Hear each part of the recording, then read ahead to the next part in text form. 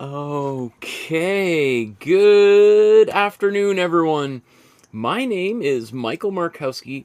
Welcome to my studio.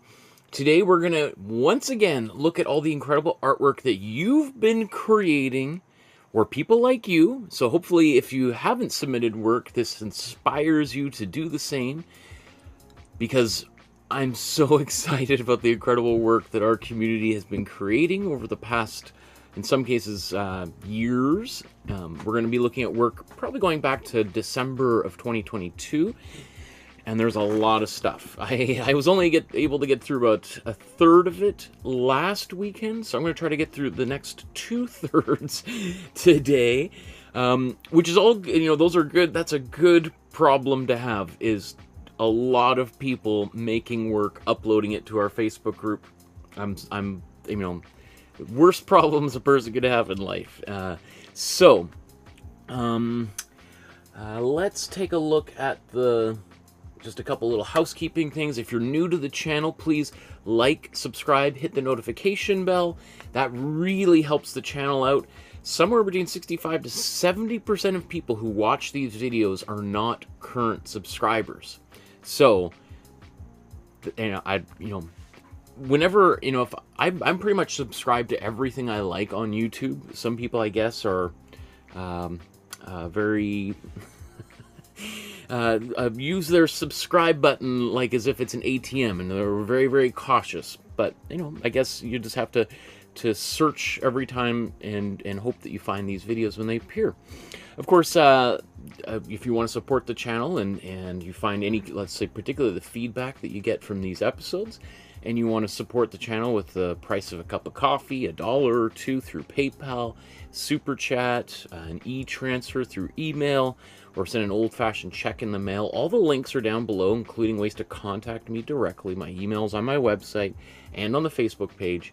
So hopefully you join that and participate in future episodes if you're not, if I don't show your work here today. Okay, so the plan, what we're going to do is we're going to begin by looking at work based on artwork that we featured in the Master Study series. So we're going to be looking at paintings like this one here, Mary Bracquemond. We're going to be looking through a bunch of the Group of 7 paintings, Mary Cassatt, Norman Rockwell. How far do you think we'll get? We'll get through all the Group of 7. I'm not sure if we'll be able to get past that, but because we still have a lot of work that you guys made on your own, which we're going to look at after these artists. And yeah, there's a couple hundred paintings and drawings that we'll get to. So the first one here is this painting originally by Mary Bracquemond, but reinterpreted here by Paula. And Paula, as far as I can tell, was the only one who did this painting. I really like this painting personally, and I'm a huge fan of Mary Bracquemond's art. She was one of the few women who was accepted into the Impressionist art movement. And yeah, I think you've done a great job here, Paula. I really like the way that you've kind of applied the paint, especially in the background. And, one of the nice things about this painting is this sort of hillside that's just kind of barely visible in the top left, and you've captured that. Yeah, I mean, this is a great way to begin here, Paula. I'm really proud of you for this achievement. And as always, Paula, you draw these out by eye rather than using the template, so that adds an extra level of difficulty to whatever you're doing. So on that matter alone, you're always an A+ in my book. Great job. Even in the hands, them clasped together like that is great. I'm trying to think if I have anything to add to it. I don't think I have. I mean, maybe something with her hat. We'd have to look at the original, but as you know, I don't like comparing them to the original back and forth, but it does feel like her hat is a little bit flat. Like, I feel like we would have a shadow under here on either side just to kind of give it a little bit more depth so that there's a front and an underside and a back. So that would be probably my only criticism that I could think of here. Great job. Okay, let's move on to Franklin Carmichael here. So let me just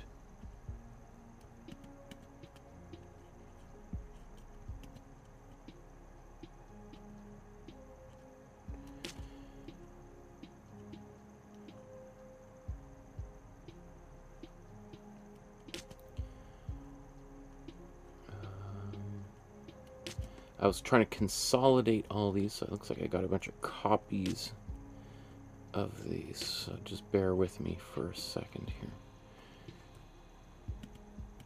Oops.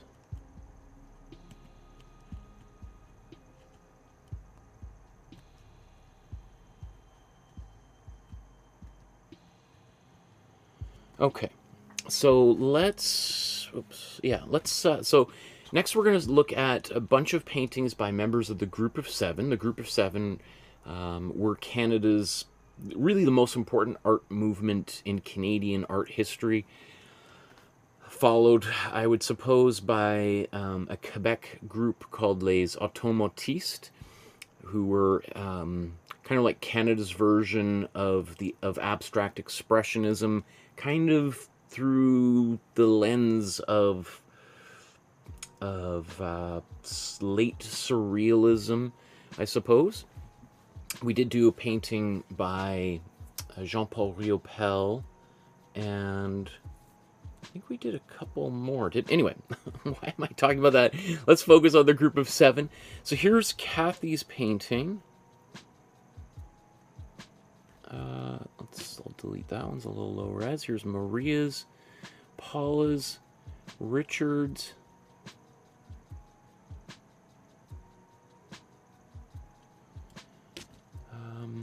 Okay, so let's go back up here to Kathy's. Great job, Kathy. You know, Kathy's been certainly one of the most active people on the Facebook group, uploading, you know, going basically through all of the paintings we've done.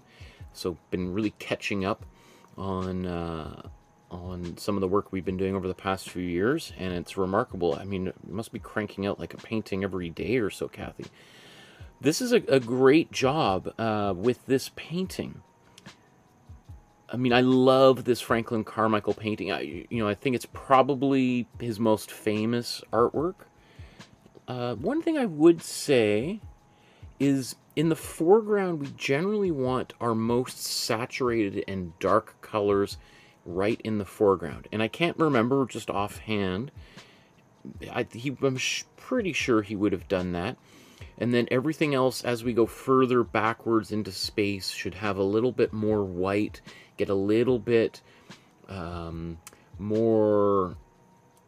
because when we add white, when we tint a color, it gives it that sense of atmosphere, that there's oxygen and dust and other things in the air in between us and the background. Just like if you look at a mountain really far away, it kind of looks gray kind of thing, right? Or a hill or a tree or a car way off in the distance. And then the closer things get to our face, or is the more saturated and colorful and less white we would see. Although, of course, if you're painting somebody with a white t-shirt, that's fine. But anyway, so I would imagine these trees here are a much darker green, darker than this green for sure, and that's going to make them kind of move forward. Let's see how other people interpret it. Okay, so here's Maria's version, and we see a little bit more of that. These colors in the foreground, yes, there are some slightly pastel colors that have some white in them, because that's basically what happens when you add white to a color, it becomes pastel. But those colors are definitely more saturated. The silhouette of these trees are darker, more black than these trees on the opposite shore here. Really great job. And it also looks like, Maria, you did a little bit of just extra little details of your own in here that I think have worked out really, really well. Come on, let's... Like some of these white... Whoa! Some of those white lines, maybe they're there in the original, I can't remember offhand. But I think they serve this painting really well. It's also like little dots and things like that. That also, those little details we expect to see in the foreground. So when we add little things like that, it sort of just unconsciously tells the viewer that those are things that are closer to us, right? You know, if you have a couple grains of sand in your hand, you can see them. Someone standing, you know, a block away holding grains in the sand, you can't see those grains in the sand. You can maybe see that there's a person there, and maybe if you're lucky you can see that they have their hand open, but you're certainly not going to see the sand, right? So I think this is excellent job here, Maria. Let's see, Paula's. So this is great, Paula. I think my similar sort of feedback would be just to say that, where are we going here? That we may want to have more darker colors in the foreground. Darker colors, which means adding a little bit of black, because black always sits right up front. Black and colors that are very saturated appear to advance. Colors with white, and as obviously cool colors will recede, right? But the way that this is painted, and again, Paula, you drew this out just by eye. Very successful composition. Really nice. I like how this one turned out. I do see you did add a little bit of black, very subtle line work in the foreground. I think just we could do a bit more of that. I do like that you are using, like, say, for instance, warm colors on these trees in the foreground versus the trees in the middle ground are cooler greens. So the painting is working actually quite well. I think we can just make it work even better. Just sort of dial up the quality, just even more, if you could believe it's possible. Here's Richards here with his cat Hobbs that's helping the painting process. And then the finished version. I'm not sure what more Hobbs helped you do here, but both of them look great. I could be wrong, maybe just the way it's photographed.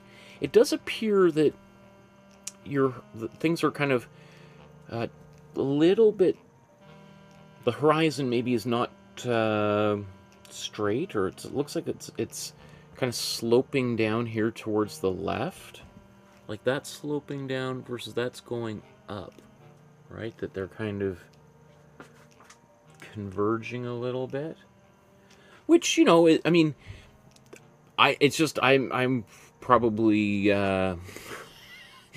you know, whenever I see anything crooked, it sort of drives me crazy in my own artwork particularly, which is why sometimes you see me kind of using a ruler to try to get those things. That's really the only time I even really use a ruler, because it's just that crookedness, OCD or something kicking in there. But otherwise, everything else is working really, really well here.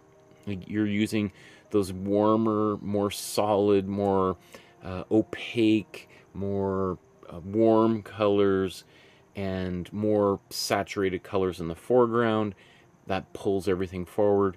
I mean, you know, perhaps, you know, there's a few areas like that purple right up top there is, you know, maybe even a little bit darker than this purple here in the foreground, and that kind of pulls that forward. Same sort of some of these lines. Now, these aren't hard and fast rules. It's just one of those things, like, if you squint your eyes when you're looking at it, some of those things appear to be, you know, and if we were to try just to imagine this as an abstract composition without any recognizable elements, like a landscape, for instance, I think that might be more apparent, that is kind of competing for foreground space. not a big deal. And, you know, take the advice as you will. I'm not saying people need to go back and change or fix anything. Just stuff that I'm noticing. Because it's, you know, it might be just worth just taking a moment just to kind of consider what the whole purpose of an episode like this is. Obviously, I want to celebrate people's work. I think anybody who's making art is doing the world a service. And I know that sounds ridiculous to some people, but I think if everyone had a creative outlet, I think the world would be a much better place. So when people make art and other people see them making art, it inspires them to make their own art, and whether that be music or dance or poetry or painting, I think is irrelevant, right? But the other thing is learning how to get a little bit better, and, you know, asking people for their feedback, for advice. And I do the same thing myself. Like, as many of you probably know, I'm working on a graphic novel I've been working on for 5 years basically at this point. And I have a publisher, and I've had a couple of editors, and those editors are amazing. It's really helpful to have someone kind of go through a document or a painting and point out maybe things that I just didn't see, and sometimes I'm like, oh my goodness, thank you for I don't know how I missed some glaring problems, but I'm so glad that person saw that stuff and was able to kind of help me, in some cases also come up with solutions, how to remedy maybe problems that all of a sudden seem catastrophic. So and also there's maybe to the frustration of my editors, there's things where they're like, yeah, I would probably take this out, and I'm like, yeah, no, I'm definitely going to keep that. I appreciate your advice, but I personally feel this is important, so I'm going to keep it. And they're like, okay, well, I mean, sure, I mean, whatever you want to do. And so we sometimes have disagreements, and that's life, right? You know, we can't always agree on things, and perhaps when the book gets published, we'll read the review, and someone will say exactly what the editor said, and they'll be biting a big chunk out of their lips about that. So anyway, let's progress forward here.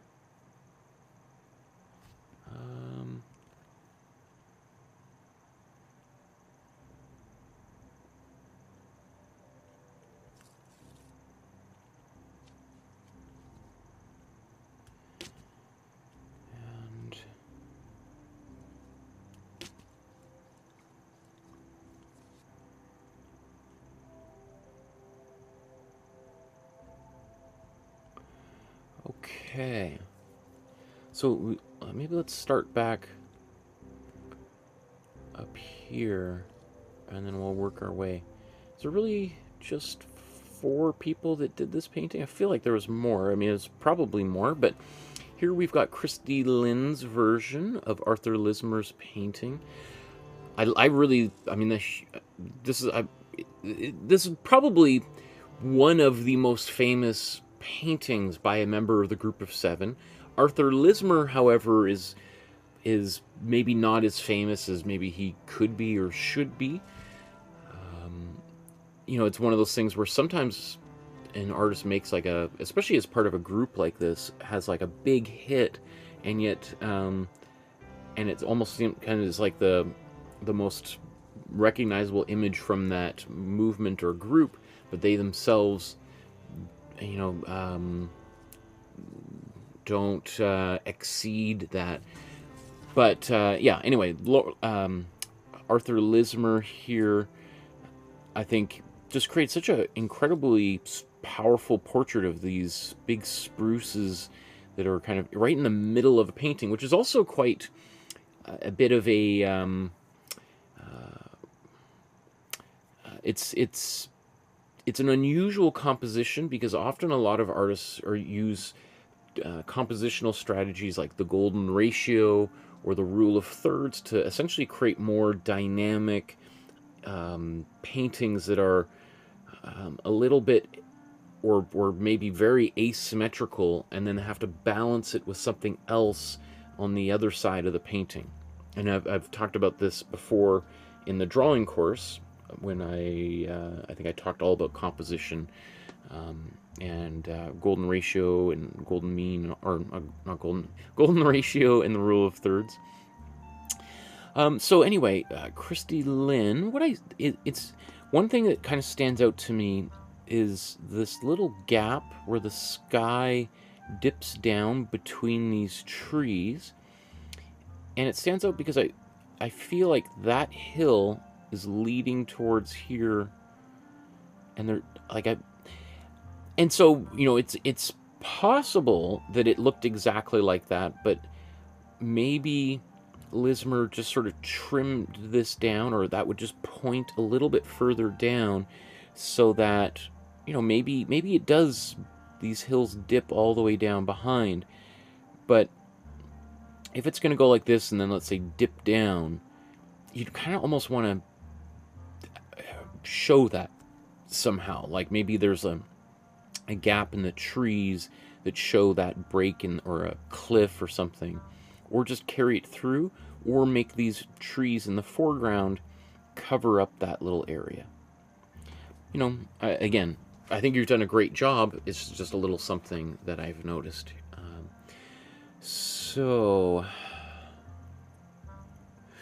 you know, I would also repeat what I was saying previously when we were talking about Carmichael's work, that idea of having colors that are less saturated in the background and more saturated colors in the foreground, because these colors back here are putting some pressure on the trees in the foreground.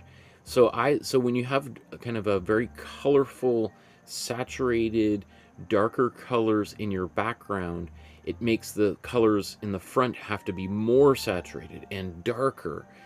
And, you know, there comes a point where you just can't make a color more saturated or darker. So I think, I mean, I love the way you've painted this.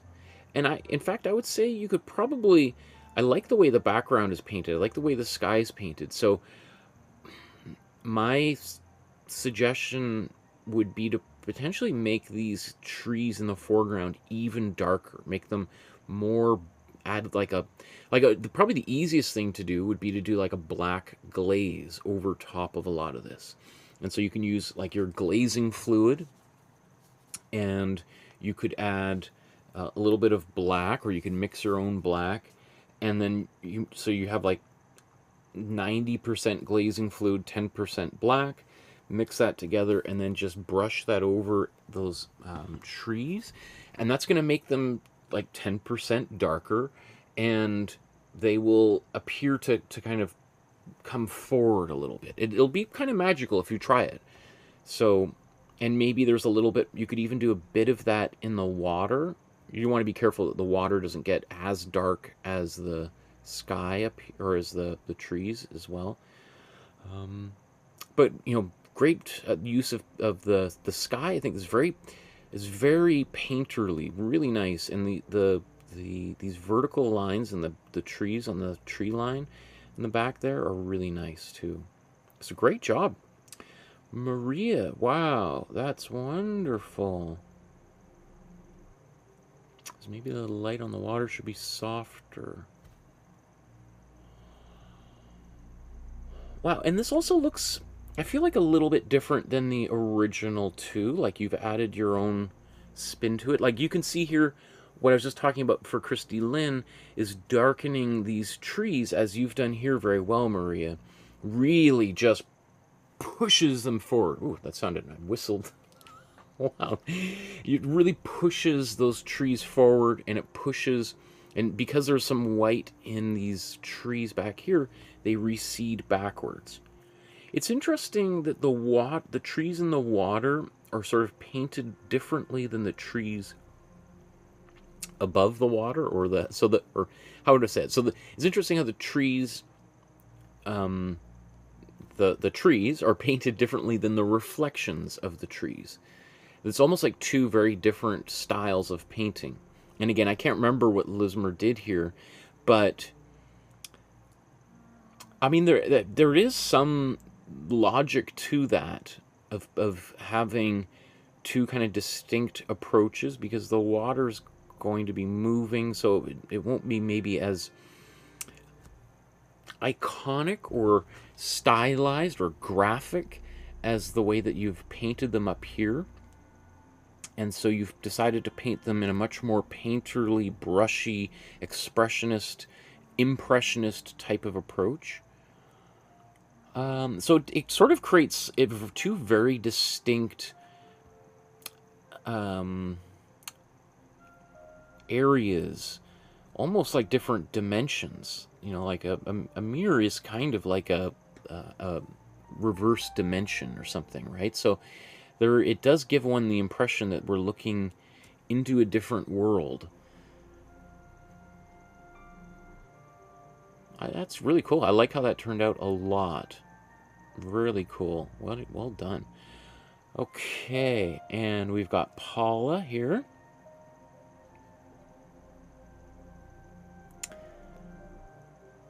There is this little bit of a reflection on the surface here.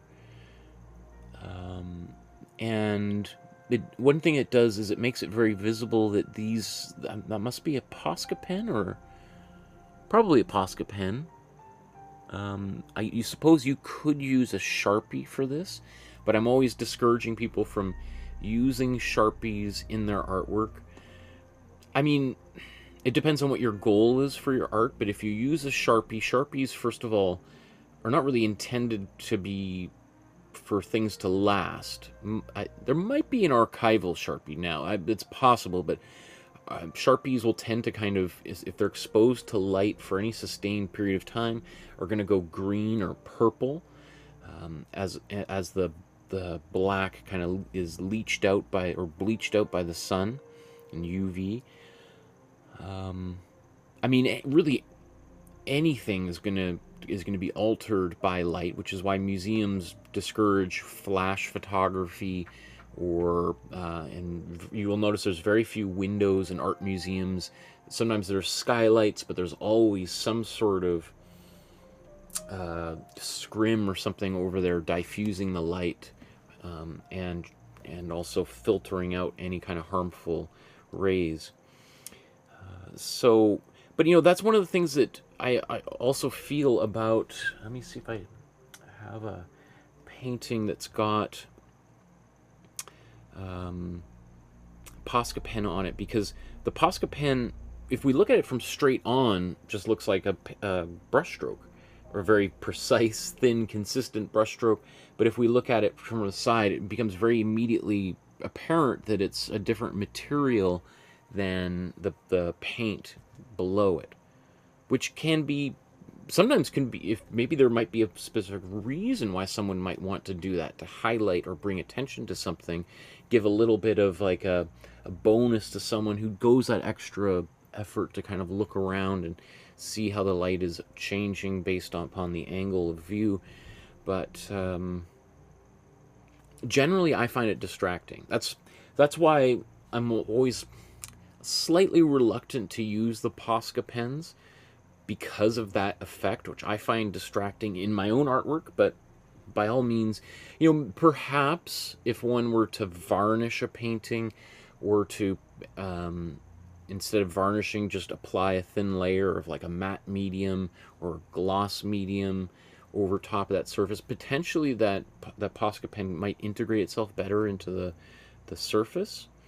But all in all, again, same sort of things that I was saying previously. We want our darker colors to be right in the foreground, because right now, especially because we've used that black Posca pen in the background, in the middle ground, it competes with the trees in the foreground.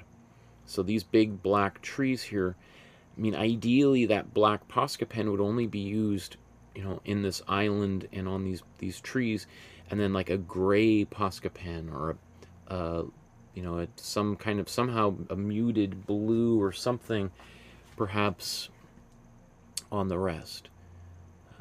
Of course, it's not, you know, the one also thing that's can be frustrating with Posca pens is the limited range of colors too. So, you know, anyway. Wow. Richard says, here's my study. I only did half the painting. As I was thinking it would be quite...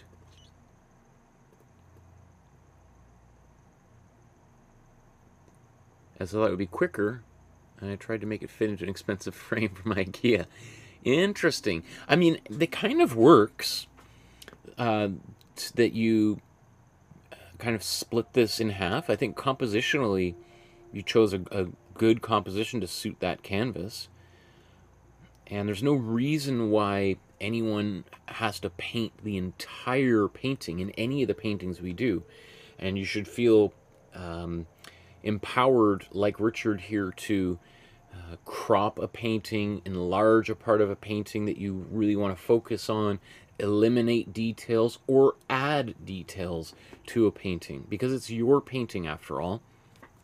So you should feel that you have permission to do whatever you want to do when you're making a painting. So I think, Richard, you've done a great job here. The sky is fantastic.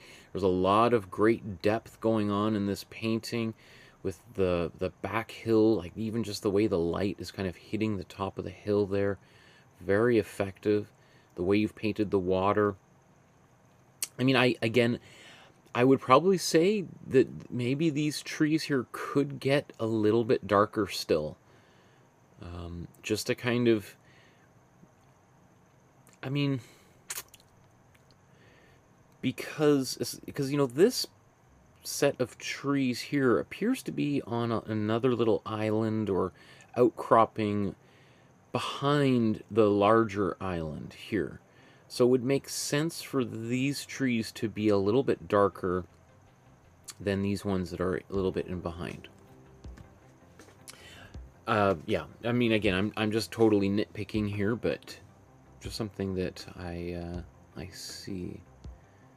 Otherwise, you know, again, maybe Arthur Lismer did paint them very differently, the sky and the reflection.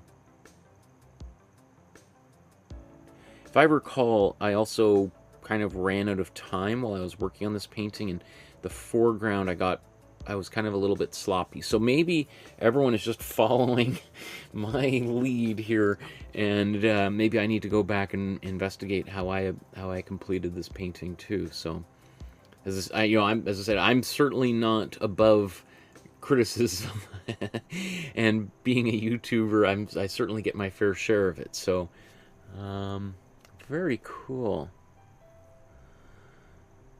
Just before I move on here, I just wanted to acknowledge we've got...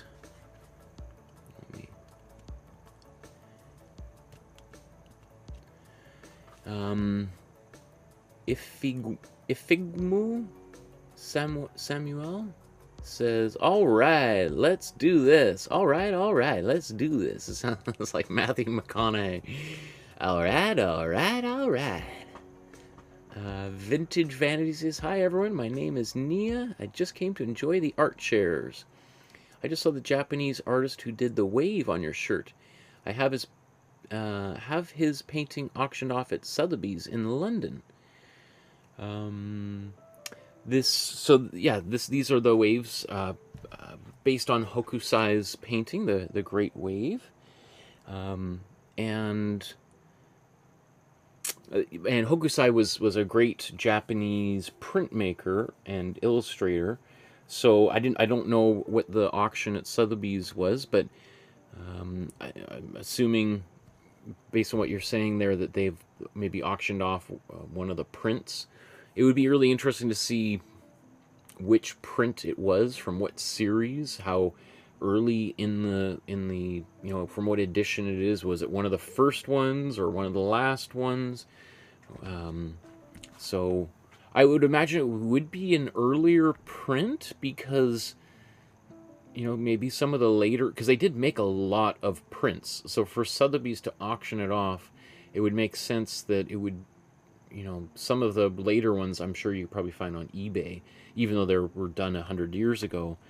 You know, they might only be a couple $1,000s, which is not a little, not peanuts, but considering, you know, probably one of the earliest ones could sell for, you know, 50, 60 million dollars, right? Which is a huge amount for a print. Maria says, thank you, Michael. I do appreciate very much your input. It's amazing for us amateurs, such professional view on our work. I appreciate that. You know, well, just as you, since you mention it, you know, one of the things, just for me as an artist and an art teacher, I find this really, like talking about other people's work helps me be more articulate when talking and thinking about my own artwork. And that's what I always tell my students when I teach at a local university here, and the more, because it can be hard talking about your own artwork or thinking about your own artwork. How do you articulate what you're doing and what you're thinking? Because if you could say it, why would you bother painting it, right? As the saying goes. So, but having said that, at the same time, you know, it's really important for artists to learn how to talk about their own artwork, because as artists, we kind of have to be our own salespeople to promote our work and to share it with the world, and to get other people excited about it. We have to be really the most excited of all, right? So, for me, I always find this is like really great practice. You know, I feel like I learn a lot by looking at other people's work and forcing myself to come up with the words to describe it and to put it into context with other work, and also to find positive ways of offering feedback, because it can also be very easy to be like, oh, that sucks, that's stupid, that's lame, right? It's a lot harder to look at something and to try to think about, you know, what are the really positive elements, and to talk about areas that could use improvement in a positive way that makes people feel like that they can, that makes people feel like they can, that they have the skills and capacity to make those improvements, and doesn't make them feel dejected or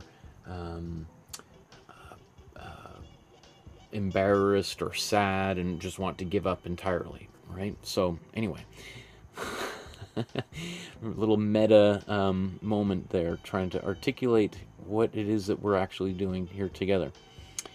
Robin says, great work, Maria. It demonstrates what Michael's talking about with trees dark and bringing them forward. And Vintage Vanity says, Maria, I love your painting. And it also says the Hokusai painting was auctioned off for something like $575,000 euros. Okay, wow, that's a good sum of money there. Okay, wow. I wish I had a little bit of extra change like that kicking around. Let's move on to another member of Canada's famous group of 7 here. Here's Kathy's. Not sure what the difference there is, just a different background.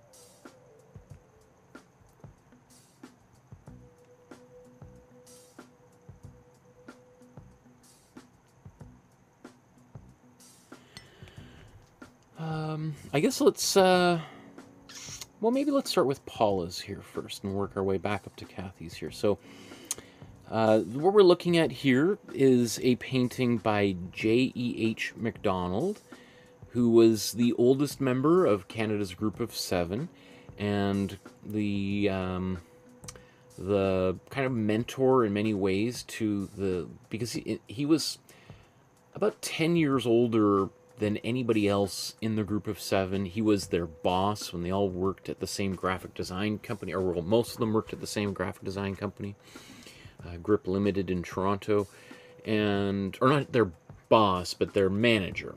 They're kind of their boss, but not the owner of the establishment. But anyway, he was kind of in charge of keeping all these young men in line. They were all like at that time in their early 20s, and J.E.H. MacDonald was married and had children and was kind of probably in his mid 30s, maybe early 40s at that time. Anyway, I'm a huge J.E.H. MacDonald fan, and MacDonald, I think was much more well known like 50 years ago than he is today. He still has a presence in Canadian art history, but other artists, members of the group of 7, have sort of superseded him, and he's probably less well known, certainly probably completely unknown outside of Canada, which is, I did want to feature all of the group of 7, but anyway.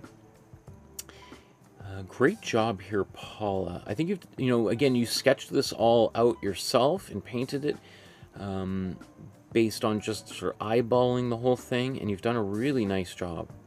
The one thing I was just instantly attracted to this painting. It's definitely not his most famous painting at all. A lot of his other stuff is more complex, but the way that he painted the sky. It's a very unusual painting in the sense that the foreground is bathed in shadow. There's a really strong sun, but it's behind the clouds. And really there's just this one sliver of light, of direct light on the grass in the middle ground. So it's one of those things that I imagine MacDonald probably almost saw it as a little bit of showing off, a little, or maybe not showing off, but a big challenge to himself. Was like, oh, this is a tricky composition. Usually you would probably put the shadow maybe in the middle ground, and then have like the foreground, bright sunlight on the flowers and all that kind of stuff. And he did kind of the opposite. So I thought, so it's one of the reasons I chose this artwork, is I thought it was maybe one of the more accessible, simpler paintings of MacDonald's to do, but also very, very different than almost any other painting I've ever seen, a landscape painting. And so I'm always attracted to those situations, because I think there's valuable lessons for all of us to learn in there. Anyway, I think you've done an excellent job here, Paula. I would even say potentially we could have even got a little bit darker in the foreground. That would be just a little bit of an extra glaze, slightly darker, a little bit of black, maybe a little bit of warm blue and a little bit of warm yellow. Give it just a slightly warm greenish quality on all of this. And I think I probably, as I say that, I think I probably did the same thing to my version of this painting towards the end as well, just to kind of make the foreground darker, to really push that contrast and the concept behind that painting to its logical conclusion there. Great job. It's also really, especially in the clouds, that gray that's in the center of those clouds, really, really nice, very strong. Here's Maria, says the clouds got out of control. I may work on it a bit more. I don't know. I think that looks great, Maria. Everything I was just talking about with Paula's, you have going on here. The foreground is nice and dark. Potentially there could be even a little bit more, could be darker. I'm always sort of encouraging other people but really ultimately myself, to push the contrast as much as possible, because that's, I'd say in like 80% of the cases, that's what most paintings lack in order to become great artworks, is strong contrast of values. And values are how we measure light and dark, right? And it's hard, because when you like pushing those contrasts can feel like you're stepping further and further onto that, to the precipice, onto the ledge, and you're like, oh, if I go too far, I'm just gonna fall right off. But the greatest paintings, I think, in art history have very, very strong contrast. There are some exceptions, like Giorgio Morandi, whose work we did, 3 years ago in the very first painting series I taught here. Those are the cups and vases and stuff. Morandi's very famous for like all of the values in his painting, all these mid values, lots of grays, pretty much no black, maybe some things approaching white, but he's sort of the exception that kind of proves the rule. And he was also a master. Like, he's considered like the great painter's painter because of his great use of subtlety. And he was able to pull it off, but not everybody is able to do that. So this is a great job here, Maria. I do also really appreciate these little details in the foreground, just that extra delineation of the leaves on these, the flowers up here. And the trees also. I think that was one of the things that I feel like I goofed on mine. Because I think I probably put the trunks and branches right at the very end as I was getting tired, and I kind of was a little sloppy there. So and I remember almost thinking in the moment, like, why could have been a little bit easier on that. Here's another painting Maria did, a little study after MacDonald, as she says. So similar. I love how you. I mean, I don't know which one you did first here, but what's nice is to see that you sort of took some of the concepts, the approach MacDonald used in his painting, and then you did your own version of it, where we have like these shadows from the clouds, and then these like bright areas of sunlight hitting the grass below. I love the flowers here being much brighter in the foreground. A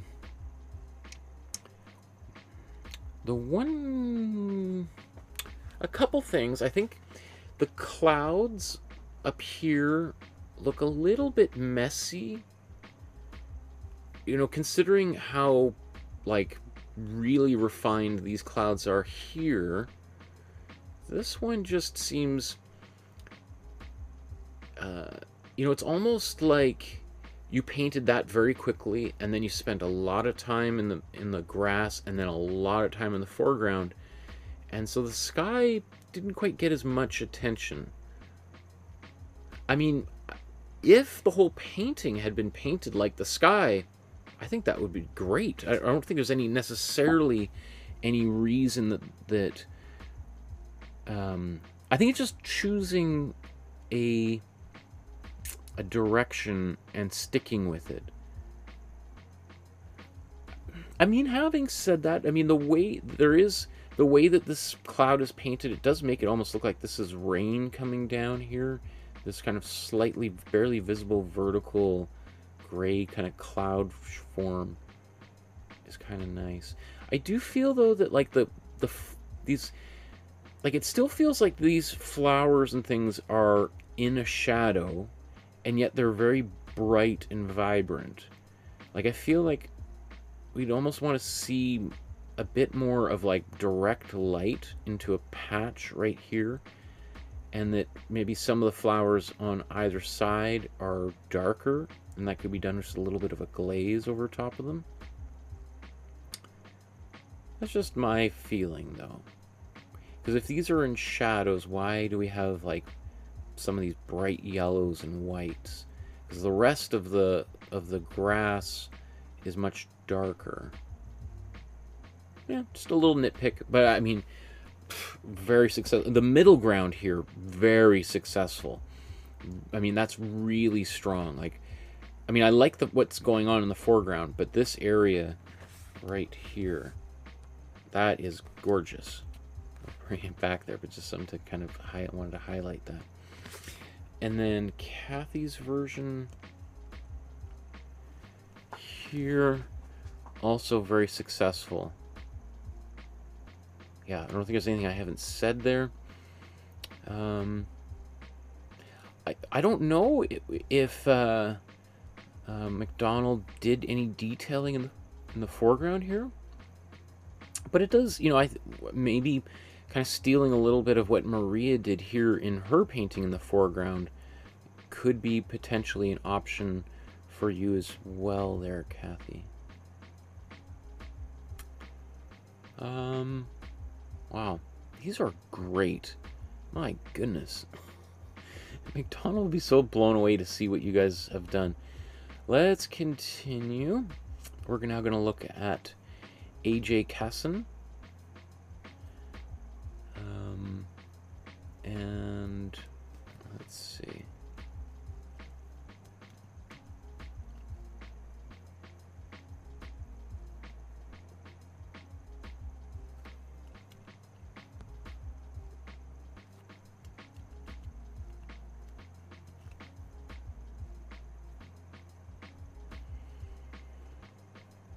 Okay.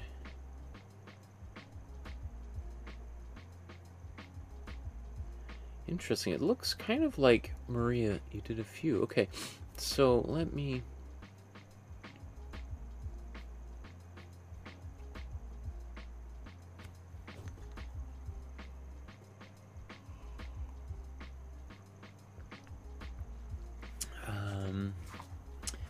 Maria says, thank you, art friends. I'll do that. I felt that this painting was a bit blah. Contrast will help. So let's look at, we'll start here, Kathy, talking about the Casson painting here.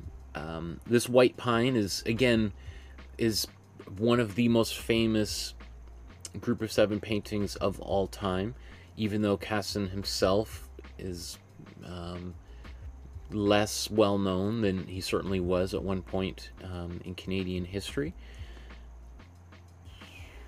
Great job. That is super incredible. Really fantastic painting here. I don't know what I can offer.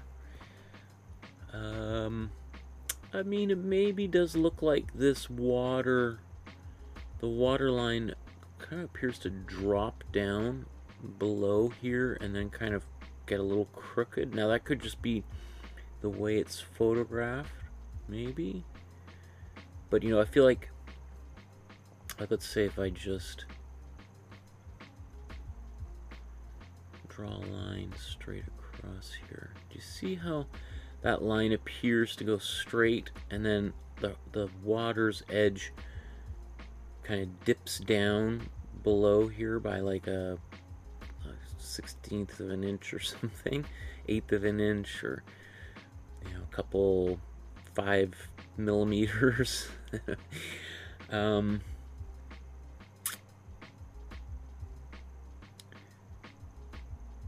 Not a big deal, and you know, obviously the shoreline is generally not going to be perfectly straight, and sometimes, you know, the water's edge might come a little bit closer forward, but that's just a, I mean, super minor detail. But you've got a really nice use of like the sky and this back, the far shore here being muted colors, very effective. I even feel like potentially some parts of this tree could be even darker. Parts of that green could be, could have a little bit more black, kind of like what you've got going on down here. Like the undersides or the bottom of these trees could be a little bit darker.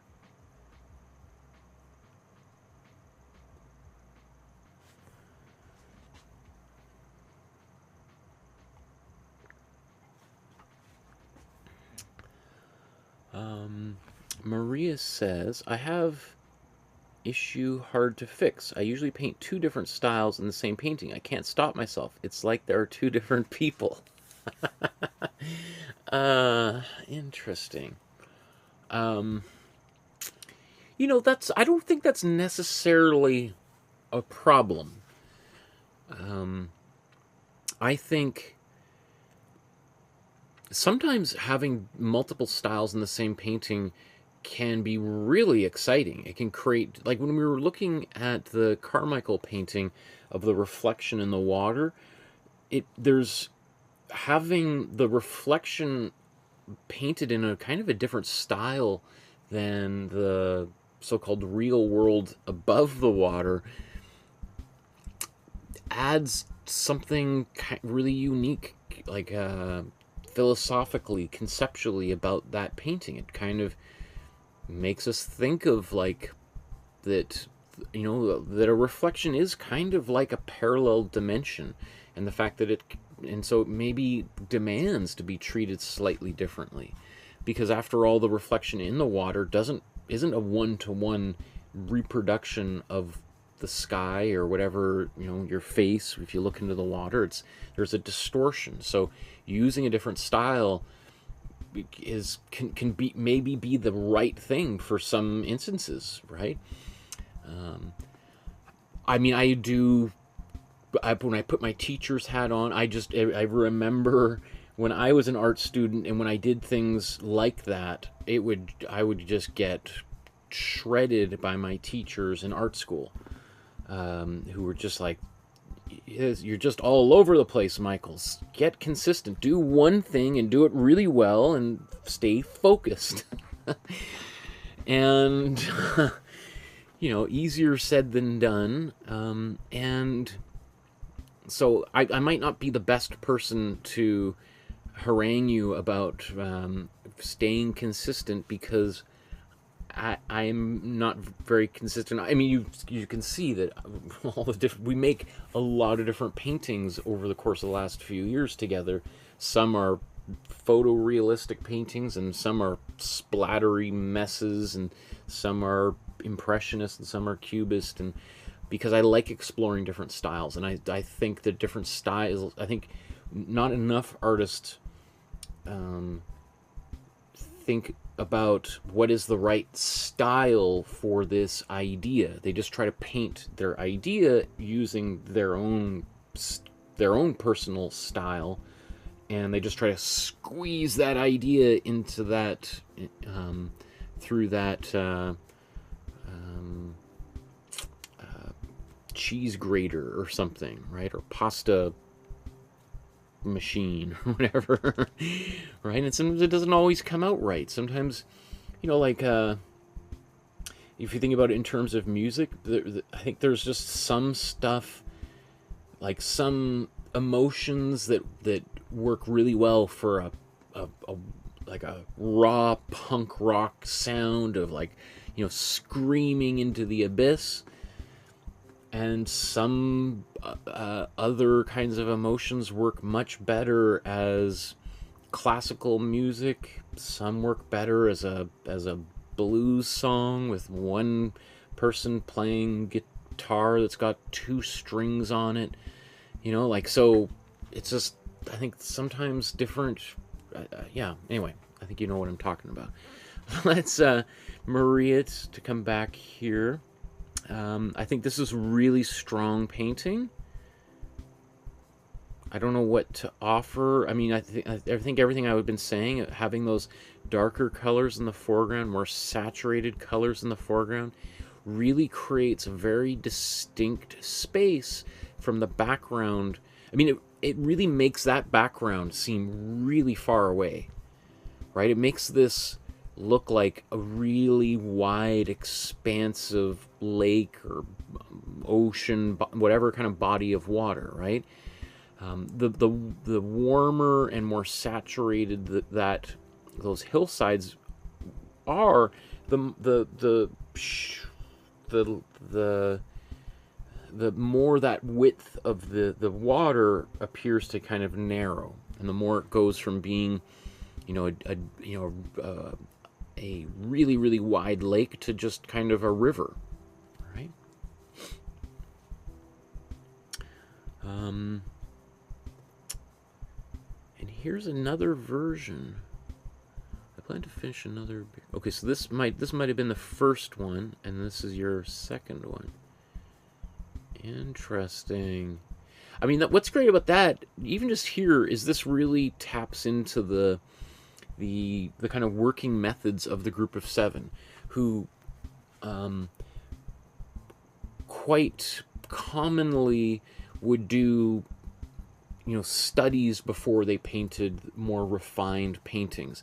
Sometimes quite often those studies would be done on location in places like Algonquin Park, north of Toronto, where they would be painting on canvases similar to the same size that I use here, these 9x10s, 9x10-inch canvas boards. Often they'd be painting on wooden panels that were generally not 9x10, but maybe like 8x10, or sorry, I'm painting on 9x12. They'd be painting on like 8x10s, maybe 7x9. So, you know, they get smaller. The smaller they are, the easier, more portable they are to carry around with you, especially if you've got dozens of them. The weight starts to add up.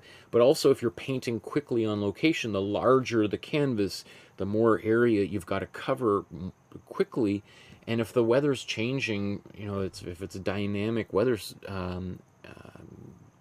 location, then it can be it's just becomes very hard to convey what you see before whatever it is changes.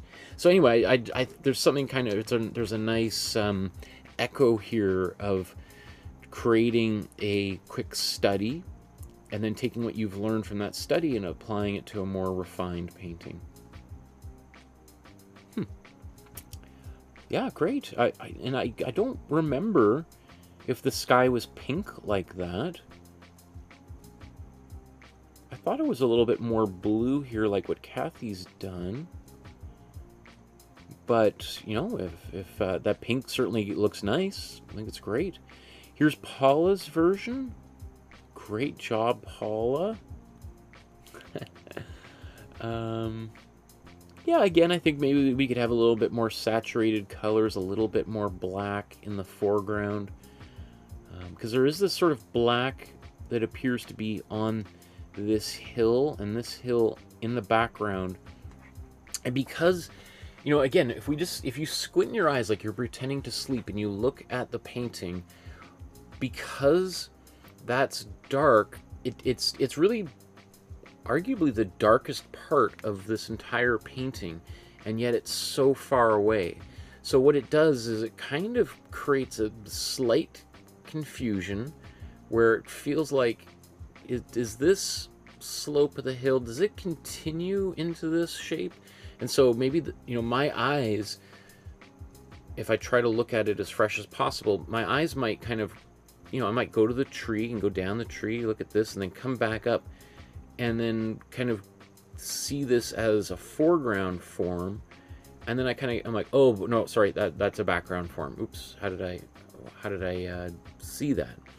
The other thing too is that this bit of a hill in the foreground is basically comes up and sits almost like underneath the hill in the background. Let's just take a quick look maybe at what Maria did here. See how what Maria's done is painted that hill coming up and in front of the background.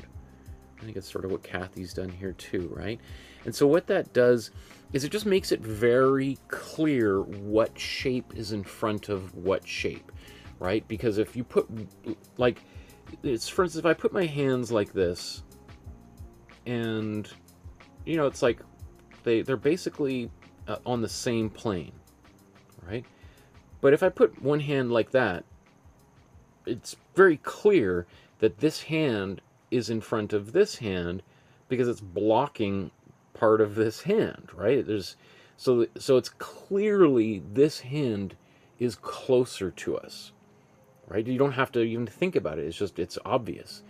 But, you know, the closer they become to kind of this, then it's like, it's very easy for all of a sudden this to kind of, you know, slip in front, right? Same sort of thing. Like, if I was, let's say I was going to paint these two, let's say I was going to paint exactly what you see on camera here. And I want to make it look like one hand is closer to my nose than the other. Well, if I was to paint it like this hand, there's now about a foot in between them. Well, because these are, you know, my tips of my fingers appear to be touching, it kind of creates confusion, right? Whereas when I go like this, you can see one is much further in behind, right? So if I was to do that, I would make this more clear that, you know, this is in front of the other. I know it's, it seems sort of like nitpicky, but, you know, I would just increase that shape. I would reduce some of the black in that hill and put this one being very clearly and obviously. In fact, I would even try to prevent these two shapes from echoing one another, so that, you know, maybe I would take this hill and I would kind of just overlap it and bring it down here, so that it's just there. Because I always just think, like, as a painter, as an artist, I generally want to have to be as clear as I can. Now, I wrote part of my graduate thesis in art college all about the importance of mystery. So I use the example of Oak Island out in eastern Canada, this famous island where pirates supposedly buried treasure, or some people think Shakespeare's original manuscripts are buried there. I mean, all sorts of things, and people have been digging these giant pits on that island. Famously, one pit they call the Money Pit. There's a whole show on, I think, Discovery Channel all about Oak Island. I'm fascinated. I think, like, mystery is essential to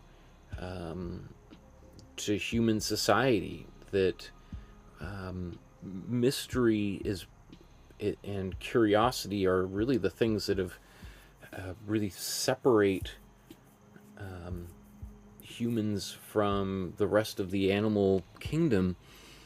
Not that other animals can't be curious, but that the obsession with knowledge and stories is central to human culture.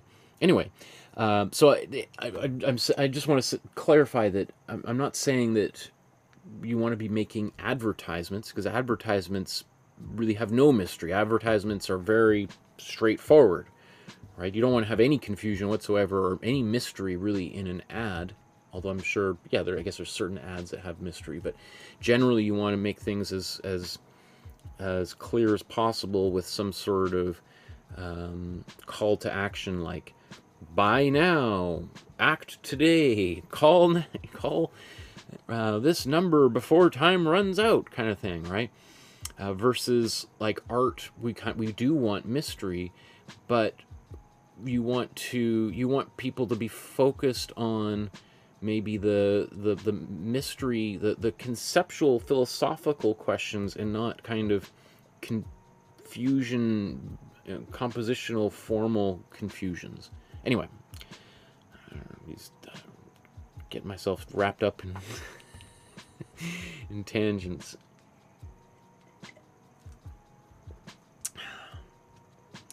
But I have clear schedule this afternoon, so I'm happy just rambling on today.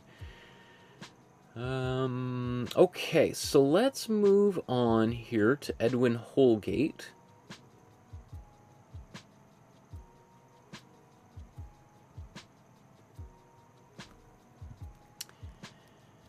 Let's bring all of these on.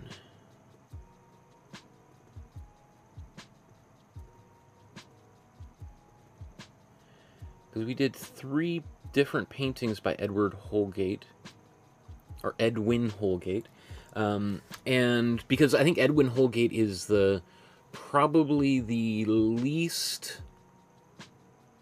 recognized member of the group of 7, and I think he's I don't know if I wouldn't say he's the best, but certainly challenges A.Y. Jackson and Lauren Harris, who I think I would consider probably to be my favorite members of the group of 7. I think Edwin Holgate really gives them a strong run for their money, and I think I consider him to be maybe certainly in the top 10 greatest Canadian artists of all time.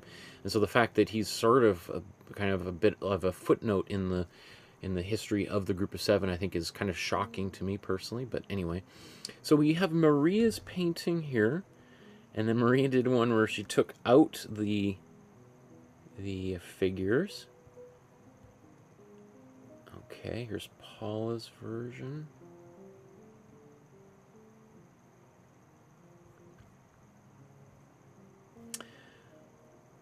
Yeah, let's start this with this one here, Fletcher's Field. This one I think I did a few weeks after we had looked at Edwin Holgate, and I had put it in the Dropbox, and it just kind of kept nagging at me. I'd be like, oh man, I know we've already done 2 episodes on this guy, but I just love this painting. So here we'll start with Paula's. Again, I love how you draw all these things out, Paula. It really gives a very unique quality. It makes these paintings more your own when you draw them out, as opposed to relying on the templates that I provide. Also, it looks like you've painted this in a vertical format as opposed to a horizontal format or landscape format versus portrait format, as they're often called.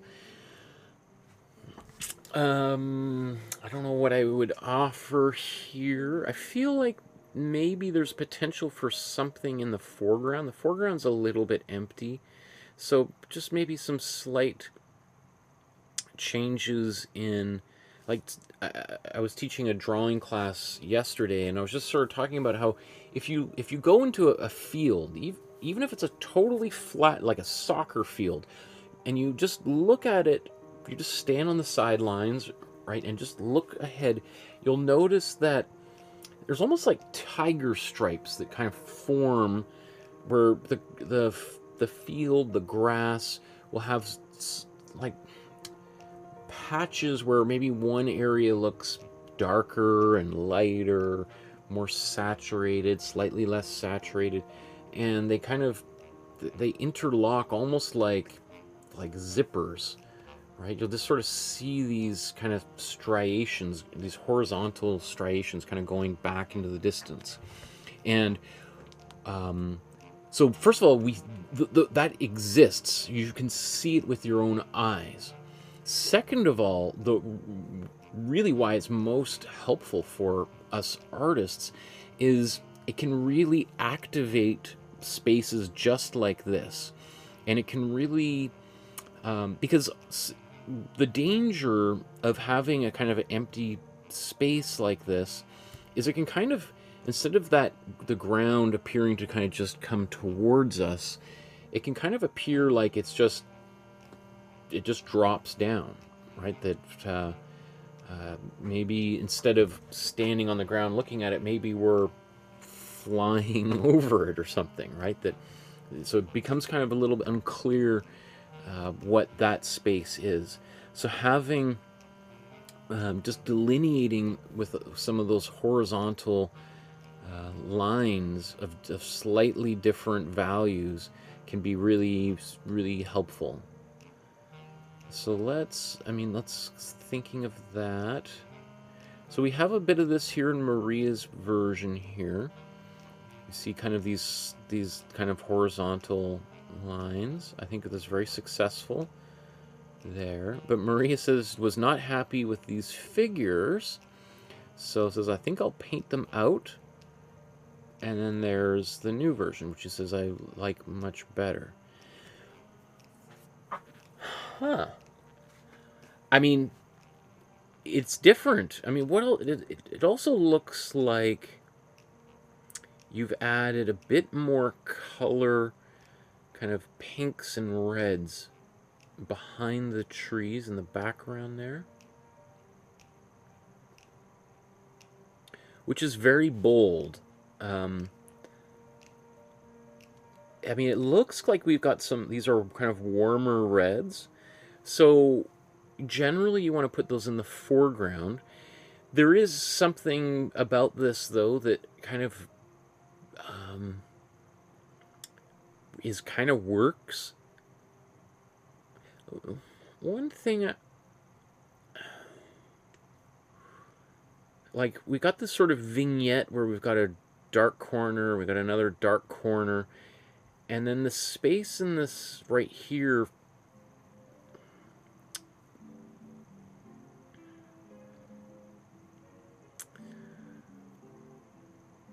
it's a little, again, it's a little undefined. Like, I feel like there's a little bit, even just those horizontal lines here just help give some dimension and articulate that space as kind of a flat space, versus here, I don't know, maybe I'm making too much out of it, but I mean, it makes sense that this is sort of like a field, and maybe this is a bush here, and these are some bushes behind it.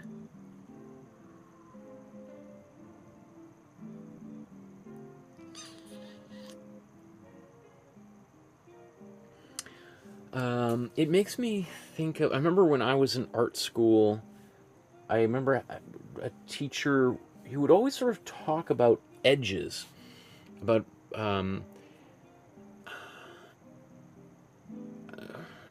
edges and corners, and he would say things like, things don't always have to touch the edge, but maybe there should be something touching one edge, maybe something touching one corner, but you don't necessarily want everything touching all corners and all edges, all sides. That kind of... So I kind of feel like I kind of want to see maybe one corner dark, but not both corners dark. I mean, if we look at, what is the original? So like on the original, we've got maybe, let's say, one corner dark and one's a little bit lighter. Just so that there's, again, that kind of the asymmetry of the rule of thirds or the golden ratio, and that, so let's say you, instead of having two dark corners, right, and kind of have that symmetry, you might have one is a dark corner and one's a bright corner. Or one's a green corner and one's a yellow corner. And they might be the same value, but there's a contrast of, there's some kind of contrast. One's maybe there's a shape, like vertical shape versus a horizontal shape. I'm always trying to think of, like, how can we create, kind of make something a little bit asymmetrical, off balance, and then find something else to balance it out. So if you think of it like like scales, you know, obviously we could take two mugs and we could put one on either side, and they're balanced, perfect, right? We got black on either side, done. I guess the thinking would be that instead of just putting two cups, one on either side, you would put one cup there, and then you put that, and it's like, well, it's still not balanced, so now I got to put that there. Well, now I got to put that there. Okay, well, now this is off balance, so now we need to put that there. You know, and now they create balance, but they're totally different things. But the fact that they're different things creates a dynamic quality to it that maybe helps our eyes circulate around, because instead of just being two coffee cups and they're just like, wow, it's the same thing. What I can just, I don't even have to look, you know, if it's, if we have that situation again, I don't even need to look at this cup because this one's exactly the same. So this thing kind of just becomes superfluous. Versus if we have this ridiculous example again, now we feel compelled to look at that other side because there's something that's different there that makes us yeah, that. And you know, sometimes repetition can be very satisfying, but anyway, just something to think about. As I try and go through, you know, as I talk about these things, you know, I encourage people to absorb the idea, and then you certainly want to be like, yeah, I don't care. I'm not going to make any changes. Like in the same way that I talk to my editors sometimes, right? So, okay. So let's move on to this other Edwin Holgate painting, the Joan Green visiting. I think it's Joan Green visiting the artist, or sitting for the artist. Deborah, thank you for including the full title in there. And so we've got two versions, one by Paula and one by Deborah here. Now, you know, again, this is a painting that I think just sold at auction for like $5,000 a few years ago. And I think this is about as close as we have here in Canada to like a Mona Lisa. I think it's just absolutely gorgeous. I think it should be in the National Gallery, and it should be one of the first things you see, because I think it's a fantastic painting. But again, art is subjective. That's what's great about art. But I also say that too, because just because a painting is in a museum that's on the wall doesn't mean you need to like it. There's plenty of times I go to art galleries and museums and I walk through, I'm like, seriously? Seriously, this is what you guys have decided to hang on these walls. I know from what you've exhibited before, there's much better stuff sitting in storage. Why aren't those things on display? Meanwhile, somebody else, maybe a good friend of mine, feels the exact same way and goes like, finally, you guys put some of the good stuff up on these walls. That last show was just garbage. But that's why I think it's important to go back to museums and art galleries. Maybe you go there once and you don't like what you see, so go back next month. I remember I was hanging out with some friends and their friends, and some guy said something like, I can't stand art. I went to an art gallery once and it's just garbage. And I was like, oh. And I was like, so you've never been back? No, of course not. It's all stupid. And I'm like, oh.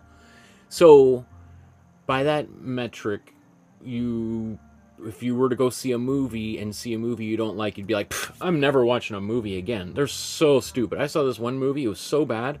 Never watching a movie ever again. You'd be like, that doesn't make any sense. But for a lot of people, it seems to. Anyway, I love your version here, Deborah. Great job. What's kind of interesting is how the way that you've painted this reminds me a lot of the way Edvard Munch painted. In fact, I want to just show that.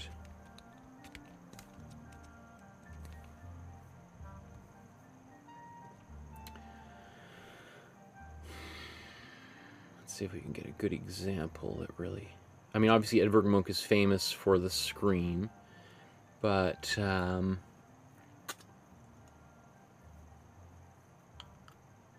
trying to remember. I can't remember names of his work.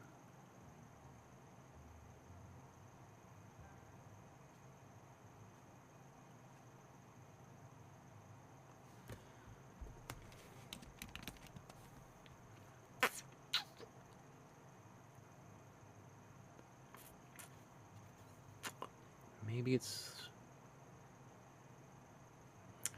maybe just sort of look at this one here. I don't want to spend too much time on this, but...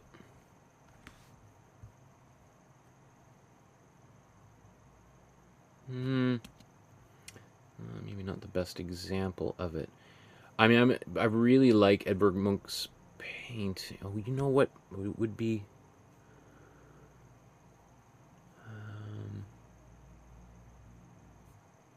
Is it Starry Night that has?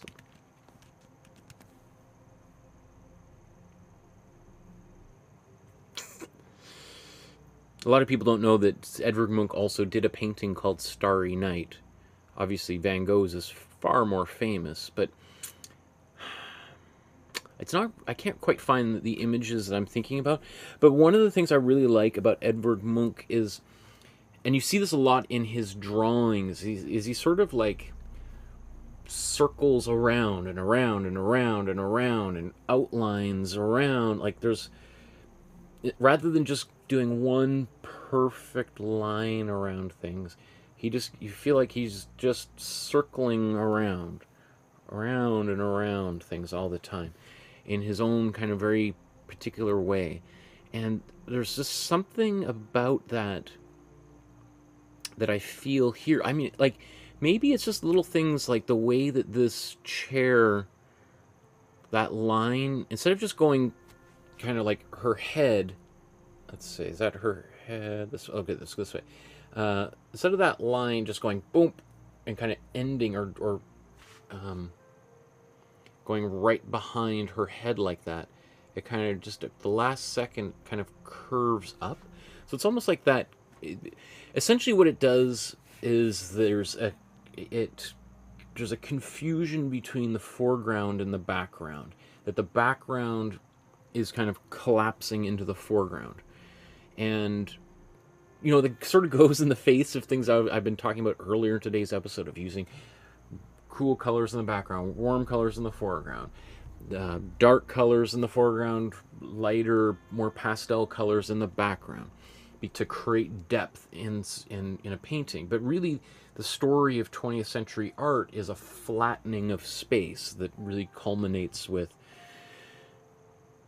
well, you have like cubism, but also with like abstract expressionism with Mark Rothko and stuff like that, where basically all of the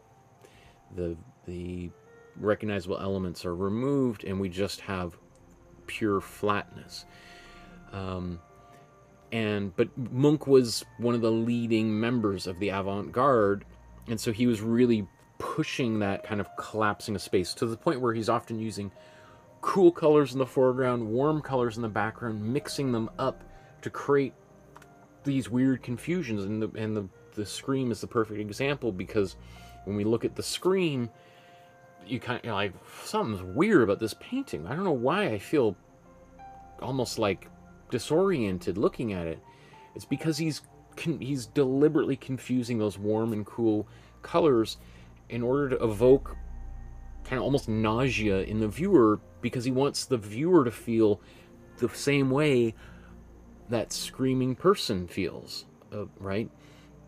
Long story short, I just see those little qualities in your painting, Deborah, that I think are really fantastic. You know, even just the way that the hands are a little bit less defined, and maybe those hands sort of flow into one another. Her blouse sort of is kind of slightly indistinct. You know, generally those are things that you've probably heard me say one wants to clarify more. In this instance, I think you've painted it differently than Holgate has, but I find it very fascinating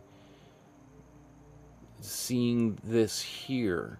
It's a different approach maybe than his, but very effective. So I just wanted to flag that as something that I think is really kind of cool, that I really like about your version. Okay, my goodness. Let's move forward here. So Paula's, what do I want to say here, Paula? Great job. I mean, for sketching this out on your own, beautiful. It's funny to me that it kind of just ends here, and instead of going right to the edge of the paper, her kind of legs appear to be sort of like severed down there at the bottom. you know, that's fine. You know, if you really like leaving a border around, you may want to consider putting tape down and then painting over top of the tape and peeling the tape off afterwards, so you get nice sharp lines around the edges. Sometimes, or otherwise, people might just draw like a frame onto a page and just try to paint within the frame. Or you paint and then afterwards you go and you paint a frame around the outside edge, paint white or blue or green or whatever color you might want, or you literally put it into a frame and let the frame do the framing. I guess it's just seeing it like that. In fact, let's just crop this here. Let's do that again. Like, it's a subtle difference, but I think it's just because, especially because that green is quite bright, and then so when we see that under her legs, it's, to me, it's it brings attention to itself, because you have these strong value contrasts. You have really maybe arguably the lightest color in the whole painting. It might be just a little bit lighter or darker, sorry, than this whitish gray in the background, but otherwise it's quite light in terms of value. And then you have this is the darkest area. So there, when you have a black next to a white, it draws the eye, it draws attention to itself. So and it's probably not the area of a painting that we want to be looking at. Right? Okay, I just thought I would just mention that. Okay, but otherwise, great job. The face is really well done as well. Great. Okay, so now let's look at this other one here, the Tropalia village in Ukraine, just outside of Kiev, that Holgate painted on location when he was traveling through Ukraine 100 years ago, right before another war, this time World War I, which I thought was just, when I was doing research putting together the other paintings by Edwin Holgate, and I realized that he had traveled through Ukraine and then was basically stuck in Ukraine and had to go eastwards because there was World War I had begun in Europe. He and then went all the way across Russia, and then went to Japan and sailed across the Pacific. I still find that whole story fascinating, and I would like to learn more about it. But anyway, what do I want to say here? Oops, and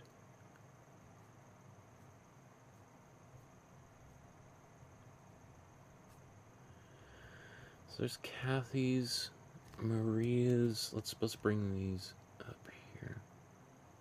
Ooh, Pascal, nice. And Paula.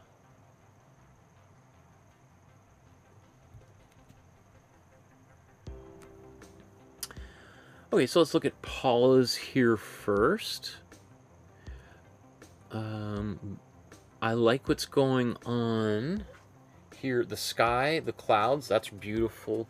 Hillside, well done.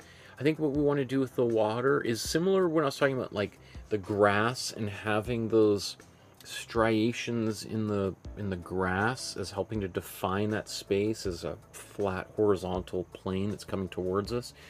We want to do a little bit of that with the water. I think in the original, like when we see, let's say like Kathy's version and the original version, the water is really just this little strip at the bottom. It's very small. And here, you know, because it's a little bit bigger, then you have to be a little bit, you have to take some creative license to paint stuff that maybe Holgate himself didn't describe. So yeah, I think if we just have like some slightly darker blue, more saturated darker blue stripes kind of, and they're not going all the way across, and they wouldn't be just straight, but they'd be, you know, little wavy kind of shapes kind of appearing. Maybe there's some, they're not all, you know, they're broken wave shapes going across. I think that would work really well. And some of them are going to have a little bit of white in them, maybe a bit of yellow like we see in your clouds. Pascal, that's great. I like how like vigorous those brush strokes are. Very kind of expressive qualities going on here. I think this is great. What do I want to say? You know, there is this reflection on there, so I'm just trying to kind of see it without that.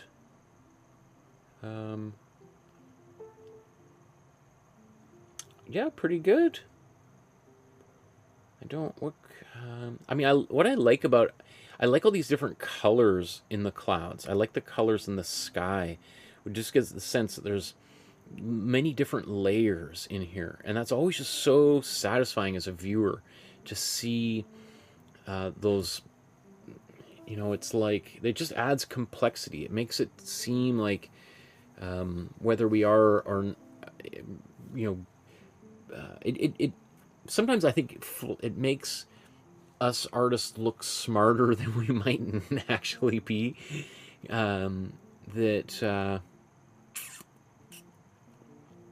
You know, it's sort of like when somebody makes a really good salad dressing from scratch, and you're like it's just a balsamic vinaigrette or something. You're like, wow, what is in this?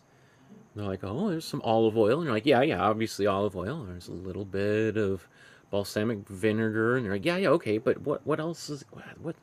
And they're like, oh, there's a little bit of Dijon mustard. Oh, it's not the Dijon or what? Salt. There's okay, no, but oh, I did put a little bit of maple syrup. You're like, oh, it's a maple syrup. That's what it is. Oh my goodness, that's great. So just all those little things, like we have these kind of teal and green and then blue, all these kind of very thin layers over there, and then under the clouds you've got these pinks and, you know, it's almost like you know, it's purpley colors. Very satisfying as a viewer to see those. You know, and the way that you've painted the elements on the ground here, they're very vigorous little brush strokes, but I think they work quite well.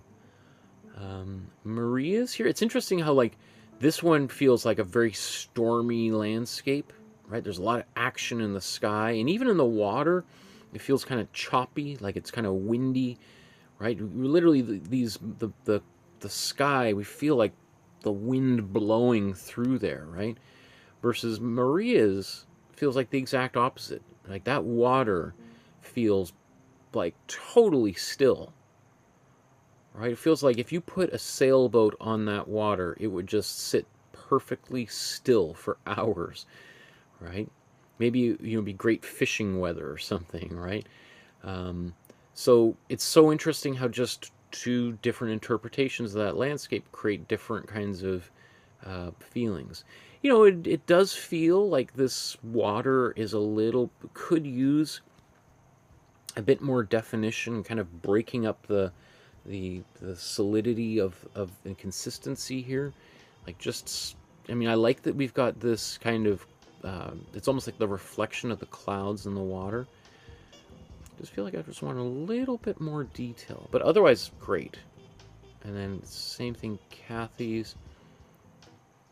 I don't know what I mean, yeah, it looks good. I mean, sort of what I was saying here, we've got like the water appears differently in different places. Like this is, it's almost maybe a bit too dark here, a bit too purpley, but I think it's okay.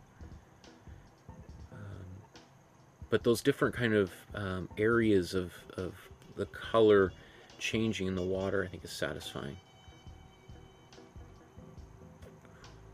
I don't know what else to say. I mean, this does, to me, it looks a little bit like a pair of sunglasses on the beach. You know, like the scale feels a little bit different. Like maybe that's a pair of sunglasses, and this is a woman who's, you know, parked her car way back over here, and she's like, I'm just gonna go back and check the beach because I swear I brought my sunglasses to the. Oh, there they are. Okay, got my sunglasses. Okay, we can go now. All right. And that this is like, this view is just taken from like someone in the water with their kind of up to their nose, just sort of watching, or a crocodile. He's like, just can't wait. Get a little bit closer to those sunglasses. I'm gonna have dinner.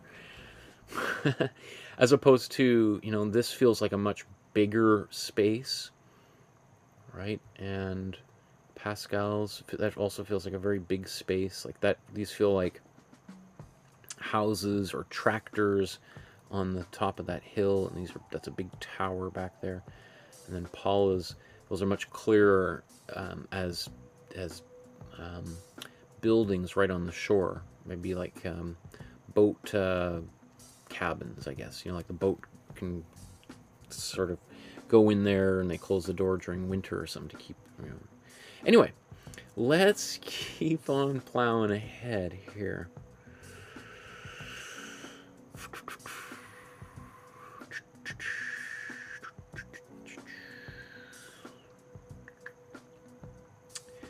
Okay, so LeMoine FitzGerald, another group of 7 member here. This one was, I remember I split this into, I think there was 2 episodes. I wasn't able to finish it in one day, and then I had to come back and do more work to it. It's Kathy, Deborah, Maria, Pascaline, excuse me, Pascaline, and Paula. Wow, and they're all so different. That is wild. Okay, let's zoom.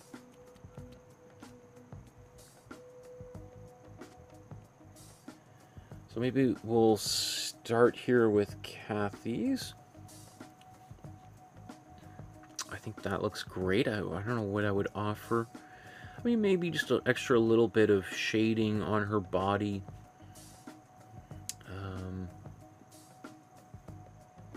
The trees, though, and the sky, you know, I especially like these trees in the, essentially the background. And just like J.E.H. MacDonald's painting, where we see the middle ground illuminated and the foreground being a little bit darker, I think that's also what FitzGerald is doing here, where we have the foreground is darker. Yeah, this turned out really nice. I think that worked out really well, Kathy. I mean, as I said, maybe just a little bit more definition on her body, but otherwise pretty good. Maybe even a little bit darker areas, and also maybe some lighter areas potentially on some of these leaves, but otherwise great job. Deborah, same thing. That middle ground is really cool. I think, you know, what's making Kathy's work really well is the contrast, where we have these darker values right here in the foreground, and even especially in contrast to the white and the blue in the sky, really kind of pulls them forward. So I think, Deborah, we could have just a little bit stronger contrast, where let's say these trees feel a little bit more silhouetted, the ground feels a little bit darker.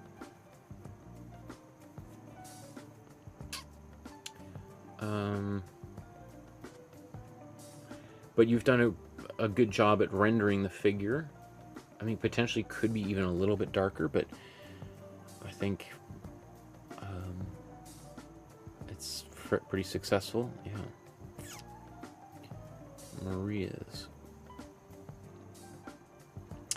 Interesting. Maria, was it the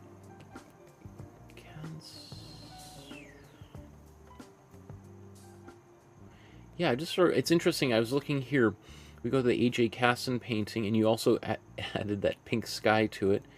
And then we come down here to the FitzGerald, and you've also put a pink sky. I'm curious as to the motivation with the pink skies in here. Is that like a theme or something that you've been exploring? maybe there was discussion about it on the Facebook groups, potentially, I don't know. But this also works really well. Like, I really like the way that you've got this rendering on her dress. I think that's very successful. I also like the way that these trees, you know, the base of the trees, there are these sort of little shaded areas right at the base. Really nice. I don't know what else I can offer here. Like, I'm just, let's say, okay, so thinking about these pink skies. I mean, if we're painting something that's very imaginative, then certainly we can use whatever colors we want, and it can just, we can go wild. If we're trying to paint something that's more realistic, then we would want to think, like, what is the logic behind the pink sky? Like, it's not uncommon to see a pink sky, you know, especially around, you know, as the sun is going down. We have them in Vancouver occasionally, where the sky just goes pink for like 10-15 minutes. Maybe not the entire sky, but certainly a part of it. You're like, whoa, look at that pink. Or maybe it goes purple. So if the sky's pink like that, we would expect the sun to be low to the horizon and creating very strong shadows. And even like some golden light, you know, appearing maybe on the sides of these trees.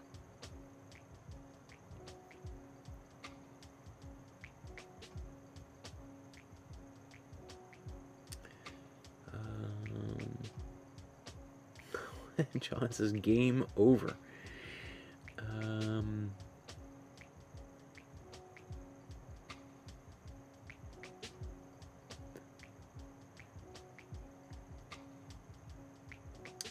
Marie says, I can make the composition, I can make it more interesting. I've been reading about composition. I do appreciate it a lot, and I see it now.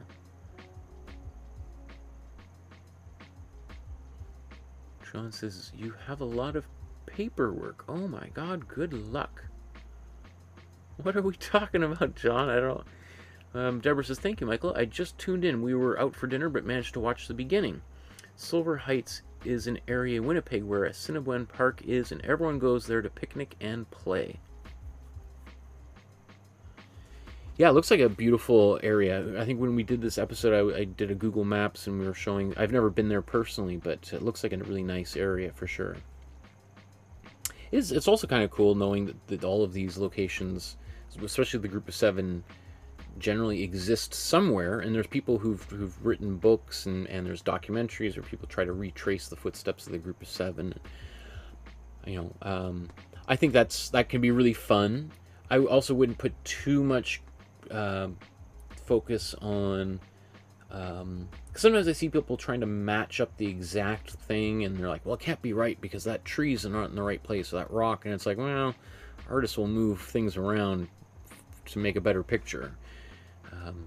But yeah, beautiful space here. Let's move on. Pascaline here. Oh wow, very different approach. Much more kind of a stippled kind of painting technique Pascaline's using here. So the sky, your sky is like really saturated, cool blue. I mean, there's some white in there, but it's very bright. It's so bright, so saturated that it is kind of competing for attention with the foreground. I mean, my instinct would be for that to be a little bit more muted, that cool blue. Because one thing, the more saturated, the more kind of pop it becomes, the more, I don't want to say cartoony, but because I teach animation and illustrations, and so I don't mean to say cartoony in a disparaging way, just stylistically, cartoons often have really saturated colors. So,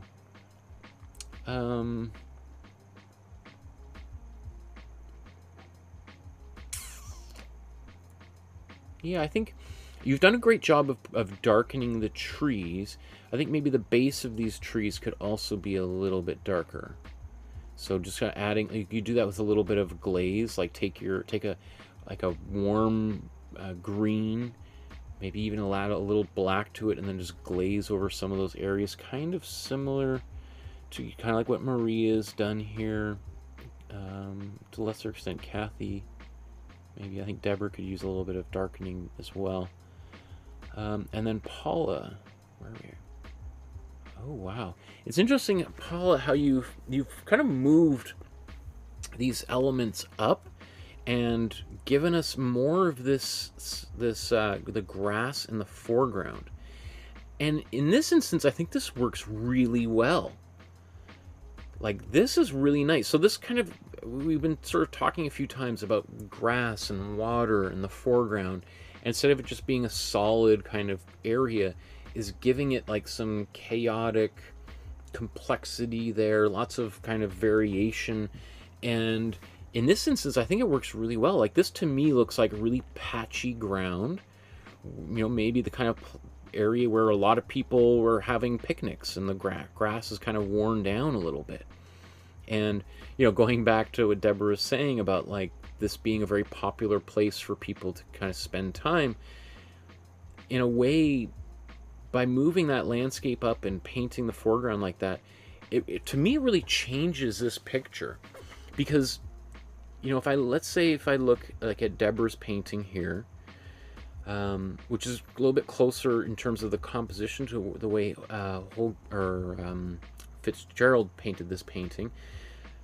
You know, the fact that, so what this does is it makes it look like she is looking at something way off in the distance that we don't really see. Like, she's kind of, maybe she's looking at, you know, a friend walking down this path, or she's just standing in the shade observing the sky and the clouds. However, with the way Paula, the way you've painted this picture here, is it looks a little bit different. Like, and human beings are story-making machines, right? We're always coming up with stories. So I know sometimes people are like, wow, you're really, you know, elaborating. I don't know, is that really there? But I'm just telling you what I see. The way when I see this, and because that foreground is raised higher, it sort of changes it to me. And now I feel it's like maybe we were having a picnic together, and somebody said something, and she's gotten up and walked to these trees and is maybe, you know, quietly crying, or, you know, very introspective, and she's sort of left the group, and maybe she's not looking at the clouds or the trees, but she's just sort of, you know, taking a little bit of a time out to do a little self-reflection or something. And just you know, the exact same picture, but by moving it up or moving it down can really change the whole narrative that a viewer might create in their minds, which I think is just fascinating, how that little bit of a change can alter the meaning of a painting for us. Anyway, other people might look at me like, oh, I don't know, I don't see it. I don't see that at all. Barbara says, good morning, Michael. Hi, everyone. It's 2 a.m. here, and I've just woken up. I love tuning into these feedback events and seeing all the artwork. I only ever look at Facebook, so there's a lot I haven't seen before. Very cool. Yeah, I love looking at this stuff too, so let's keep on plowing ahead here. Okay, Franz Johnston is our next artist, another member of the group of 7. I really like, he made a number of paintings like this. I think I might have put a few of them in the Dropbox folder. A similar kind of like these reflections in really icy, like mountain streams or something. And really, looks like he was really focused on like describing reflections in water, and you know, because often like artists will become fascinated with a theme or subject matter and just want to dive into it and extract all the possible lessons from it. And Fitzgerald seemed to have gone, or sorry, Johnston seems to have kind of gone through a period like that. Maybe they could have all just been landscapes that were within like a short walk of his house or something. Because I think Johnson lived, was it Winnipeg? I think he lived in. He was sort of one of those, he was an early member of the group of 7 that left fairly soon after they began because he wasn't living in Toronto with the rest of the group. I think he was the first member to leave the group of 7, if I recall.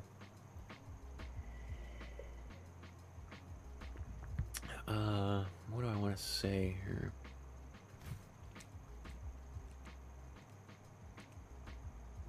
Interesting. Which one's first here? Those aren't 2 different paintings, are they? I can't tell.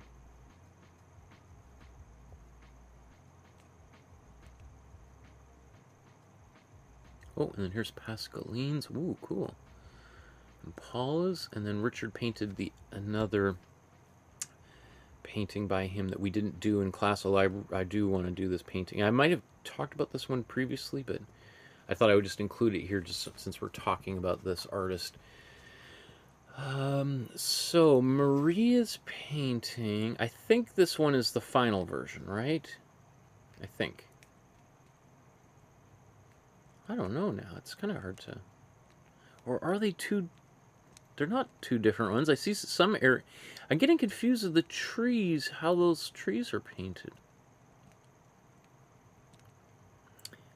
Anyway, I think this is the final version.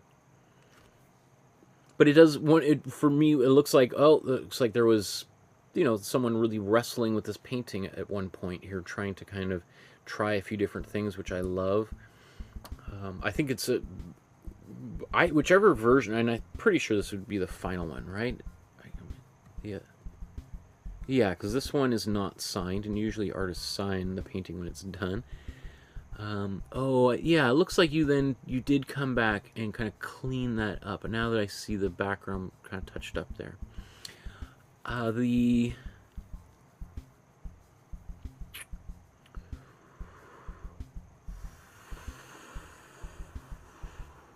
Really nice. I mean, I don't know what to offer.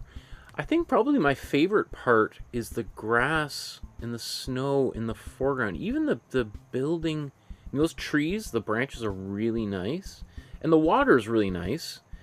But I think the grass, the way you've painted that grass, actually looks a lot like the way Johnston made that painting to begin with. And that was an area which I found a little bit tricky to do. So I think you've done a really fantastic job in that area specifically, let alone the rest of the painting. Pascaline too, wow.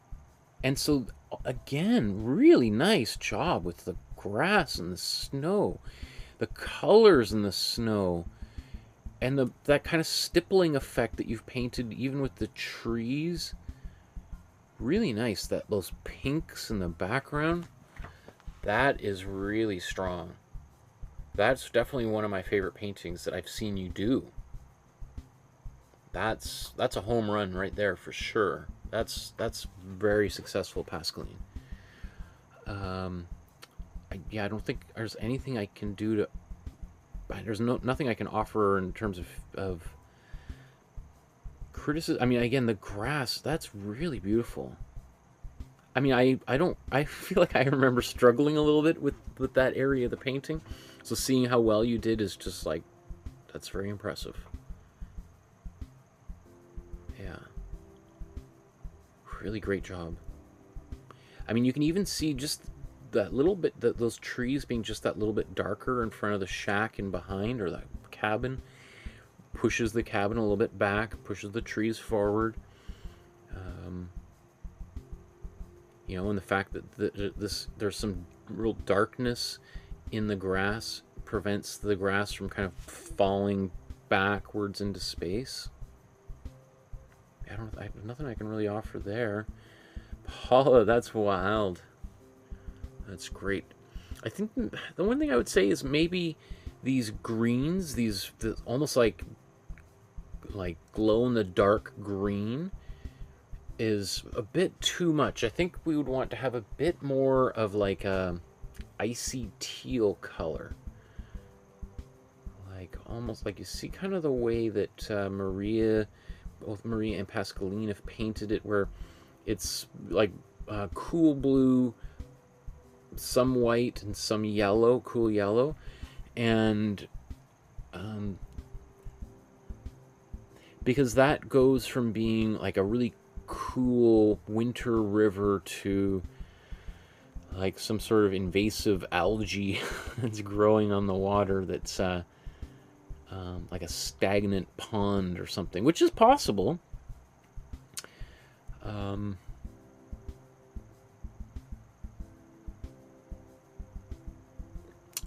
also, if we're going to paint those same sort of, those cool greenish colors, like, why is there not a little bit in that tree on the left? I would put a little bit more there if we're going to do that. I think it would also maybe make some of the trunks of those trees just a little bit darker, rather than just outlining, making them like a little bit more silhouette, and putting a little bit more darkness into the grass in the foreground. But also, you're very close. I just think we could just add a little bit more of that cool blue in lieu of some of that green there. And then I think you're into the home run category. I think I might have talked about this again in the previous episode, but I really like this FitzGerald, or not, why do I keep saying FitzGerald? Johnston painting that we did not do, although one day I hope to get to it. I think it's just so fantastic. He was in the Air Force, and he painted a number of these airplanes that were practicing basically before training pilots before they went to World War I, and went up into those planes himself, and sort of he's just describing what he saw up there. And I love, it really sets him apart from the rest of the group of seven, who obviously, the group of seven was very famous for being landscape painters, but here he's painting a landscape but from above, which almost makes him sort of like a post group of seven painter, like the kind of thing that someone would cleverly do today, like to say, I want to make I want to paint landscapes like the group of seven, but rather than hike into the forest and sit next to a great vantage point of a lake, I'm going to get an airplane and I'm going to fly over that lake and paint what I see from above. Like, so the fact that he was doing it doing this kind of painting in real time, I mean, this precedes the group of seven by a few years, but the fact that, yeah, it to me makes, you can really see why he didn't quite fit into the group. That this is something altogether different. And great job with this painting. I do feel like that we want a little bit of something going on in the water, some waves, like kind of like rippling effect of like waves that are coming in towards the water. But minor detail. It would be hard to do that now that we've got some of the the clouds painted in. But just kind of, but I do really love the fields here. All these different patches of color, really, really nice. It looks like you kind of had fun doing that. Great job, Richard.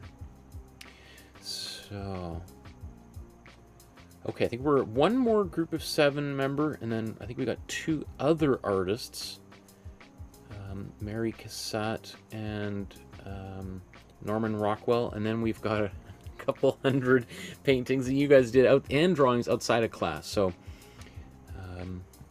we're gonna be here for a while, so grab yourself a glass of champagne or a cup of joe in the morning and gather around. Lots of great stuff to look at here. So here's Frederick Varley, and his painting of Vancouver. Beautiful, Kathy. Ooh, Maria. Wow, Paula and Richard. You know, until I mean, I don't know if I don't think I mentioned this while we were painting this painting, but when I was looking at your versions of this painting, it really makes me think of Edward Hopper, the great American painter of loneliness. I think is maybe how, I don't know if anyone said that. Probably Edward Hopper. We did at least one Edward Hopper. We did the Nighthawks painting, where there's that like diner in the middle of the night, and we see a couple people through the windows. It's the one that's been memed all the time, and it was, in fact, I think Richard posted a picture of Pee Wee Herman in Nighthawks on the Facebook group. But I feel like, let's say, the way, especially Kathy and Richard have both brought out an element of this painting that I didn't really see there, but this does really feel like, I mean, this, especially the way, Richard, you've painted it, really feels like this could be right out of a Edward Hopper painting.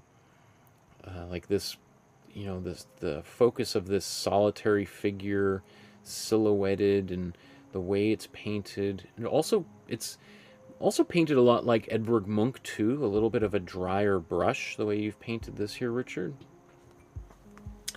The horizon line's a little crooked again, but you know, it's almost, it feels a little bit more purposeful here this time. Whether it was or it wasn't is kind of irrelevant. Gosh,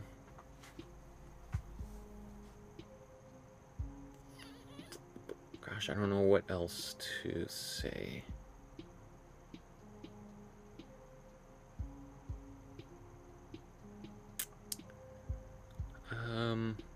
Yeah, I think that's great. Really nice. Wow, you did a great job, Richard, on that painting. I really like the subtle, kind of like these colors. I think mine were a lot more electric, my colors, and so you've muted them down, but it's very effective this way. It makes me kind of feel like maybe I should have been a little bit more subtle with my color application. Wow, Paula, that's like a riot of color. That's amazing. And the way that you've painted it, I mean, it looks like there is like some sort of like this boat is about to get swallowed up by some tropical storm or something. Like, you know, we have Richard's painting where that water, it feels very serene, right? Which I think is like the original concept behind Varley's painting. Like, we're you know, the everything, you know, it's like the moon is out and it just feels like very quiet. You know, this is like the last ferry back to the other shore. Maybe this is going to North Vancouver or something, which I think is where he lived, right? So you know, yeah, it feels like it's the end of the night, whereas Paula's, this feels like, you know, there's I mean, it's almost, it feels like it's in the daytime, because the colors are brighter. That feels more like a sun than a moon. But it doesn't bother me that it's different. It's just different. And I love the fact that it's different. That's great. I mean, I suppose if we wanted it to look a little bit darker, then we could do a little bit of glazing with the black, and we could just go over top of a lot of these things, because I think part of it is the amount of yellow that's showing through the imprimatura is just making it look like a much lighter paint, or it's changing the time of day this painting appears to have been created. You know, the darker areas underneath the bridge, they're a little bit dark, so I might have considered darkening something in the foreground even more, and lightening those up a little bit in gray instead? Wow. So here on the opposite side, like, so Maria, this really feels like nighttime. I mean, again, this painting it's called The Night Fairy. So, but yours feels like really dark. Like, I mean, that moon feels like that's what's really illuminating the city. And the water feels really dark. Like, it's like, you better not fall off that boat, because you fall off that boat, no one will know. You're gone. Like, even if you're calling out at night, they're not going to be able to throw that life preserver and find you. That's it. You know, Richard's painting is also dark and moody, but doesn't feel quite as, you know, it feels like the moon is illuminating things, and it's brighter. It'd be a better chance of survival if you fell off the boat in that situation, versus Maria's. Oof, there's something much more foreboding about this.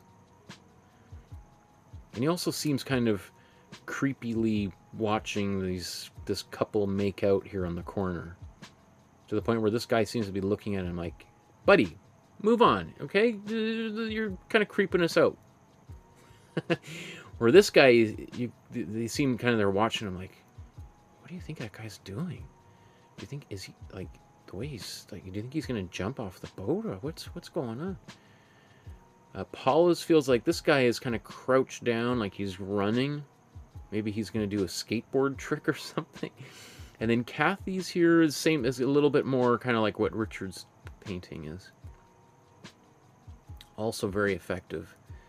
You know, I think maybe yours, Kathy, kind of fits in between Maria's and Richard's here, in terms of being, you know, it's darker, but not so dark. Really exceptional clouds. You know, this is, it's not, it's a known painting of Varley's,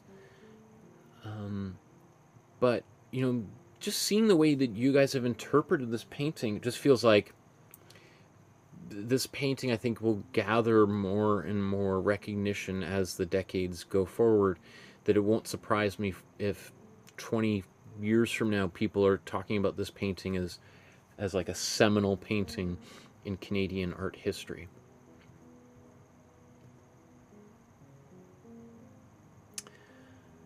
Okay. I don't think there's anything more I can say there, so what was I going to talk about? Let's go to, let's talk about Santa Claus in the middle of August.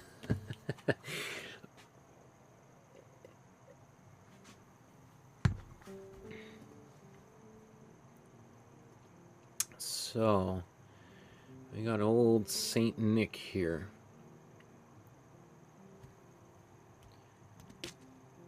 Oops.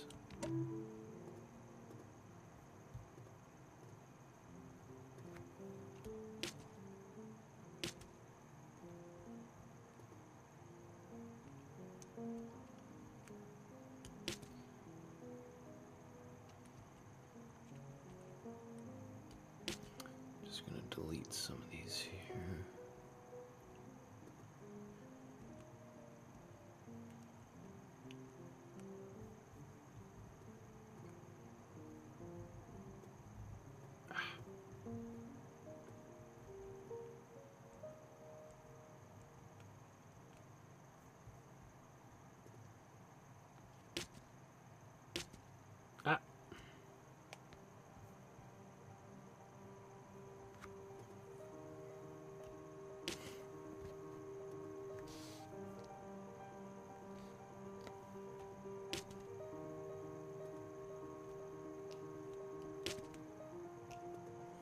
So this one, this one. So let's start this paint. Let's start here with Stacy. I started about an hour ago working on these. Santa is on muslin fabric painted with acrylic. Cool. So, okay, so you're painting on like a fabric like this. The one thing that can happen, and is happening, is that if it's not stretched, we end up getting all these weird little wrinkles on the fabric, which can be frustrating. So there's a few things that we can do to prevent that from happening. If you want to keep it kind of loose, then what you want to do is you want to gesso that canvas. Gesso is essentially acrylic, clear acrylic with plaster powder and maybe a little bit of titanium white mixed in there. And that does a few things. First of all, it creates potentially a smoother surface. You know, that's what I talk about at the beginning of every painting, sanding it down a little bit, and that gets a smoother surface to paint on, so we have less of the weave texture of the canvas, and that often helps a lot, especially if you're doing little details. It also stabilizes the surface because fabric can stretch, right? And that can be really nice if you got a t-shirt, and you know, it's nice to have a fabric that can, you know, kind of move with our bodies rather than, you know, I think we've probably all put on a piece of, you know, let's say a new pair of jeans, and it feels like it's very starchy, and you're like, every time you bend your knees, it feels like the fabric is like, you know, is bending rather than just wrinkling, right? So that's helpful too, to have the surface to be stiffer and to be less, so because especially if you're going to paint oil paint, if you paint oil paint on something like this, it will very easily crack, because when oil paint dries, it basically, it turns into kind of a brittle surface, like an egg shell essentially, right? And so an egg shell, you can imagine, I had eggs this morning, right? You crack an egg, and let's say you were to try to, you know, you just can't. Yeah, the shells are very, very fragile. So stretching that canvas out. So sometimes what people will do is they'll take canvas and they'll stretch it onto a piece of plywood and use staples or nails to stretch it out as tight as possible, and then gesso it. So then if you gesso it, you can take the nails out, and it's going to be, it might kind of, it won't be obviously quite as tight, but it'll kind of, it will, because acrylic paint is like a glue, it's going to essentially set the paint in place, and you won't really have as much wrinkles. So because I find kind of those wrinkles a little bit distracting. You know, if you were painting a, like, some images would work really well with wrinkles. Like, let's say if it was like a Monet painting of water lilies, wrinkles could make it could emphasize the flowing, uneven nature of that type of a landscape. And so conceptually, it's like, very nice. But wrinkles maybe less so conceptually work when we're talking about Santa Claus. I mean, it looks like you're on some sort of like a clipboard, and so we've got like a couple clips, but really you want it to be stretched in every single direction simultaneously, so it's like a drum. You can buy pre-gessoed canvas on rolls, so if you really like painting on canvas that's not stretched, there's nothing wrong with that, but you'd want to apply some sort of gesso. I personally like painting on canvases that are gessoed with clear acrylic, because I really like seeing the fabric and the color of this unbleached titanium, kind of khaki color. I love that color, but I don't like the wrinkles. So that would be my suggestion, is to either really stretch that canvas out in all directions, to gesso the surface, whether it was with white gesso or clear gesso. You can even buy black gesso, and you could even take white gesso and put blue paint into it, or purple or fluorescent pink, and gesso with color. There's no reason why you can't, and some people do. Anyway, I love that you've got these two Santas in here, and they're side by side, kind of experimenting with you know, how of painting faces. They're both actually very effectively done. I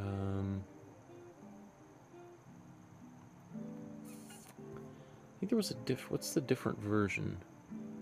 Okay, I think I'm calling them done. I think that's good. I think maybe there's these little wisps of black in here. Oh, I don't know if we need them. Or we could, I mean, they do look a little bit, they're not integrated. I mean, I feel like there could be some black, or there could be some gray, and maybe one of them is black. But when they're all stripes like that, it starts to look like leopard spots, you know, like a snow leopard or something. And also because they're so relatively evenly distributed. You know, shadows don't tend to be so organized, I suppose. Having said that, I'm just nitpicking a little bit on that. The actual face of Santa here is exceptional. That's really great, Stacy. And the way the hat sort of flops over, and the hair, really nice.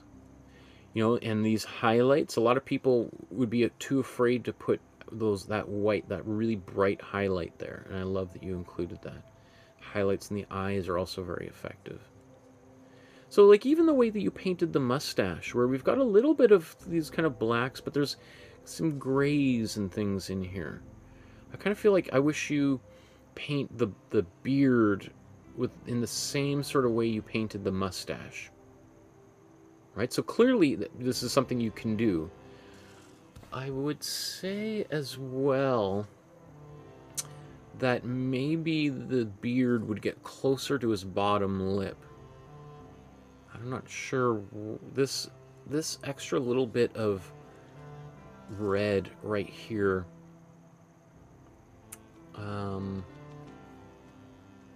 especially on this one, makes him look like he's got his tongue sticking out, right? So I think that we could cover that with the beard as well. Here's Lolly's version of Santa. Wow, that's great, Lolly. We don't often get to see a lot of your paintings here, Lolly, but this is fantastic. Great, wow. Exceptional job on that mustache and the eyes. Wow. Great. I like what you've done with the beard too. These kind of very subtle blues. That's really nice, Lolly. Do I have anything to offer? I don't think so. He looks very cheery, very happy. That's great. Wow. We've got Paula's version of Santa. That's great. It's interesting you painted on, this is like MDF or something, maybe like from the dollar store or something. I think they sell these kind of, these panels like that. It's like a pressed board.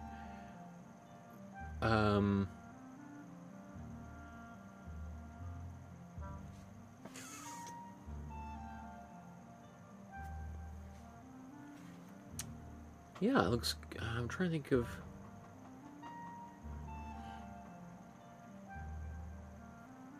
I think when it comes to like the reflection in the eye, even just like a little dot as opposed to this little dash, that's what I would do. I would have kind of like this black dots for the iris and the pupil, and then just like, instead of a little line like that, just a little dot, a little circle, I think would be just as effective. Otherwise, also, I think this hat, like if we look at,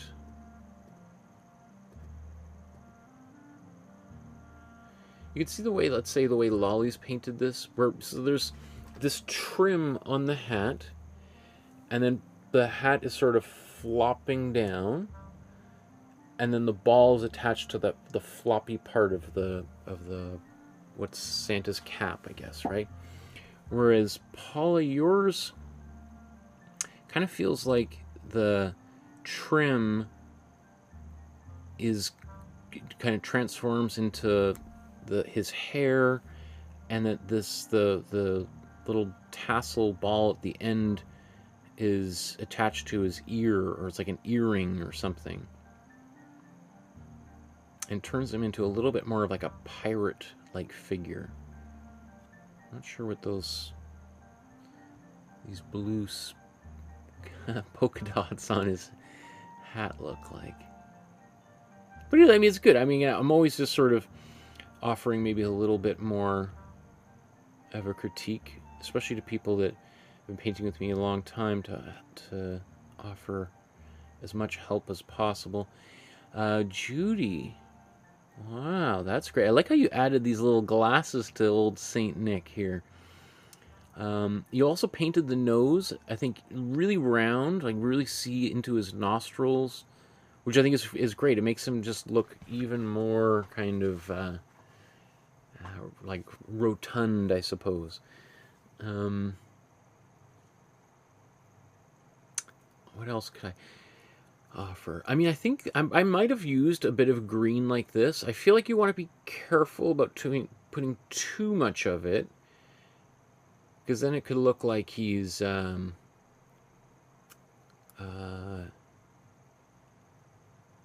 know, just had a green smoothie that got all over his beard and stuff or something. So, you know, often we have green appearing in hair, and I think we just want to be careful about putting too much of it. You want a little bit in there, and then, you know, I think maybe kind of like, you know, like Lolly did a great job of, we've got some greens in here, but we also have some blues and some grays, so that green is just one color amongst a rainbow of colors that we see in the beard. I mean, it's, again, very, very minor. Jillian, wow, that is totally different than everybody's. Very painterly approach. I like that a lot. That is very effective. I really enjoyed this class, Michael. Thank you.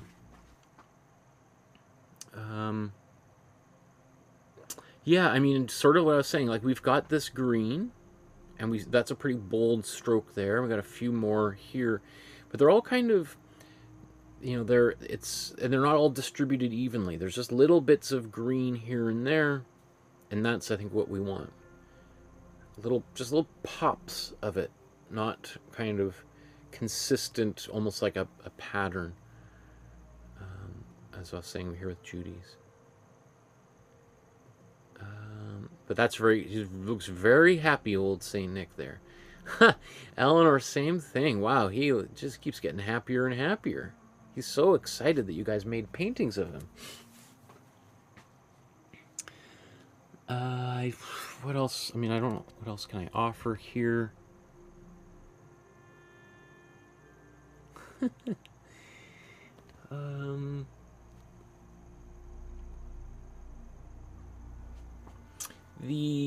This white here by his bottom lip, I kind of feel like those lines should be going in the opposite direction, because his head is kind of turned that way.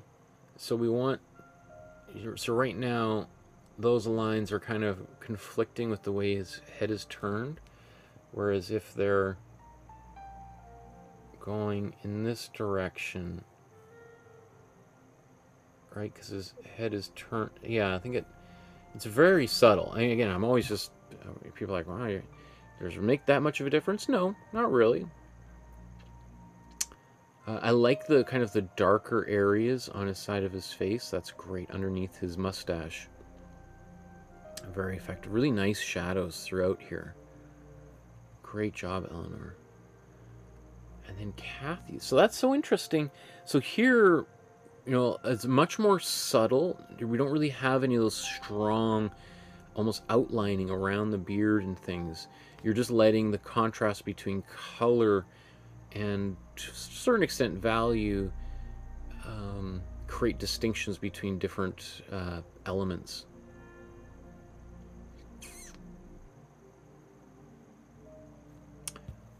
This is great. That's all Santa. Let's just look at all of these Santas again.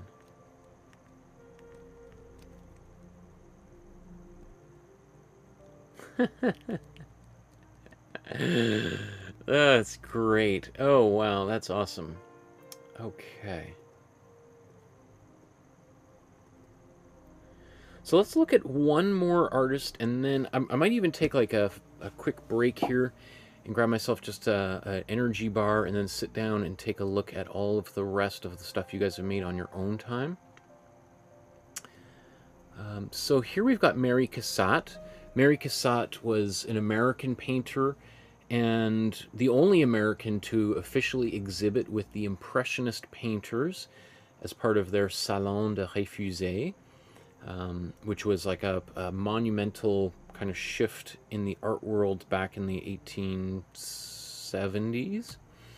And I'd definitely say arguably one of the best American artists of her time period, which says a lot because, you know, in mid-1800s, not like women were really given that many opportunities anywhere in society, let alone in the painting world, but she was so good that there was no... They had to let her in. Let's look. Let's keep on. Let's make these bigger. Oh, we'll get to that.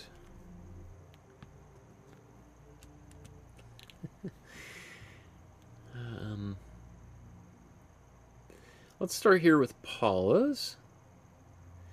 So it's interesting, Paula. I really like, again, the color, like the...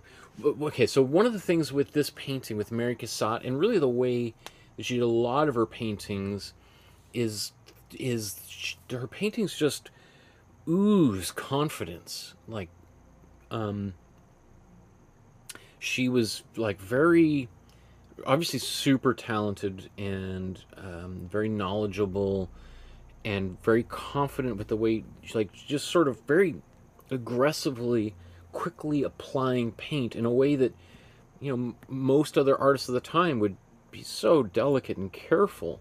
And what I love about this painting, Paula, is how you really are painting, you're embodying the spirit of Mary Cassatt, that very, you know, not spontaneous, very immediate, very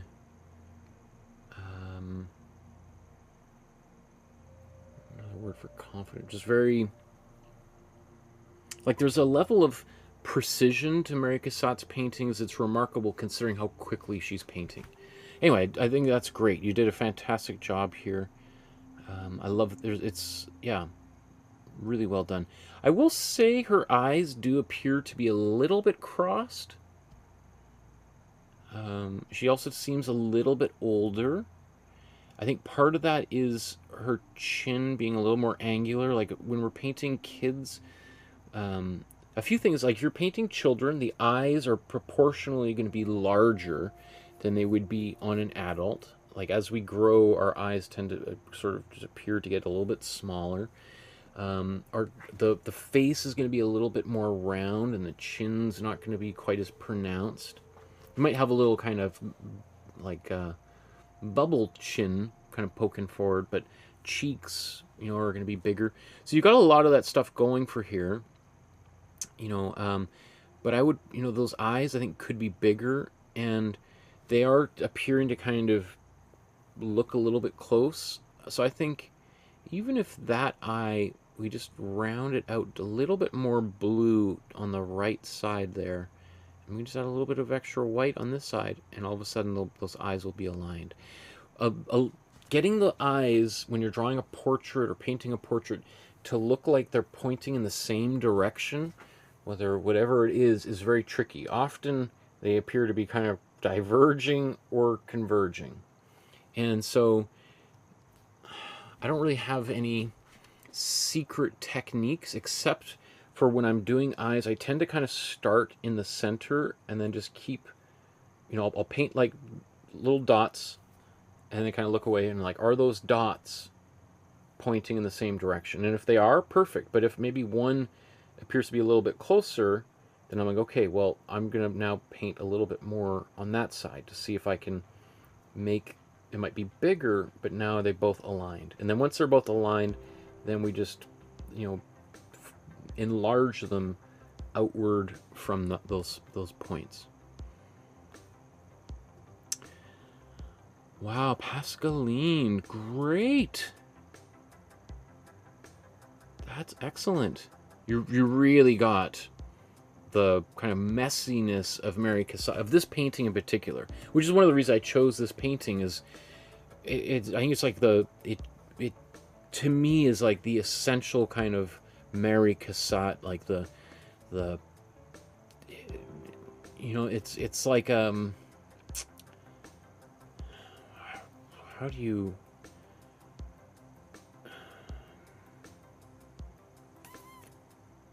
I don't know how to describe the feeling I have when I look at this painting. It's like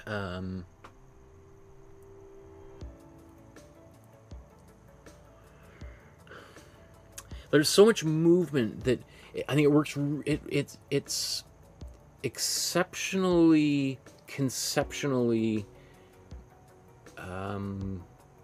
cohesive in that, I mean, I've got my daughter turns 4 in just over a week from today, and she's just like a little whirlwind, always running, laughing, jumping, climbing, just full of chaotic, bubbly energy. And I think Mary Cassatt just captures it so perfectly. And this goes back to what I was saying before, is that some mediums, materials work better for some subjects than others. In this instant, her use of these almost chaotic, messy brushstrokes just perfectly captures like the spirit of like a young child, full of potential, whose identity and life and path is yet to be defined. Like it's just going in every direction all at once, and it's just, there's it's like, what is it, that Warner Brothers character, the Tasmanian Devil, just like just things going in every direction. So this is really exceptional. Yeah, she has a mischievous expression for sure. Lolly, oh wow, it's interesting here. So Lolly has kind of tamed. It's also, this girl seems a little bit older. She now seems like maybe 7, 8 years old. Her hair's a little bit more, carefully combed. We almost kind of feel like there'd be a little, pin or something holding her hair in place. There's still little bits of chaotic brushstrokes going, or kind of orbiting around her head in this kind of sun hat or whatever, but not nearly as like out of control wild as Pascaline's here. I like it. I think it's great. It's just different, right? And then we've got Kathy's. Wow. This was fun and messy. I tried to widen her right cheek at the end. I think maybe that worked out well, because, again, those kind of puffier, that baby fat, baby cheeks here, right? Feels very like you just want to pinch those cheeks. Yeah, again, I feel you've got that kind of chaotic energy, which I think is very, very, super seductive in these paintings. And just before I move on here, I also just want to include Maria also did a Mary Cassatt painting, but decided to choose a different image here. by Mary Cassatt. So I think this one, she turned into young woman scrolling in the garden. So instead of this young woman sewing here, knitting, we have this woman on her phone, this is looking at Facebook or something, which I think is great. That's very funny. And why not, right? One thing I don't know, is that pathway really so vertical, or not vertical? I mean, that's quite a steep pathway going on in the background. It's possible. I mean, but that's, I mean, that's basically a 45-degree angle pathway. So if it was, might we not expect stairs or something back there? Or I'm trying to think how that would. It could be steep like that, but we would imagine it would be curving. So I would think it would sort of narrow, perhaps. I think it's a pathway, unless it's like a river or something, or waterfall. I don't know. Anyway, the rest of it, I mean, it looks great. I mean, it's just a fun composition. I will say, like, let's say if we look, it does sort of look like she's maybe looking off to the right a little bit, which is possible. And it also sort of looks like maybe she's holding the phone close. Like, to me, it looks like she's doing a little bit of that, as opposed to this. And so one way that we could make this look like the phone is, rather than being pressed against her chest, or that she's sort of like, oh, like she's like, oh my goodness, oh, my ex just texted me, what do I do? Instead of just sort of scrolling like that, is, we could put, oops, we're,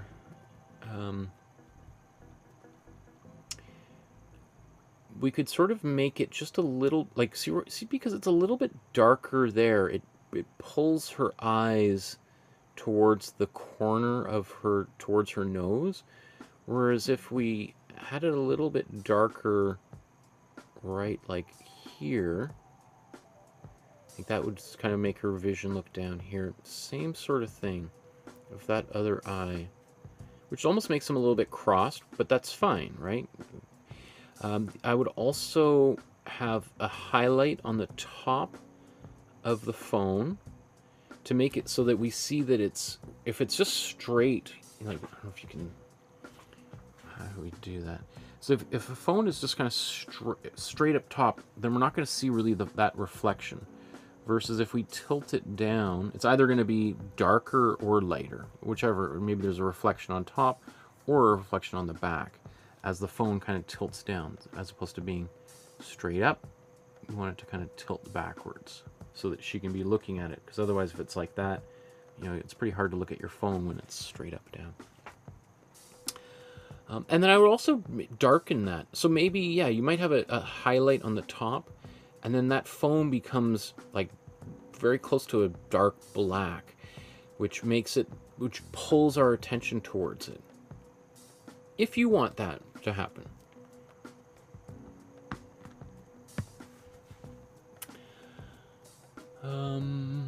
Okay. So I want to adjust the camera. I'm going to sit down, but I'm going to grab a nutrition bar and then come back here. So I'm going to leave that up on here for a moment.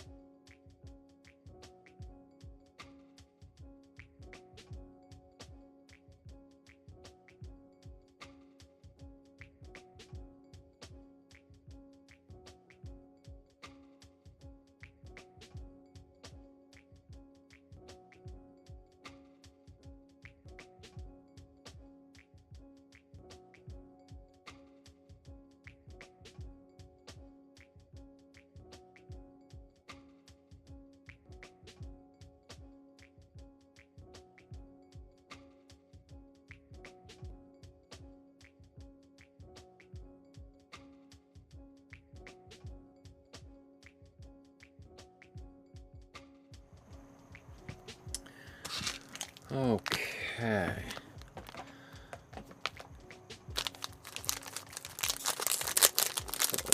Excuse me while I have a little snack and talk about your art.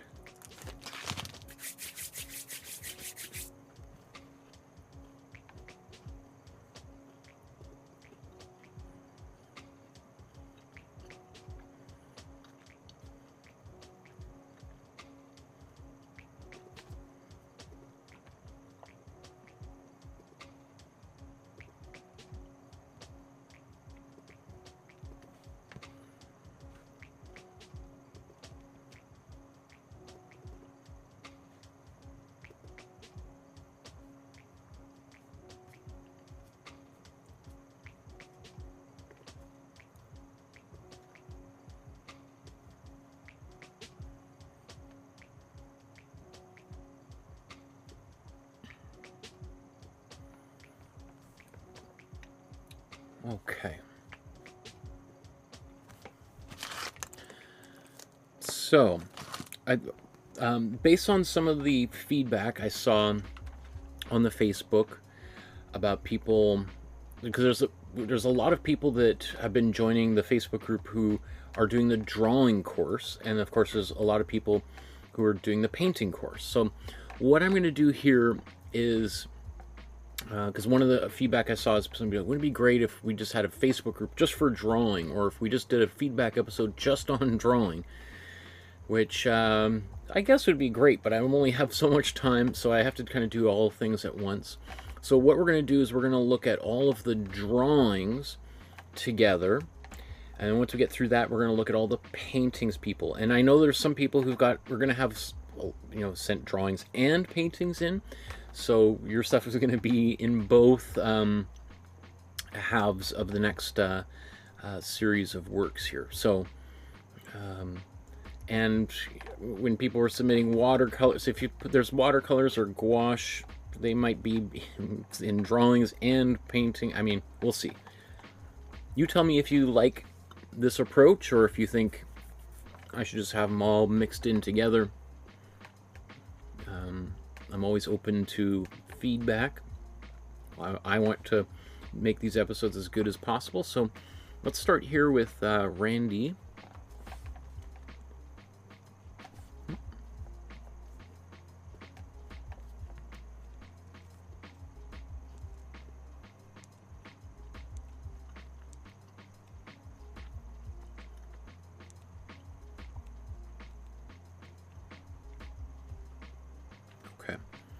So here's Randy's artworks here.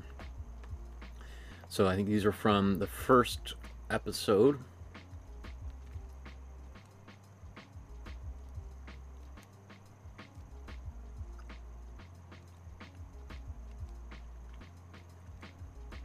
You know what's cool? And so I think this is the final one that I got, maybe. I'm not exactly sure they're totally the right order, but what is cool is seeing how your drawings really, you can really see the progression from our first drawing here, and some of you who've done these episodes will remember, will be very familiar with some of these drawings, but that you can just see you clearly getting better and better. Like these cubes, I think this is maybe like lesson, let's say, I don't know, like lesson 5 or something around there, maybe. Like, are you, wow, like where did this come from? Wow, that's excellent. Like there are a lot of people who are just feel, or they I wouldn't say, they believe themselves to be incapable of doing a drawing like this. So the fact that we start out and they're, you know, we're learning and we're getting better and better, but we really are getting better and better by leaps and bounds. So that's really strong. That makes me really happy, because perspective is one of the most challenging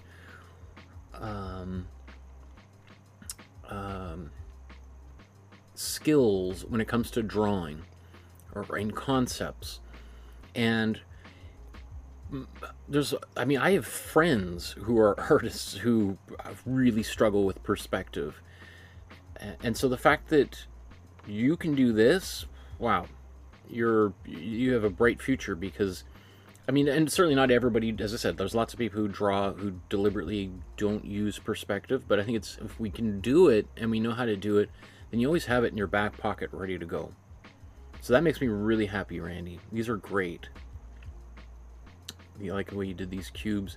I like that you're really using this upside down drawing technique, which we used, I think, might have been in the first or second episode we did that. And it looks like you've applied it a few times for your work. I like this, the way you've divided this up. It's a little bit different than the way I do it, but you've into kind of like pizza slices, basically. These triangular shapes, as opposed to a square grid. Yeah, I don't know what I can offer here, except that you're really getting better and better. I mean, I would love to see, you know, what you do when you get to episode 20, what you do when you get 30, 40, and then beyond. Where are we going to go, Randy? Let's take me there. I want to see where we go. Okay, Mariana. Let me see. We've got a few. Wow. Oh. Okay, oops, wow, okay. These are great. Drawing the eyes. This one was fun. This is the Milton Glaser portrait of Bob Dylan. Very psychedelic, very famous image from the 1960s. A poster that he designed for Bob Dylan with the kind of with this black silhouette and wild hair. And I love that you've made that hair even more wild. It's super psychedelic. That's great. I present to you my first try with markers. I generally avoid using anything but pencils. Oops, let's go back here. How come that?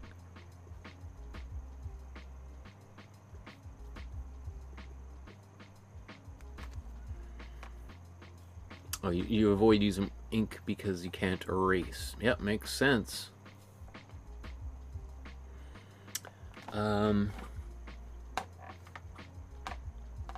Yeah, that's great. I mean, his nose looks a little bit hooked, like the Wicked Witch kind of thing. I don't know if it's cool. But, you know, it's hard, I mean, drawing a silhouette like that and making it look like someone. But it looks like you had a lot of fun there. I present to you my first ever try of a semi-self-portrait.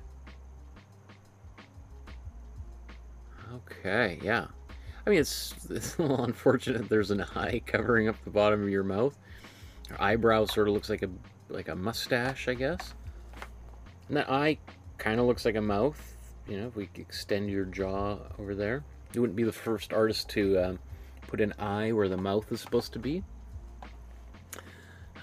But that's great. I love seeing all this experimentation. And these here. 3/4 views of the face.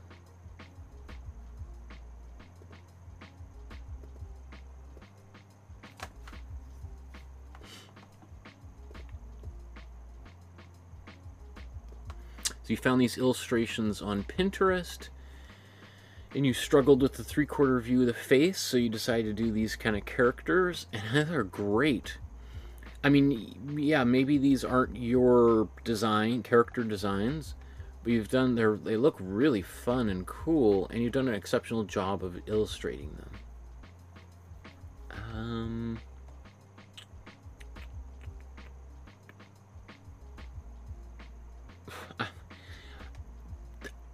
I'm sure there's people watching right now who are like, wow, I wish I could draw something like that. So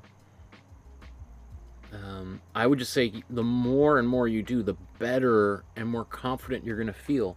I mean, are there things that we could kind of add? I mean, I suppose we could darken underneath by these legs here, because what I like is that darkness underneath the hat shell. I think we would see a little bit more shadows maybe in some of these things that are strapped to this other turtle's back. That's a turtle and a frog, maybe? Also, that arm appears to be sort of floating there. How does it connect to the body? I suppose that maybe we have this cape that is, you know, the arm is sticking out from under the cape. It just sort of appears that the arm's coming right through the cape there. Small detail, but I think if that was the case, we would see some kind of folds or something there. And obviously, maybe this is exactly what the original artists themselves did, but you've kind of, and so you're just drawing what was there. But, you know, if you can notice those things, I think a good thing to just try to fix them on the fly if you can. Wow. I want to wish everyone of us to find the inner strength to fight our monsters and search for light spots through our dark times. Wow.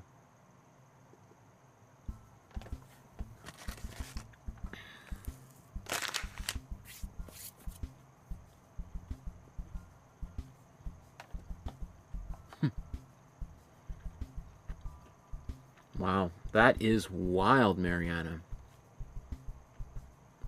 I want to see where you go with all of this. Like, these are so wild. Like, these would look both like fingers and fingernails and snakes or sea snakes.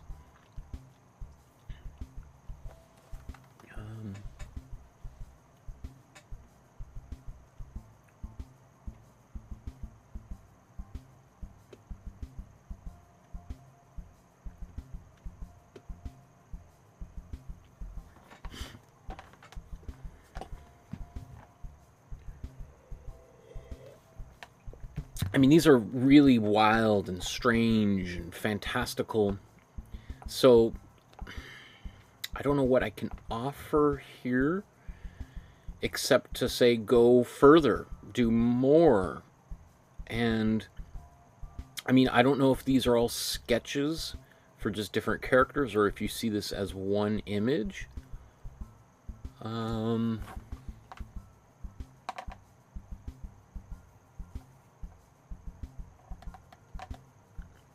I would love just to see you carry these monsters further. Like, maybe make a story out of them. Like, make a children's book or an adult book that looks like a children's book. Because those are just like, wow.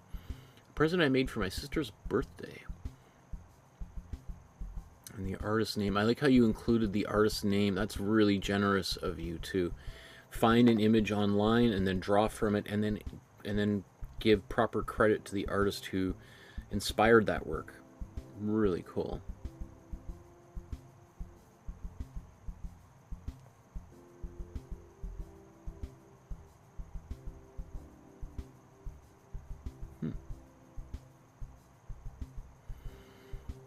I mean, that is, again, very wild and surreal. These mushrooms growing out of this person's eye sockets and then color exploding out of them.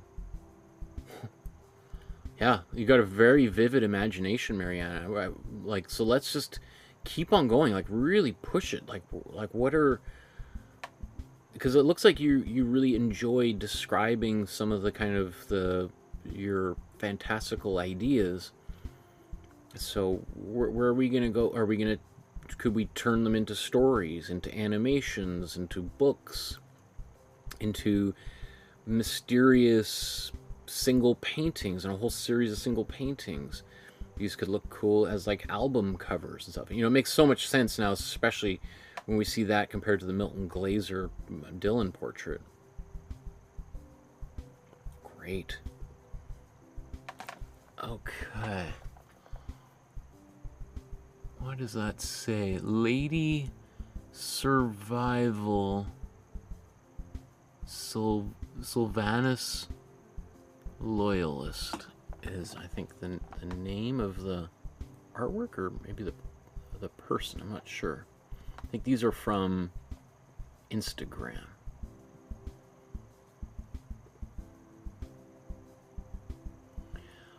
If you have Facebook, I encourage you to submit your work through Facebook, because it's just an easier platform for me to take your images and for them to be in high quality. When I'm generally from Instagram, they can be various different levels of quality, and sometimes they don't show up quite as well here, at least in the way that I'm doing it. Facebook, they tend to always be relatively high enough quality that we can make them pretty big.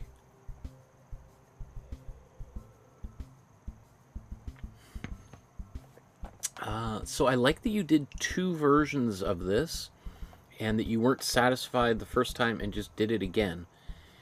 I was actually, I'm a little bit of a behind the scenes. I'm taking all of the drawings from the drawing course and putting together a how to draw book.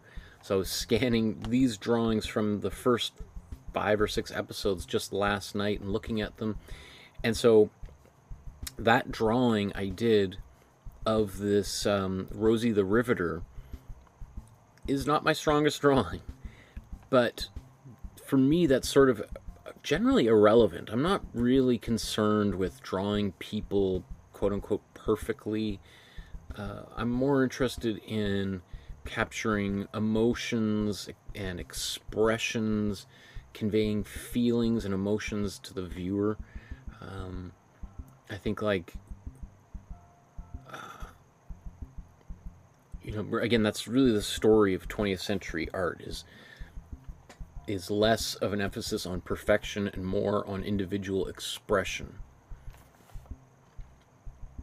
So I like these. Again, I'm very proud of you for doing 2 versions here. Because this looks, well, I don't know which one came first. It certainly looks maybe like the second one came second, just because of the scale and that, you know, everything just seems like it took you spent a little more time on it too. Either way, most people don't even do 1, and the fact you did 2 shows kind of a relentless desire to get better. Here's Kajol.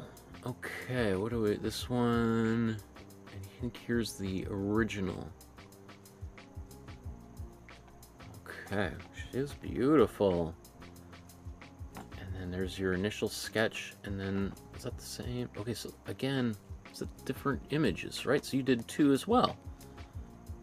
Okay. Oops. Very cool. It's pretty hard for me to make faces of the sketch after episode number 9.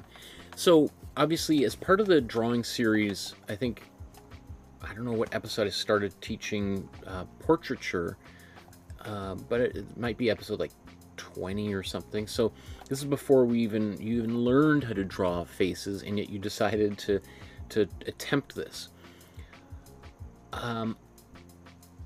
You know, drawing faces and getting a likeness while you're drawing a face takes lots of time and plenty of practice and lots of frustration.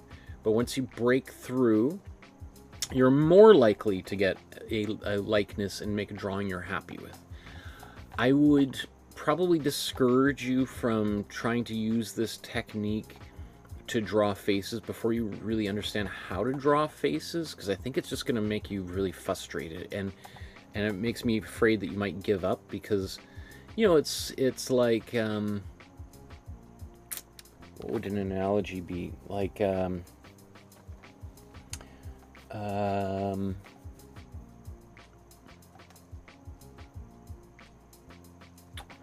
don't know. I can't think of a good analogy that holds water here.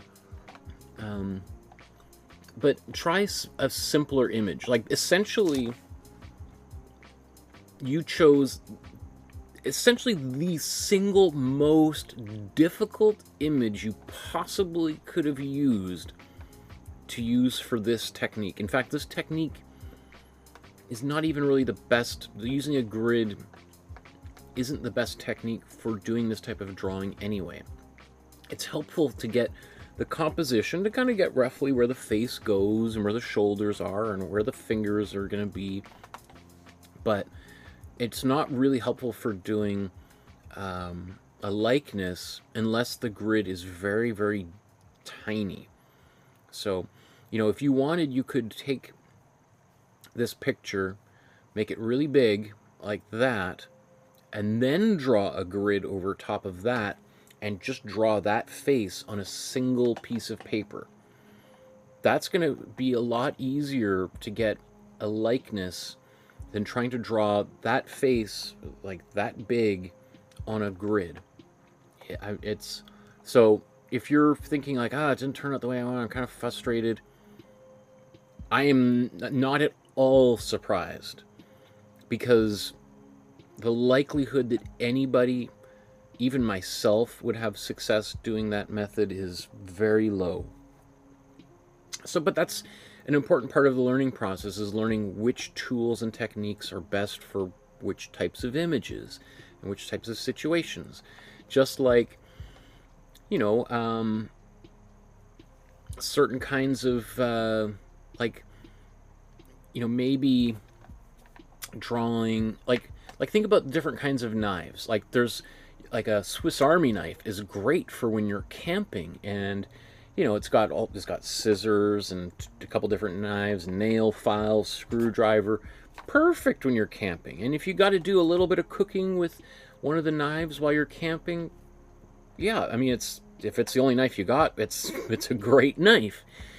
But once you get home and you're making dinner for your family, using a Swiss Army knife is like the least efficient tool possible, right? You want maybe a big knife for chopping up, like try to chop carrots, for instance, with a Swiss Army knife. Like you'll do one or two, and you're like, okay, we're not having carrots for dinner. That's enough of that, right? So it takes time to learn which ones are best for different situations, and also every artist is different, and certain things are going to be better for some artists than they are for other artists, just based on our physiology, or our body, how it moves, and how we see things, and I mean, just endless kind of factors could play a role.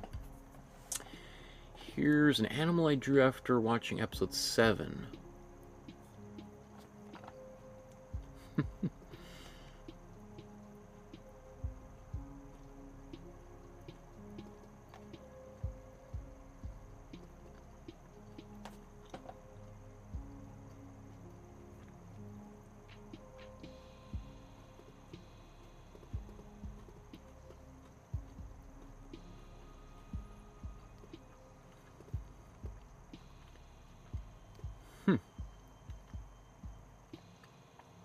So this is inspired by an Indian artist, Raja Varma. Cool. I like that. I love you're using color. We're kind of jumping around between different lessons. That's lesson 8, episode 4, using the grid number 9, episode 4, right?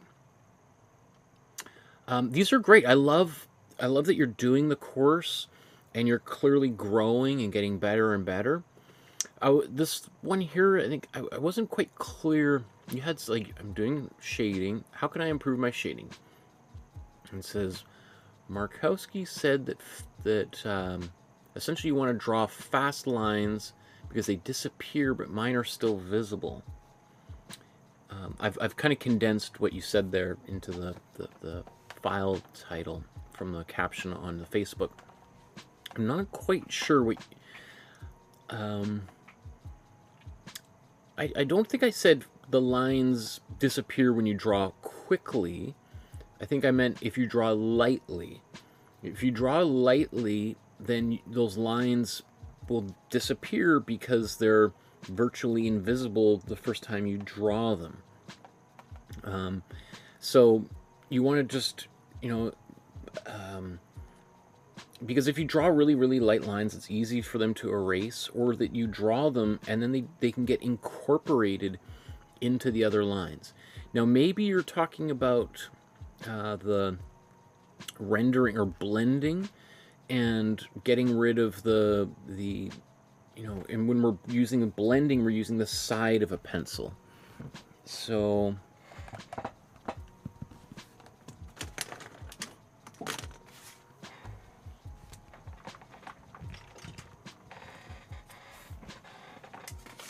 here, let's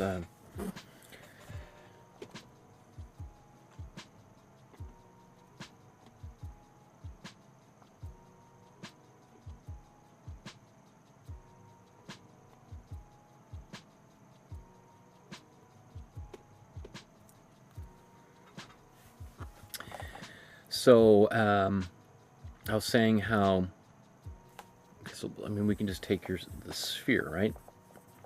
Let me start that over. Just so I can, so what I might have been saying is if we draw lightly, like I don't even know if you can see that circle on the page. I can see it, but it's drawn lightly enough that, yeah, it basically disappears. And so I don't have to worry about even erasing anything, because then I can just go and bring the parts that I want back into focus.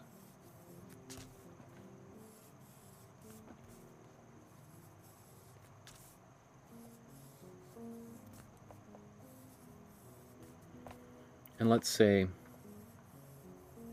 yeah, so something like that. And then so the other thing is, let's get another angle here too.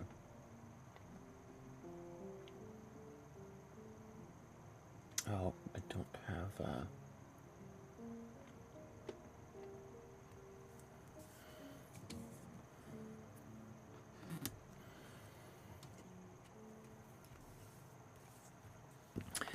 so I can just, so sometimes a lot of people draw like this with their pencil almost vertical, right? And so if we try to shade this, we're getting all of these lines here. And you said in your message, you know, and then even if I try to smudge, well, those lines stay there, and it's just driving me crazy. You're never going to be able to smudge those lines out. They're always going to be there. However, if we hold the pencil a little bit differently, remember this one, pencil is kind of straight up and down, and so there's no other option but to make lines, straight lines. Versus if we hold the pencil, and I literally tell people, put the pencil down, let go of open your hands, and then think of your hand like a claw, like a little crane, like little kids. And then you pick up the pencil. Right? And then you can even, if you want, you can hold the pencil a little bit off to the side like this.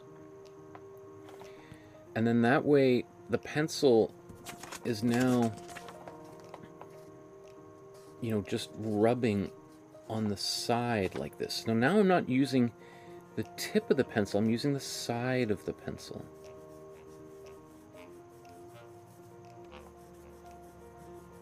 Right? And now it's much easier to get to shade without seeing any pencil lines. You know, if I'm kind of going a little bit quicker, and so yeah, am I creating some line work? Yeah. It depends on what your goal is for, and how obsessed you are with perfection. But yeah. I mean, if we look at your images again, I mean, is there anything wrong with these? No. I think it looks great. Again, you're just beginning the course, so don't be hard on yourself at all. I mean, like, look at this. You're doing a great job. Are you kidding me? It's from August 4th, right? Just yesterday. So this is fantastic. Keep on going, and you're going to get better and better and better. I am absolutely 100% certain. Don't overthink it and be obsessed with perfection. because you're going to get better.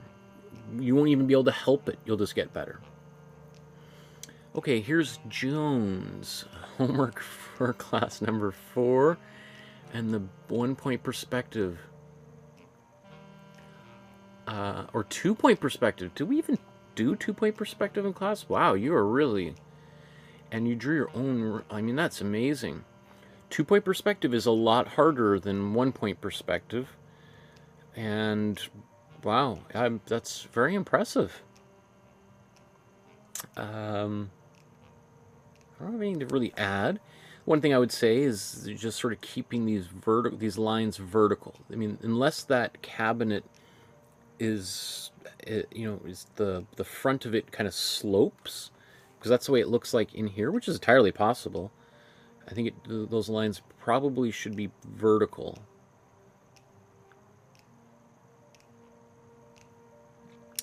Same thing. This the bench here at the end of the bed, that bench should also expand, right? If all of these diagonal lines are receding to a vanishing point right here, I think that's your vanishing point, then there's some kind of like, why does that bench not come out to here? Yeah, it should be... All of these diagonal lines should be pointing towards your vanishing point. So that's the one area that seems like there's some kind of... something could be fixed there. Minor problem, but just if you're wondering why everything else is working but the end table isn't, it's because the diagonal lines are not receding to your vanishing point. Here's Jeff. Wow, look at this. Good going, Jeff. Here's the Mona Lisa, inspired after watching a documentary about a British artist who recreated him. It took him months. I tried it and I drew it in graphite and it took me 2 weeks. And then you said, considering it took 10 years to do it, 2 weeks is not bad. I think you've done an exceptional job here. You know, going back to what we were just saying with Cajole about the shading and getting those smooth lines that disappear. It takes time. It takes patience. It's a skill that one develops over time. And this looks great. You know, a small little detail is this eye here is a little bit more open than this eye over here. That's just really what that is that top eyelid is just a fraction more open than this one. So it would be a little bit of a challenge to fix that, and I don't think you need to fix it. But I mean, I often find one of my eyelids will be a little bit more open or closed than the other. I think that's probably fairly typical. Most people are not symmetrical. I mean, we think we're symmetrical because we got 2 arms and 2 legs, but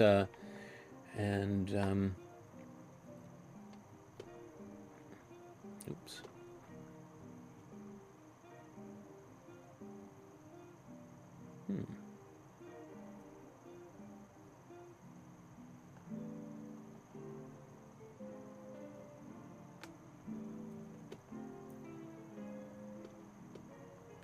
Yeah.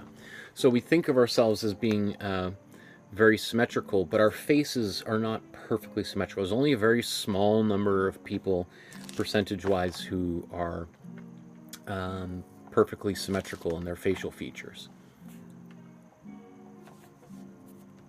Good for them, right? Really great job. I mean, I think the most impressive things are the hands are really well done, but the folds on the fabric, oh.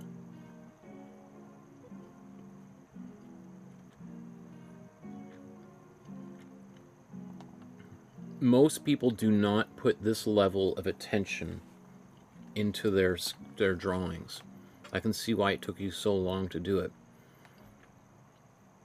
And you know, the fact that you were inspired by an artist who wanted to recreate a Leonardo and took him years or well, months and months to do it is not surprising, because, you know, doing really fine detailed work just takes time. There's no way around it. I mean, I did one of a painting, a version of the Mona Lisa as part of the Master Study series. It turned out pretty good, but I only spent like 4 or 5 hours on it. And so it looks like I only spent 4 or 5 hours on it. It certainly doesn't look as complete as Leonardo's. And there's just no way that would be possible. Right?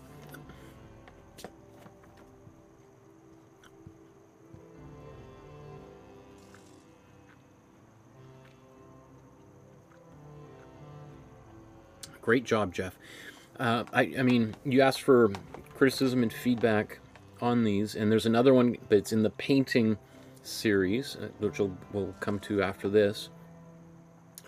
But that's great. I mean, what else could I say?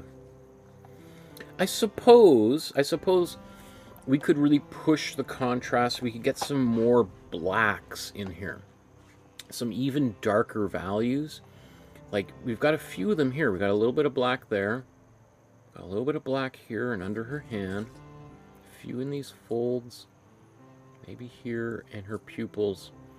Otherwise, you know, I would expect right under here, kind of underneath the armrest, underneath, like that would be pitch black. I would even well, I was going to say dark in here. Maybe that's dark enough. I mean, I think it's, I mean, again, I don't know. Maybe you'd have a little bit more darkness by her armpit in this area here. Maybe a bit right here as we go towards her hands. Maybe a bit on her lap. I mean, I could see little areas in these folds being slightly darker. But I could also see you just saying it's good enough and walking away. So, great job. Let's look at here, Darlene. We've got some works here for Darlene. I had a terrible time using the grid for this one. I think you did a pretty good job. Just think about these as all oval shapes, right? We got these oval, oval, oval, and half semicircle, right? So just keeping that in oval shape. The grid is only there to help you kind of figure out roughly where things go, and then once you've got that started, then the grid maybe no longer serves its purpose, and in fact can be an impediment. So you don't want to become too overly reliant on it, because it sometimes can create really stiff, awkward artworks. I think you've done a fine job, though. Don't be too hard on yourself. Here's Darlene says, this was easier than I thought. I might even convert it into color. Not sure. Any thoughts on what would make it pop? Well, I'm sure you've heard me say ad nauseum that contrast will make it pop. The darker your darks are, the more it's going to pop. Again, think of the white of the paper is your brightest highlight. And most of the time people just leave the paper mostly white, right? You've got all this gray around here. I like that you even touched that. You know, a lot of people just leave it blank. I like that you actually drew something in there. But if that was darker, or apples and pears and oranges were darker, we're going to see a lot more volume created, right? So I think, you know, just looking for where are, like, I always like, just squint your eyes when you look at the original, and then just look at yours, and you'll be like, whoa, this, I got to get like 10 times darker on this. And when you see them side by side, you're like, oh, that's fine. But when you squint your eyes, all the detail goes away, and you can just really see like where the darkness needs to go. And I would say darkness needs to go almost everywhere, if you want. But you don't have to. It doesn't have to be you know, a photorealistic picture, you know. I think a big part of drawing is learning when is enough enough, right? Or another way is like, when is it done? This is the kind of the age-old question when it comes to art. When is it done? How do I know when it's done?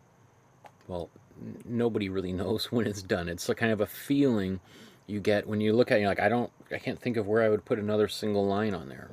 It's just like, it's full. You know, it's like, you know, it's like asking yourself, how do I know when I'm full? You know, I mean, I don't. It's not like a little bell goes off, and you know, when you've had enough dinner, you just sort of like, oh, I don't think I can eat another bite. I am done. Right? Same sort of thing with drawing or painting. Okay.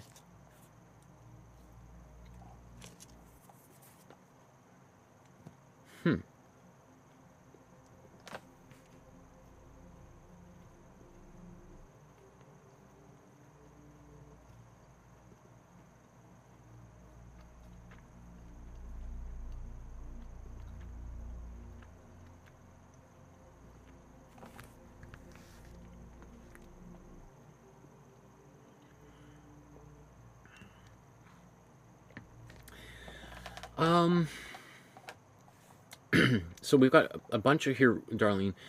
I think one thing that concerns me is just the language that you're using to describe your own artwork. Like when you say, oh my goodness, what a mess I made of this lesson. He looks so scary.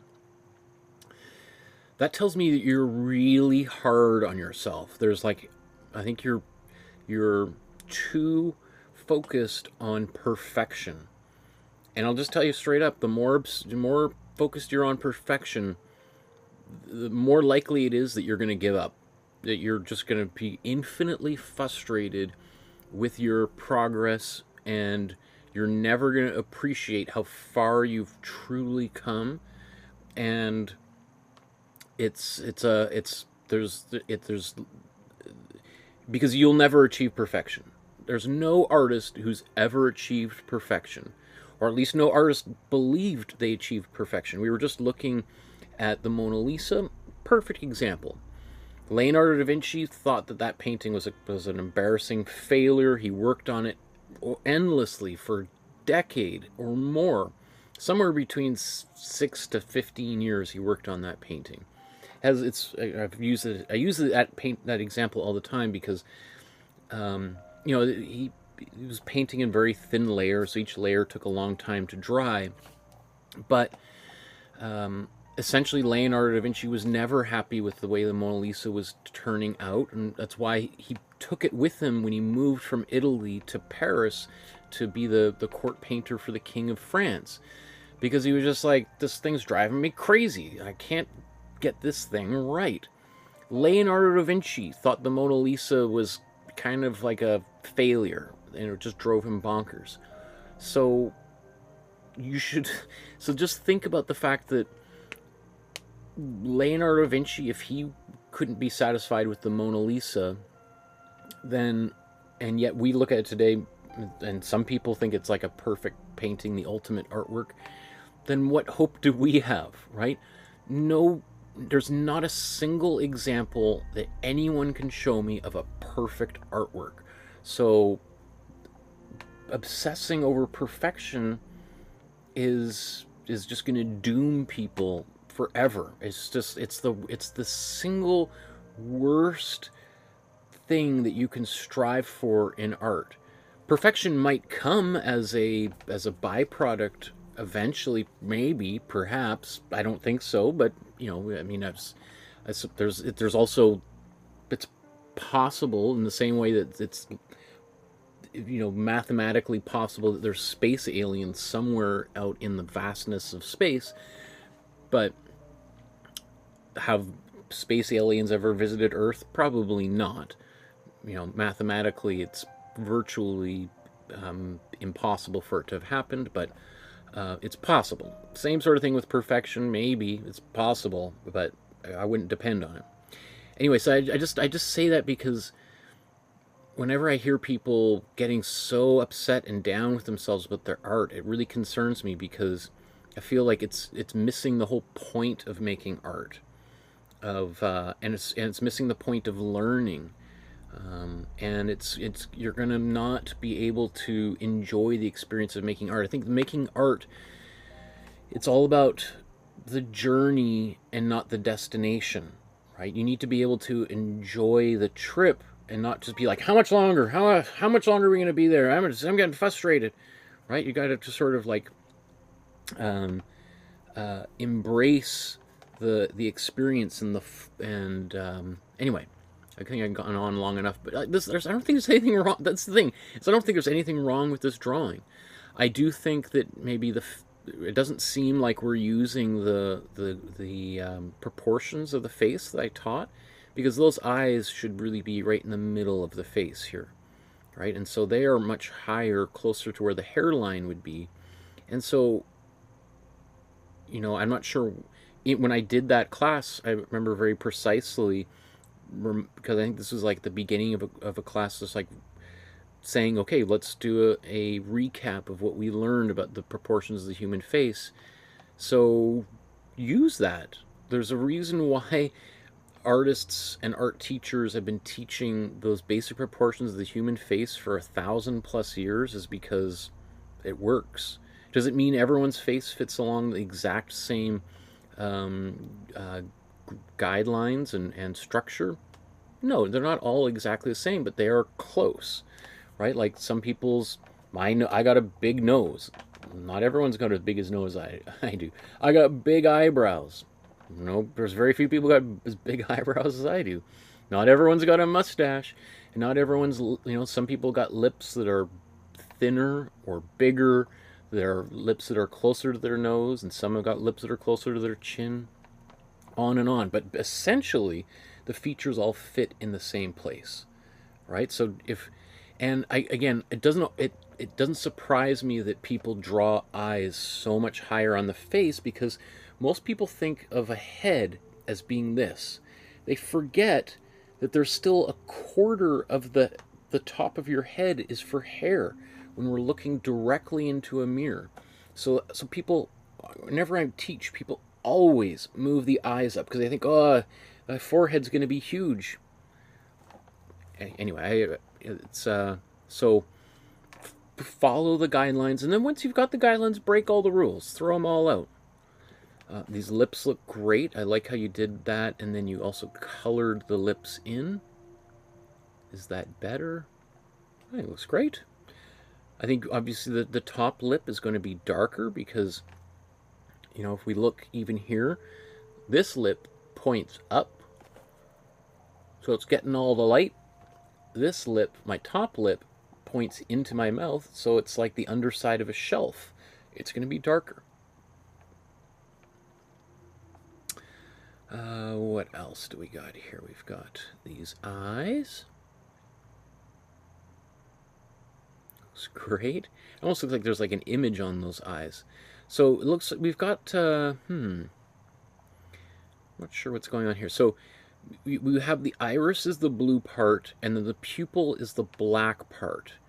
And really it's just one black circle that gets bigger or smaller. So really we want to, you just need to have one circle instead of having a little black dot and then a space and then a larger circle. It's just one dot. Otherwise it looks like this is a person looking at some sort of some shape that is reflecting onto the eye like that.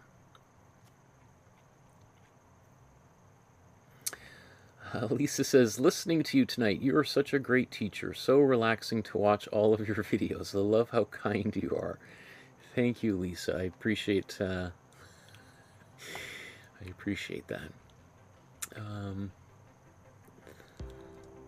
See, that's much better. Great job. Look how you're getting better and better. And you say, lesson 16, I hate eyelashes. Not his, actually, but my drawing. Yeah, eyelashes are tricky to draw. That's true.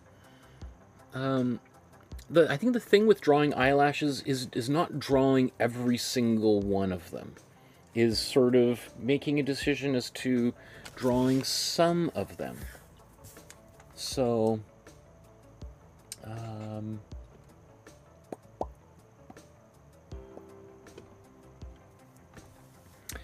so let's say, you know, you're drawing an eye.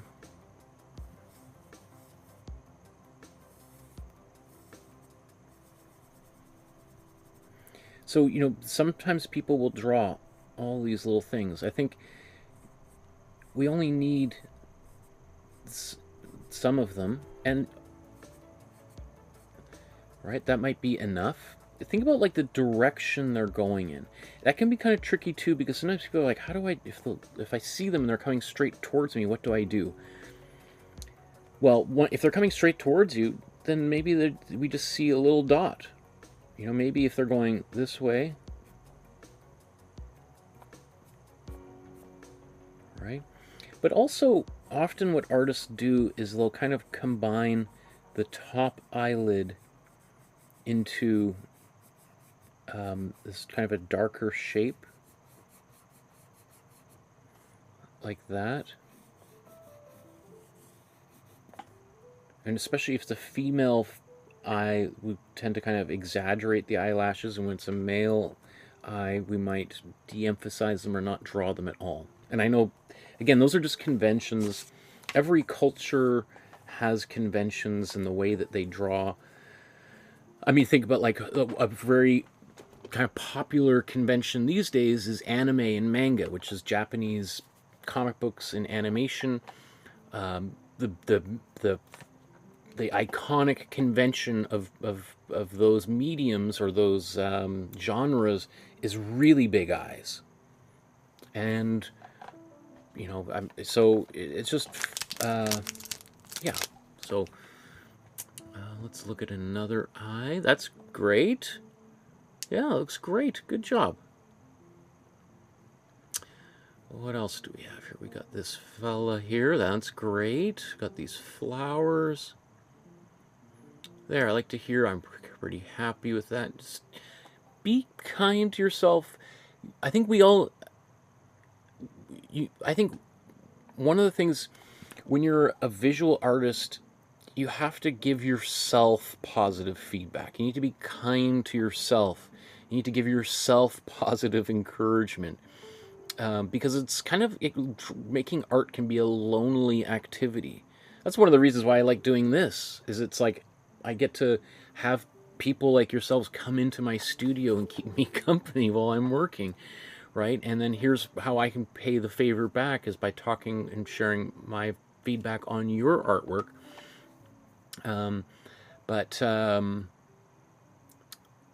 Like, I think when you're looking at your own artwork, try to think about what is working in your art, because that can often, that's maybe sometimes harder than thinking what's not working. Sometimes all we see is problems in our work.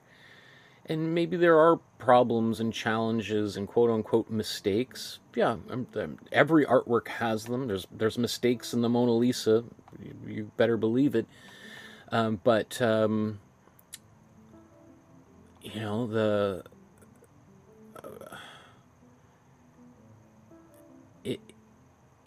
the only thing that's going to... unless you sort of take a more positive approach and be kind to yourself, it's only going to lead to more and more frustration, and then eventually one just gives up. And that's, I think, the biggest tragedy. Because I have friends, I remember going to art school, who stopped making art, many of whom were way more talented, intelligent than I am.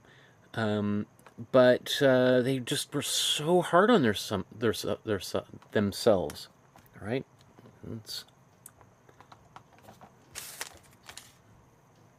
it's all internalized negative dialogue.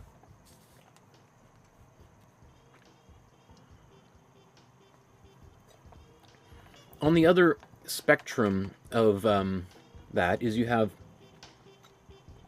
people who are super narcissistic and are incapable of being objective about themselves, like probably Kanye West or Donald Trump, two people who have no humility whatsoever, and who could use a little bit more self-criticism, right? Who could, and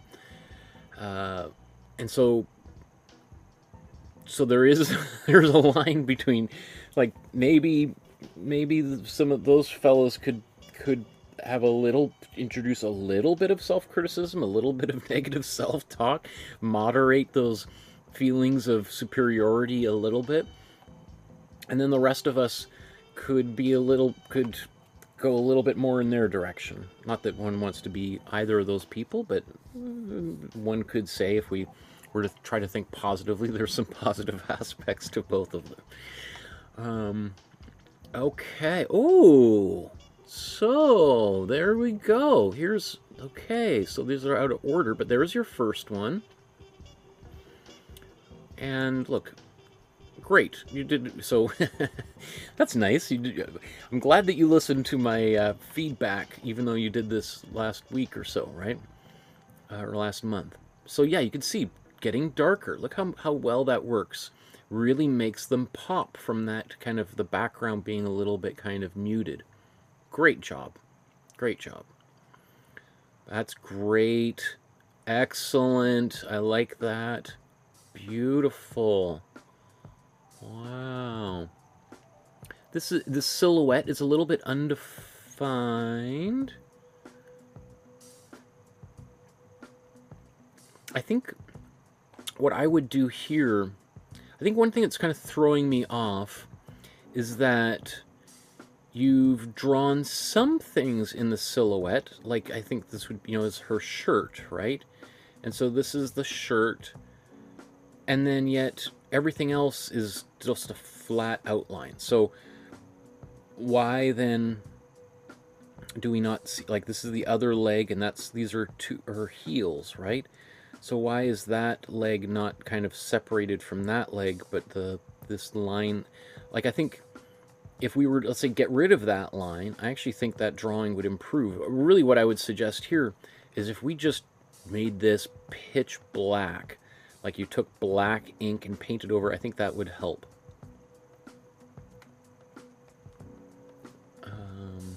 The Thinker, that's great. That's lesson 12. I forgot we did that in class, huh? Dr. Seuss. These are great. Look at these eyes. Oh my goodness. Oh, this is Barbara. Okay, so we're talking about a different person now. But great job, Darlene. Keep on going. Don't give up. Be gentle on yourself, especially as you're learning. You're progressing. You're getting better, and you're like, drawing like this is evidence of that progress, right? You're on the right track. Just keep on moving forward. Don't give up. Okay, Barbara. Great. Look at those eyes. Love it. Excellent. I had another go at my self-portrait. I think my frustration at not being able to capture my likeness is the only...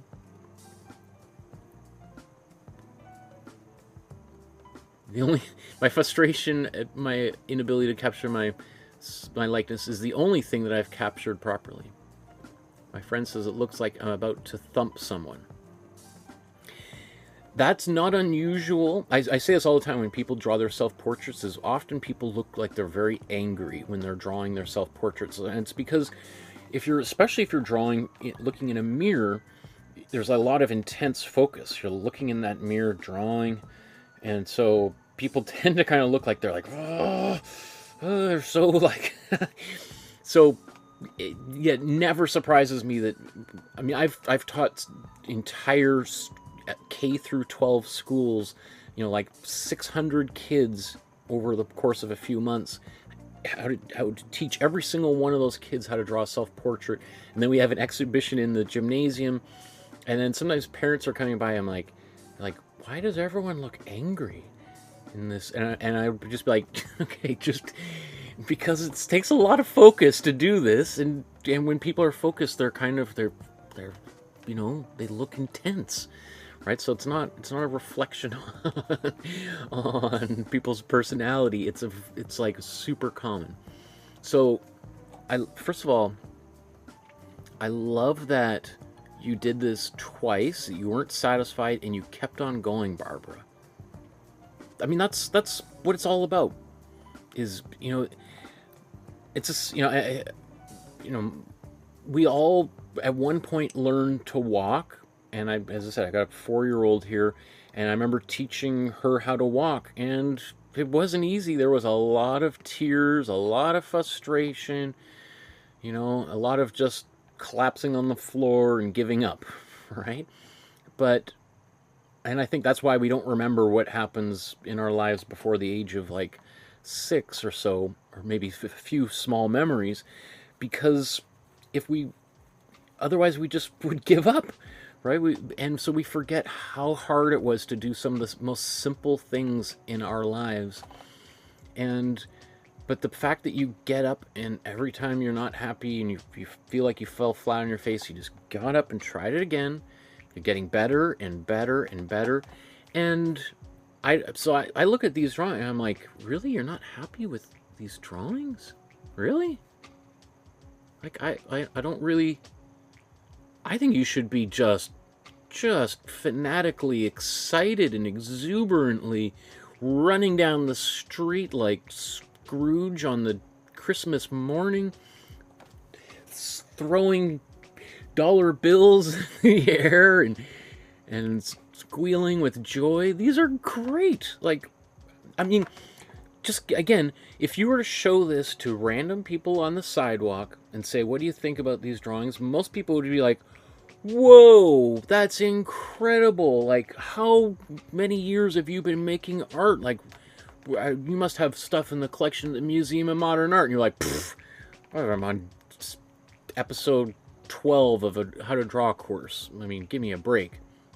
You're like, yeah, but I mean, obviously you've been drawing for decades, and you know, your parents must be successful artists. And you're like, yeah, no, I just learned how to.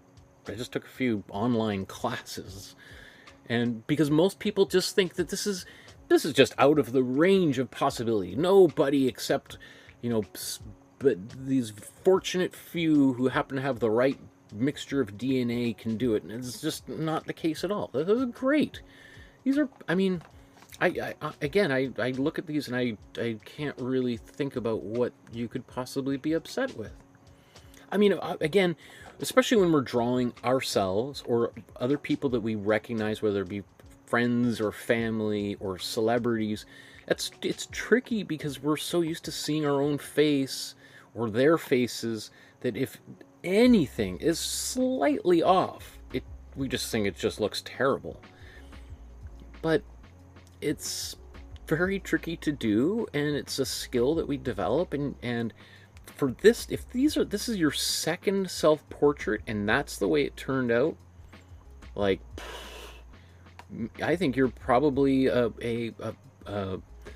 portraitist just waiting to emerge here. This is like you're a caterpillar in a cocoon waiting, and the butterfly is just poking the head out of the I mean, you're about to soar here. These are huge, incredible accomplishments. Yeah, I mean, what would I say? What could we improve on? I mean, I suppose maybe darkening the hair a little bit. I mean, but I would just move on. Draw more of them.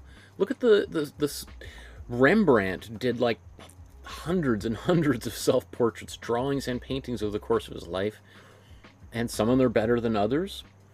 Look at the work of I mean, I've got these big books of the work of Pablo Picasso, and I would say 80% of it is just trash. I wouldn't even use it as toilet paper. I mean, Pablo Picasso once had the Guinness Book of World Records for the most amount of art created by a single person. Somebody beat him by doing drawings on Post-it notes and selling them for 25 cents in the New York subway. I'm not kidding you. You can look it up. And so, I mean, just do the math. I mean, you couldn't expect, like Picasso, everything he make is gold. We see all the stuff that sells for millions of dollars at auction, and we're like, wow, this guy must be incredible. But he did a lot of work, and so the more work you do, the odds that you're going to make good stuff just keeps going up, right? But you're going to have, it's like a baseball player, right? The greatest baseball players in the history of baseball were successful about 40% of the time, and that is like very rare. Very few baseball players get even close to that. Most are successful about 25% of the time. That means they fail to hit the ball 75% of the time. If you fail, 3 out of 4 times at hitting the ball, you are good enough to be a major league baseball player. So you fail 75% of the time. That's good enough to make millions of dollars doing it, right? The best players who've ever played the game, we're talking Babe Ruth, Mark McGwire, hit the baseball 35%, and sometimes they got close to 40%, but still 6 out of 10 times they whiffed on the ball, right? So just think about that with making art. The vast, so Picasso was smart enough. He was a misogynist and a total terrible person, but he was smart enough to know, like, if I want to make great art, I need to make a lot of art, and just mathematically, the more I make, the more small amount of good stuff I make, I'll make more good stuff, but I'm also going to make just, treasure, not treasure, landfills worth of trash, right?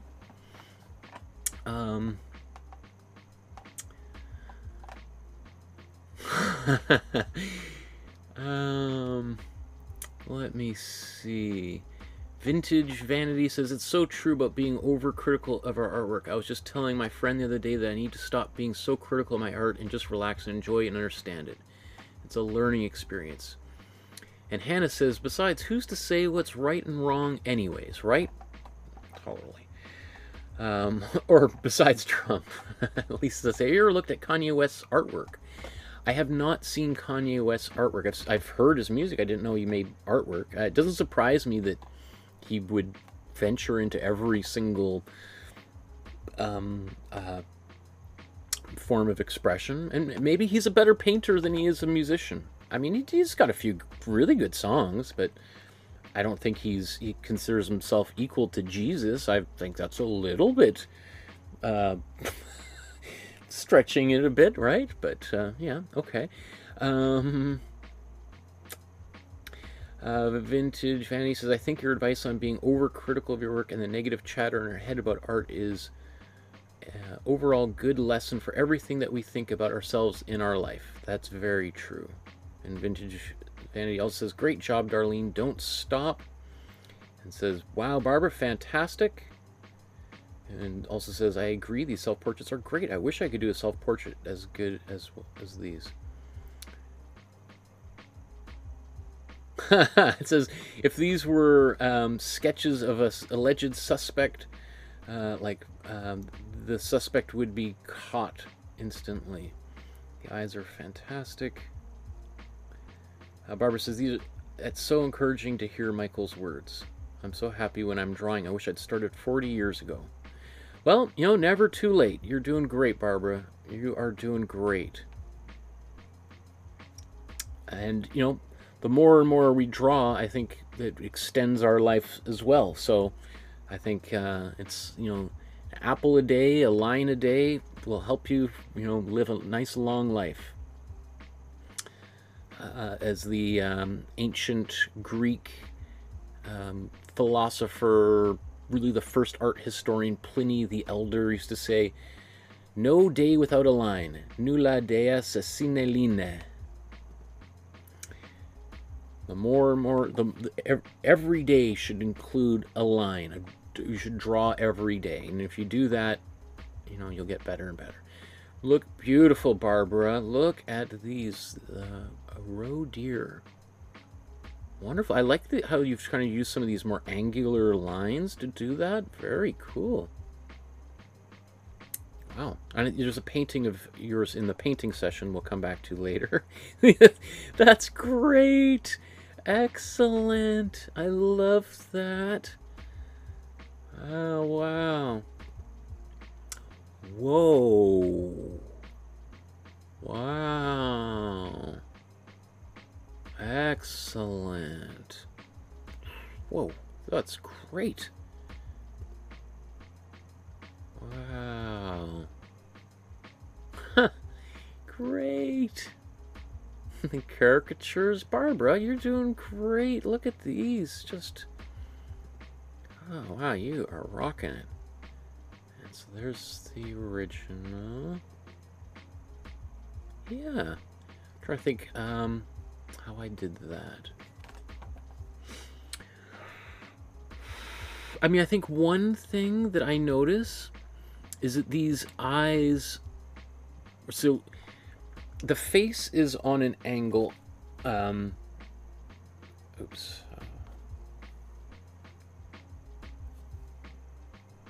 Okay. Yeah, so the face is kind of on an angle, but the eyes are straight. So those eyes, oops, should be a little bit more like that, right? They should be perpendicular. So this eye over here, I think, would be a little bit lower. Not a big deal, but just kind of being mindful of that. So that, you know, let's say we're drawing this face. There's a reason why artists often like to draw these lines on here like that. So we have one eye here, another eye here.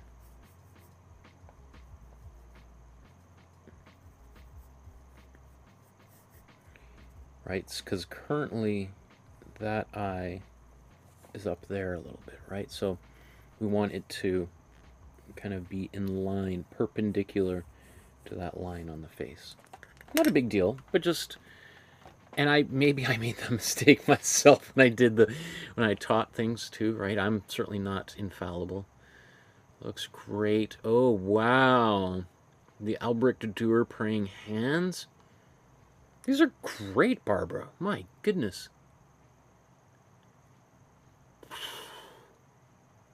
Wow. Wow.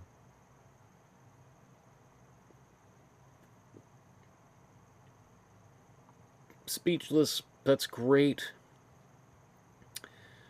Wow.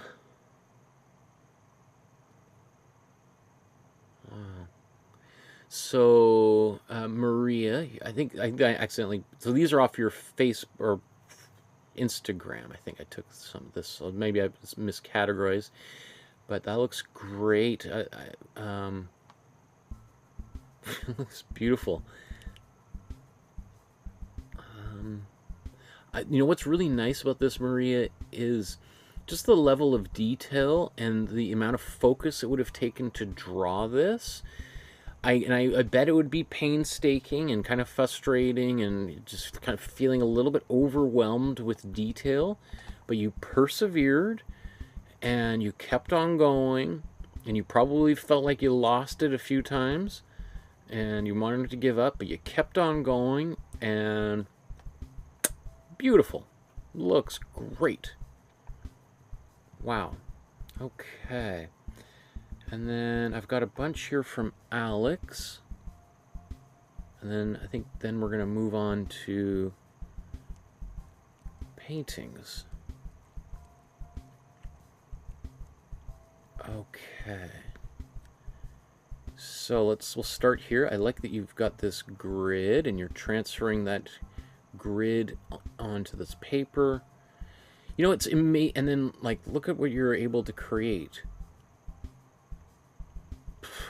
Like, considering, like, I remember some of the drawings you did like a year ago, Alex, and to see where you're at now, it's just like, I can't even believe it. I can't, it's just like, I mean, you must be so blown away the fact that you can do a drawing like that. Right? So earlier I did say drawing figures using a grid is tricky. You can see that here Alex is using the grid, but the face is much larger on here. And so that gives just way more points of reference. when, if I just scroll down here again. Let's see if I can find it. Okay, so when Cajole was trying to draw this, you know, you've got basically one box for the whole face. And I think you realized that that was not enough. So then you split those boxes into 4, and that helped. It helped. This is definitely better. But, and you remember I said, well, instead of trying to draw that whole body, you know, if you were to blow this whole face up and make it really fill that page, well, then now, like, you can even see it the way it's pixelated. Imagine each one of these is a box. Well, then there's so many more reference points for drawing an accurate portrait. And that's exactly what we see here with Alex, right? All these, that just, I mean, my God, I mean, it's incredible. Good job. And then, like, that, I don't even think you used a grid for this.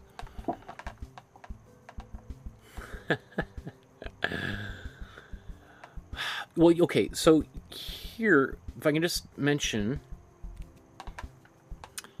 I don't know if there's a grid here. So let's say, you know, this drawing, there's some awkwardness with the proportions here. You know, the hands and the face, the forehead is maybe a little bit too big. But what I love is you just kept going on this drawing anyway. And now it looks really wild. Like, yeah, the proportions are quote unquote incorrect from like an anatomical perspective, but it doesn't mean it's bad or it's wrong. It's just different. It's, in fact, if anything, it's super stylized, and it makes me think like, oh, like what if, like, where, like, what would we do if you really embrace this and just let them kind of get a little bit weird and funky and wild? Great, great, excellent. Wow. And here, yeah, this is using this grid. If it works for you, then you should be doing it. I mean, you are, but I mean, there's a reason why this technique has been around for thousands of years, because it works and it gets great results. These are awesome. I mean, see, I like these ones where there's the figures are slightly distorted, and I don't mean that in a bad way at all. As I said, the story of the past 150 years of art is about artists increasingly taking stylistic liberties to create art. So, I would just, like, this is wild. All these lines on here, it really starts to look like a cubist kind of work. Barbara says, thanks for all the feedback. I learned so much from your sessions. It's 4 a.m. now, so good night. Yeah, well, definitely. You did great. You should have a great sleep. Yes, enjoy your restful slumber. Okay. Wow, let's plow right ahead here.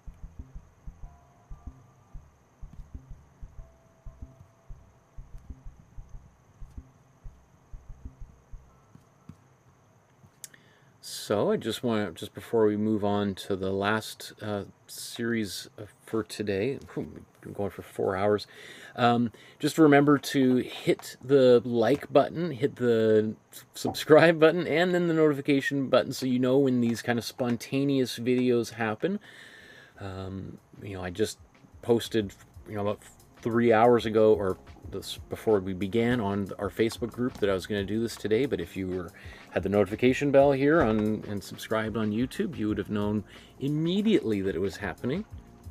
And if you find anything that we've been talking about useful or hilarious, or it helps you get to sleep, consider making a donation through PayPal, through the Super Chat, send an e-transfer via email, or an old-fashioned check in the mail. My email is on the Facebook group as well as on my website.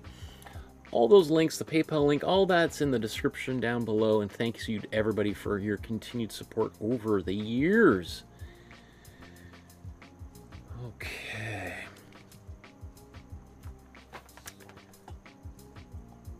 Got 89 images here.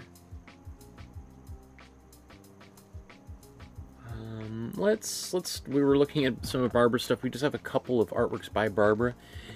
So we'll just pick up where we left off. Here's a painting by Barbara where we have a lot of this empty white space around the edges. I don't mind that. The one thing I feel, though, this sort of reminds me of the kind of thing that you see on, like, if you're vacationing in, like, Hawaii, or you sometimes see people kind of sitting on the sidewalk selling paintings, you know, and often they're painting on whatever available supplies they can find. Like that particular look of that kind of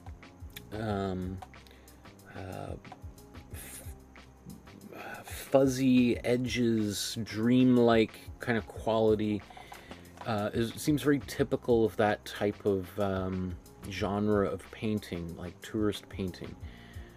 Which is, again, why I'm such a big believer in the imprimatura, putting some color there. Because it instantly transforms the painting. It instantly makes things look way more professional, more advanced and complex than a beginner's painting. And then it just invites more play, more options, more possibilities that one could, you know, let's say this whole thing was painted with a pink imprimatura, and then we painted this inner image here, and then we were left with pink on here, and then we could paint, you know, blend some white over top of it to kind of fade in or fade out the image, and I think it would look much stronger.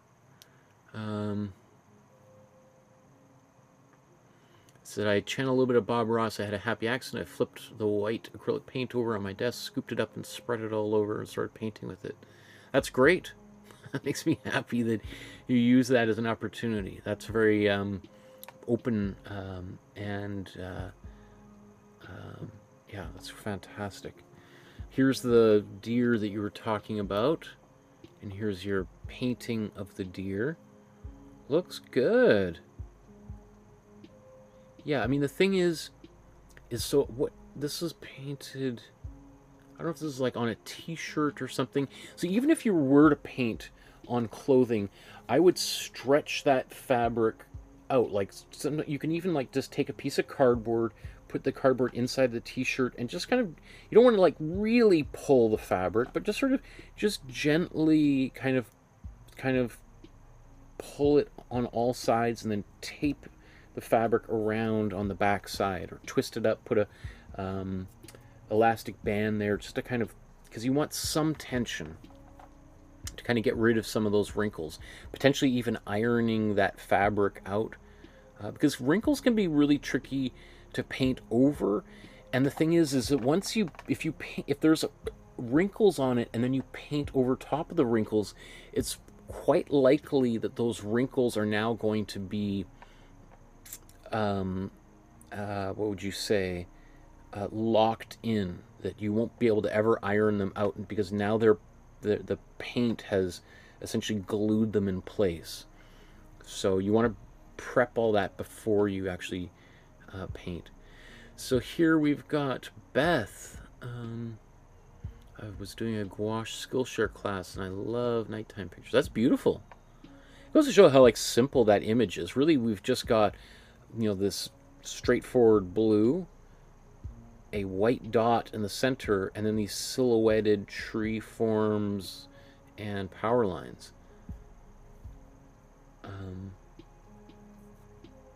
I mean, maybe I should probably do very simple paintings like this too. I'm sure it'd be satisfying for a lot of beginner artists as well. It looks great. Yeah, I don't know what else I can offer here.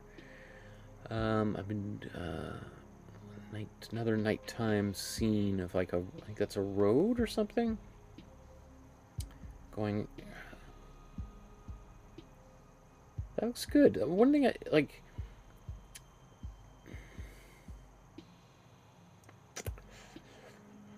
feel like the sky is quite messy the way it's painted, and I don't mean that negatively. I mean, Willem de Kooning is probably, or Francis Bacon. Well, Willem de Kooning is like the messiest painter, just in the way the aggressiveness of the, like, we think of like Pascal, and part of this group is like very kind of aggressive with his brushstrokes, and it works really well for his particular style. So I kind of feel like if you're going to paint the sky like that, then let's paint the ground like that. Let's get the ground as wildly painted as the sky. Like, why does the sky get to be wild and the ground, why does the ground have to be kind of more muted? Like, maybe in the shadows here, we got all sorts of wild creatures. You know, like, that's where the wild things are. You know, let's put the, you know, maybe it's like monsters and things hidden in the blacks. This is what I'd like to see. And then here's another nighttime scene here. So where this pathway or road disappears in between these bushes, this back bush here should be a little bit less saturated and should be a little bit lighter or more gray to create a distinction between the bush that's in the front and the bush that's in behind the bush that's in the front, right? So that, because otherwise this looks like you're going to run right into a wall of bushes, right? And maybe that's the case. Maybe this is a road that goes to nowhere and just ends right there. But if you want it to look like it's curving around, then there needs to be a difference between these two different bushes. Here's getting in the mood for summer. We got a beach scene. Great. I love the splash of the water. Great. I think, you know, if we want, so these little splatters of sand, we want more of that to be at the bottom, which is closer to us. So that there's, because all those, if these are little bits of sand and rocks, it's easier to see them when they're closer to us than when they're much, much further away. So the background should have less detail, the foreground should have the most detail. So that's, you know, when we have these splashes of water in the bottom left, that feels like, you know, that makes sense because that's where it's closer to us. We can see that easier. And so it works like, so for instance, if you had a big splatter like that way back here, you'd feel like, well, I mean, this shouldn't be because it's so much harder to see that so far away. So let's get some of those splatters for the sand up front.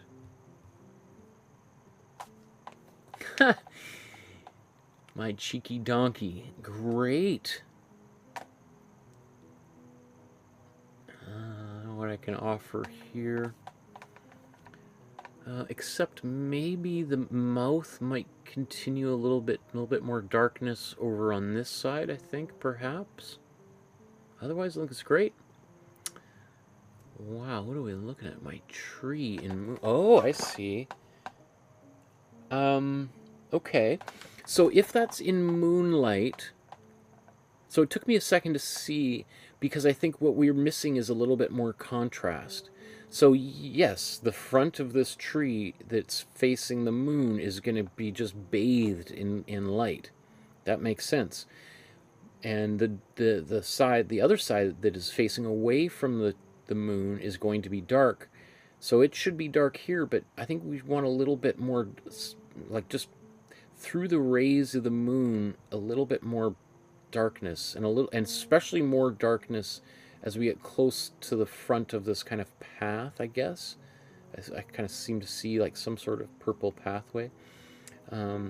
So, yeah. Again, remember, everything that's closest to us should be darker and more saturated. Everything that's further away should be muted and colder. And warm and cool colors, right? That's what we want to be at least aware of. And if you want to throw it all out the window, go right ahead and mix it all up. But just think about what that does to the artworks. Just like Edvard Munch I mentioned earlier. Edvard Munch inverted the warm and cool color relationships to create an anxiety within the viewer that mirrored the panic of the screaming man, right? Because that man is going through this existential crisis. So Edvard Munch very cleverly deployed warm and cool colors in the quote-unquote wrong way to create a discomfort in the viewer. So if you want to ignore warm and cool colors, then fine. Or but just recognize that it's going to play a role. It's going to affect things. This is wild. Great painting. I like that a lot, Beth. I'd say this is, I think, the strongest painting of yours, at least the ones that we've looked at so far. It is like, it's almost a little bit disturbing, though, because it's like, what am I looking at? Like this blue face surrounded by these orange stripes. You know, it kind of looks like, you know, when you paint a face blue, it makes somebody look like cold, and, you know, potentially dead, because we need to be warm enough for our body to operate. So when someone is like blue, right, it's like, same if you're choking, right, you appear to turn blue. And then yet we're surrounded by the orange, which kind of looks like flame. So there's like, I start to create a story in my mind here, like what's happening with this person. That is wild. This is great. I like this a lot too. What is that? Looks like acrylic paint with pastel, I think, like oil pastel or something. That's great. Like this actually, this feels like I could imagine this kind of thing as like the cover of a children's book. And I don't mean that in a negative way. Children's book authors are some of the only people who make money these days in the book industry. And I mean, I read books to my daughter every night, every day, and I go to my way to find, I think there's way more good children's books coming out these days than any other genre. But that, I could see you turning this into a character and doing like, what's her story? Like, she kind of like looks like a rock star or something. Is this like Joan Jett or something that like Joan Jett goes for a walk and comes up with a new song or something. Wow, look at these eyes. Great. That's excellent. Excellent, Beth. Well, I mean, I don't know what to say. I mean, I love these reflections here. We were talking about the difficulty with eyelashes before. And so, you know, it's, you probably want some of these eyelashes to be kind of going left and right, or all going in the same direction.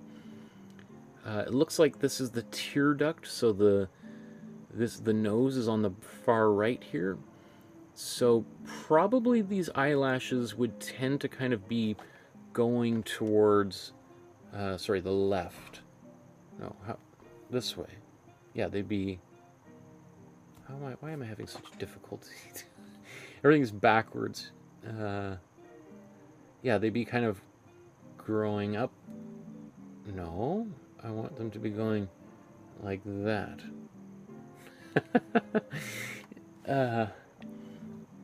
Like, you know, again, if we look at this little sketch that I did here, it's backwards according to your drawing, but generally there might be a few, like if this is your tear duct here, there might be a few that are going in that direction, but they're probably all moving away because it's just the human anatomy. Like if there's rain falling on our face, our bodies are designed to whisk that water outward. It's, you know, it's like a, you know, an eaves trough on a house, right? You don't want that water just going straight down right into in front of the front door and pooling there. You want it to be whisked away down the street into the storm drain. So if that's the tear duct, we want these eyelashes to be pointing that way. Where are we? That way. We want them to be going that way. Great job. More Beth. Wow, great. I love those little lights on the far shore. That's really beautiful. That's great. I like that a lot. That's great. So these are from some online Skillshare course. That's cool. That's great. One thing here is there's everything sort of outlined in black. Unless the light is coming from 360 degrees, the shadows are not going to be going in outward like that. They're going to be coming from one, or the light's going to be coming generally from one or maybe 2, 3 directions, but if that does happen, we're going to have overlapping shadows, which would also be visible. So we probably, like, it sort of looks like the way you've illustrated this. This is where the light is hitting. So in that instance, the light is coming from over our left shoulder as we look at these. So we probably wouldn't see much shadows over here. We would just see them on the right-hand side. So we wouldn't see any shadows here. Shadows would be in behind. Also, this area back here, this is really empty, and I think it just needs something. You know, I talked about earlier when we were looking at the work of like various different group of 7 artists at the beginning of today's episode, and having kind of like striations of color. I think just like almost like I said, like tiger stripes on there to show that those different spaces in the water. Like, I'd probably be more inclined to make this beach stretch out a little bit further, or to put some foam or bubbles or a little crab or something or floating out here. Oh, okay. So there's that. And then there's that. Interesting. So this tree, it feels a little generic. What I would encourage you to do is to go out and look at some trees, take some photographs of some trees, and to try to, because trees are rarely so perfectly symmetrical.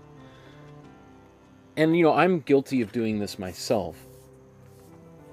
But when I'm drawing very quickly. But, you know, right now we've got a tree that is like that. I think what we want is to try to encourage, you know, some slightly more asymmetrical qualities with this tree. So instead of just that, maybe we've got,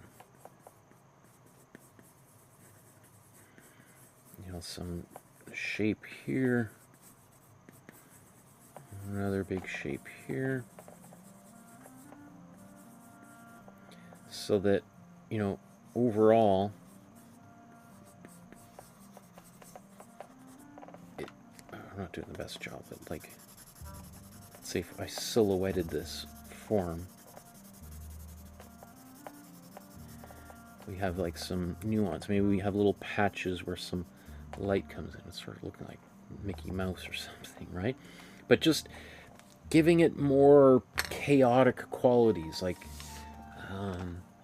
more asymmetrical, building that out a little more. I'm really interested in that tree.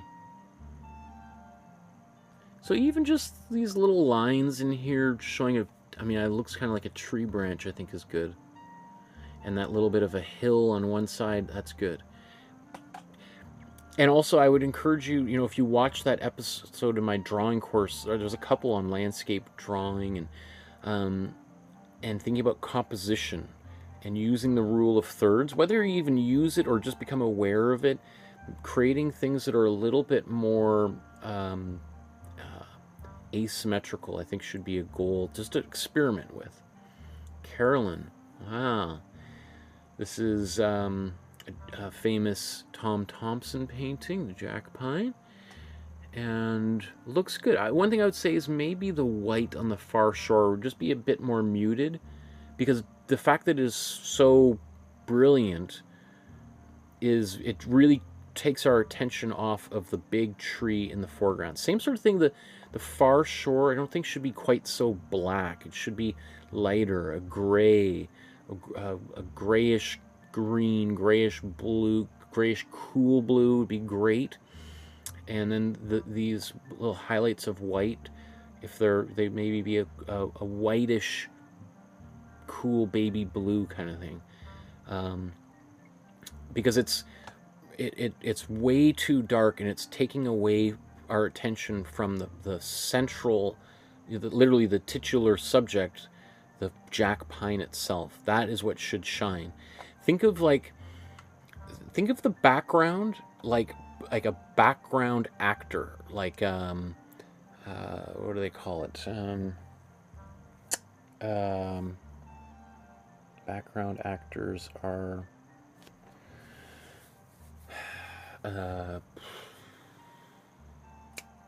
anyway, like the people, when you see a movie and they're walking around New York City and there's people driving buses and riding bicycles, they're all hired actors, but they're there just to create realism for the scene.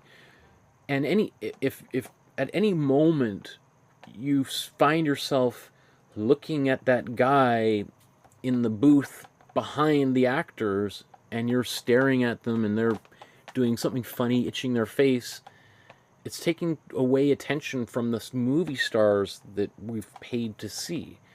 All right, so same sort of thing here. Your background mountains here are jockeying for position here and trying to outmuscle the Jack Pine. So put them in their place. Tell them to go backwards. Tell them to get their gray jackets on, and that you'll go and paint. You're gonna cross this lake here and paint them in a separate painting. Supporting actor. I know what you mean, vintage, but it's not supporting actor, but background actors are. I have a family member who hires people for movies to do that. What on earth? I can't even remember. That's gonna drive me crazy. What is?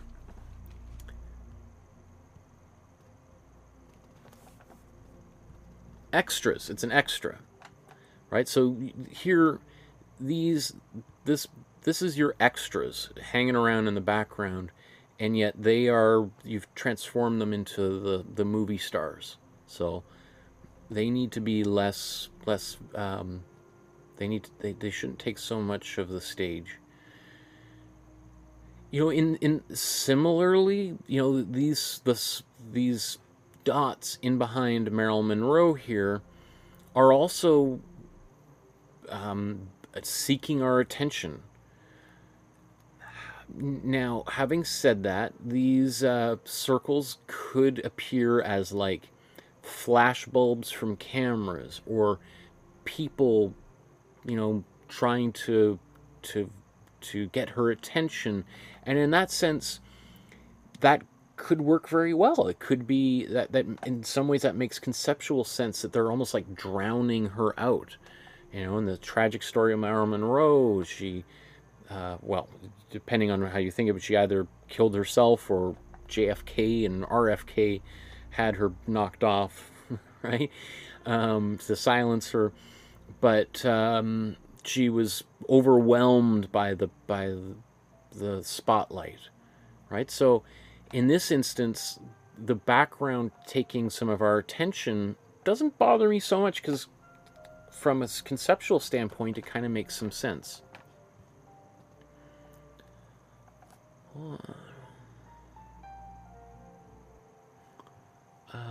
This self-portrait of Johnny Depp was done by the actor?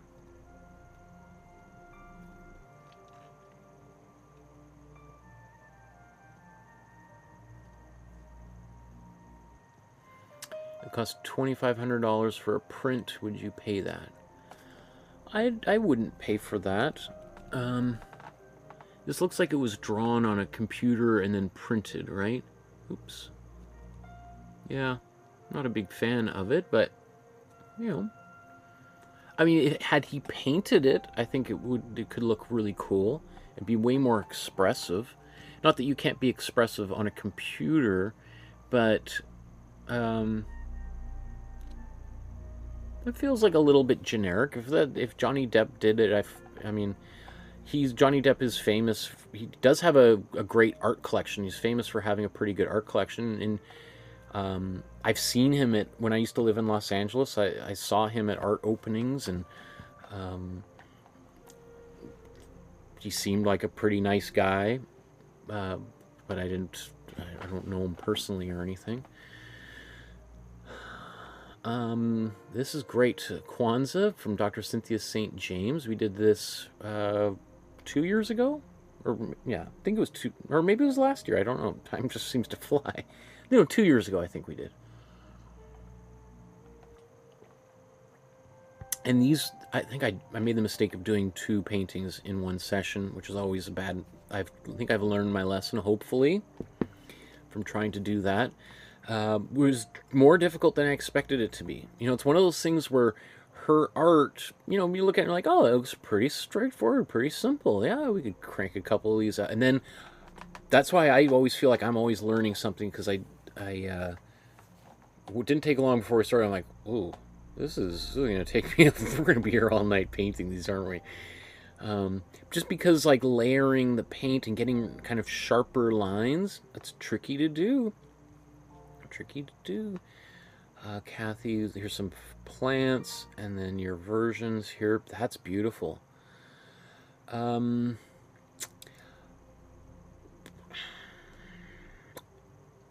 thing I would say, I would have been, so, I mean, I don't know how you prepped this kind of situation. If you, I don't know if you sort of just imagined those leaves, like you're using this as reference, and then you decided, okay, I'm going to take a bowl and I'll put kind of imagine them going in a bowl. If I was to do this, I probably would have just picked these leaves, clipped 1 or 2, and literally put them in a mug or a vase, and then tried drawing and painting them. I know that would, you know, from a gardener standpoint, it's like, how clip my poor plants. But I think there's something here that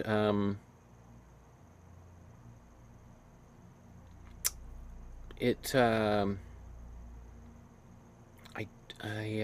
missing shadows. And so it doesn't feel like they're really inhabiting that vase. I think it's also because, like, you know, maybe the leaves are really well done. The vase is also really well done. The pattern you've painted on here, these flowers, that's really beautiful, but it's missing rendering. Like, I think we need to have, like, just one side where it gets a little bit darker, one side's a little bit lighter. The inside of this cup is going to be darker, especially as we descend down into it. Is there going to be a shadow? Would the shadow be, is this a wall? Like, is this plant in a cup, it's up against a wall? Or is this a table? Is it about to fall off a table, or is it against the wall?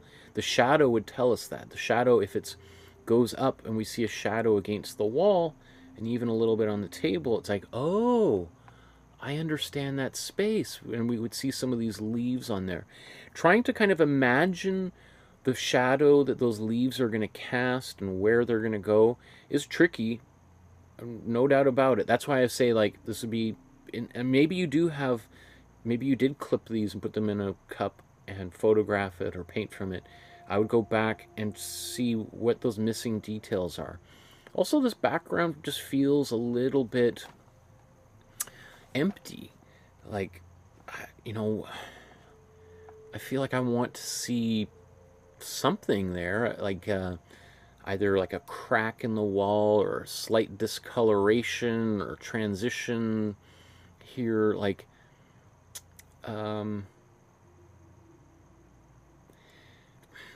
or or we go the opposite direction. Okay, so here's another option. If you listen to that, you're like, ah, I'm not sure about all that. Okay, so the other option is to simplify everything. Okay, so if you like this solid background, one solid color, great, keep it. You like the one solid color for the table, perfect. You don't want to do any rendering on the cup, don't.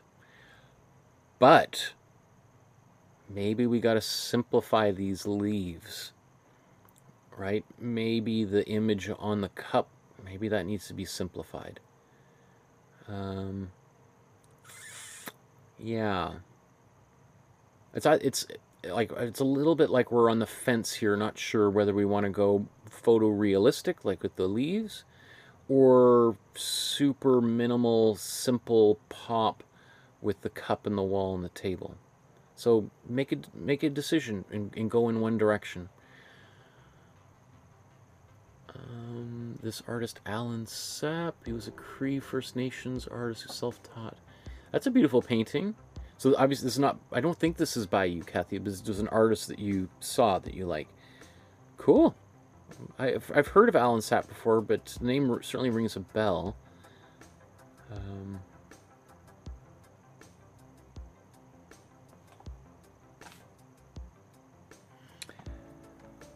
Let's push on here. I like these next few here that you...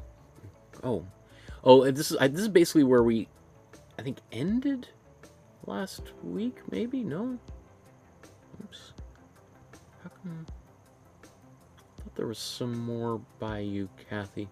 Anyway, this is great. So this, I think, is based on the Anish Kapoor, yeah, where I took fabric and I tore them into pieces and then I dipped them into paint and then slopped them onto the canvas. Oh, it's right here. After all this time, still here. This fella here, let's look at this.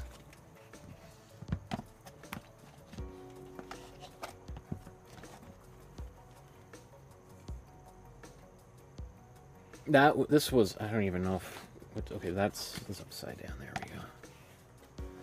And the canvas is kind of warped as it's dried. Oof. There we go, a little bit more flat. This was really fun. This is certainly a unique approach to painting. But I love experimenting with really alternative experimental art techniques because it just reminds me of how many different options there are, all those different strategies. You never know when it's going to come into use. And this is, this is the thing when I'm about to start teaching. My university classes are about to start up again in just 3 weeks. And often I have a lot of students that come into... I'll put that away later.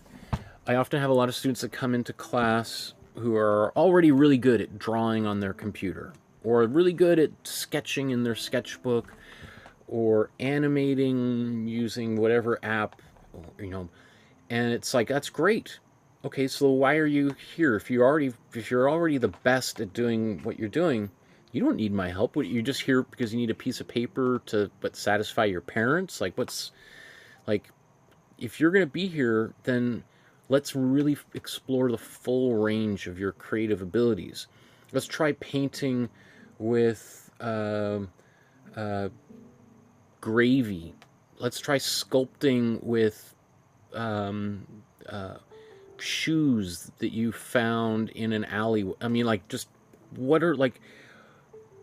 try doing something totally outside of the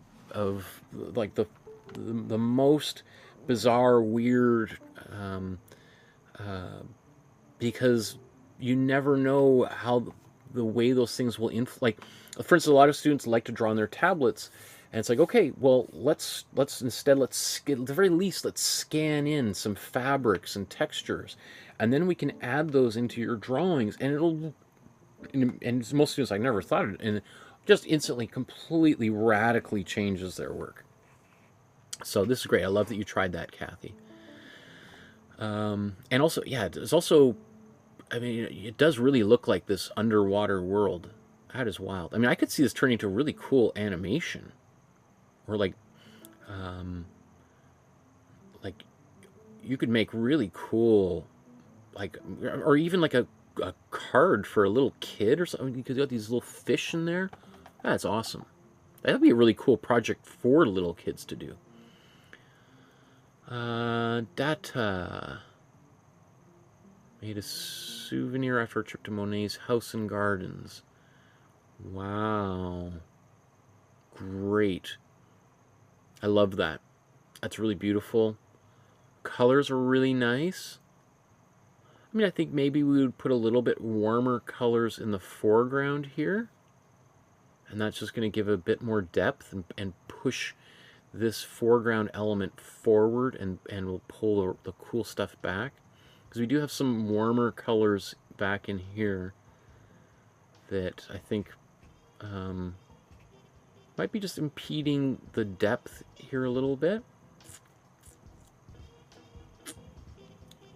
I love this here. I wanted to do a watercolor honoring Gordon Lightfoot by having the shoreline and reflection the shape of a guitar. That's awesome.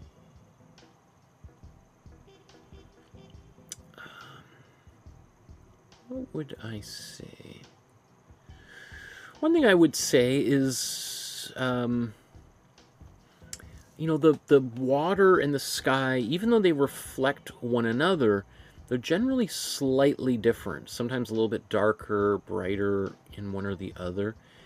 And they're also not going to reflect exactly the sky in the same way. Often there's distortions, or parts of it aren't as visible.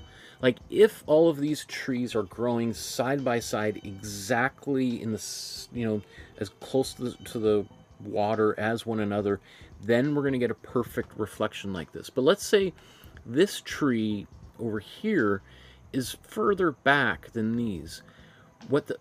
And yet they might be creating a nice perfect kind of semicircle from here, but in the water that other tree would be a little bit shorter, right? And yes, I know that this is a stylized image and done for a specific purpose, but I actually think that maybe a little bit more of an attempt at realism would make that guitar just maybe either a little bit more subtle, but then, so then let's say it just looks like, you know, you might just look at it like, oh, that's kind of a cool landscape, but then you title it Tribute to Gordon Lightfoot. Somebody's like, well, that's weird. Why do I... And then you say something like, well, let me take that drawing. I'll turn it up on its side. Like that. And you're like, oh, it's a guitar. Mind blown. Right? So, you just ask yourself, like, how subtle does it need to be? Can it be more subtle, or does it need to be more obvious?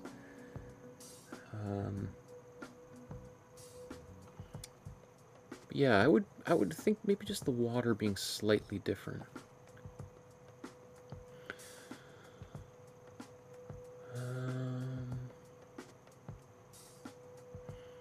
Randy says, thanks for looking at my pictures. I've been watching your YouTube videos on and off, or I've been watching YouTube videos on and off for 10 years. For drawings, I'm not progressing that well necessarily. Thank you again.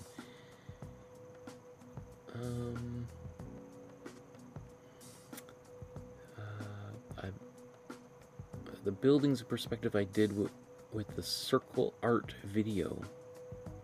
I'm not sure which one that is, but if it seems to have worked really well, so continue watching those videos and continue drawing along, Randy. Thank you for tuning in and watching. It was great talking about your work. Awesome. Keep on going. I'd love to see more because you're getting better. Each one of those drawings got better and better and better as we went. So here's Deborah's paintings. These are great. I like this sort of very, like almost like a wash in the background, and then so it gives it sort of a little bit of an out of focus quality, and then the flowers in the foreground are in focus.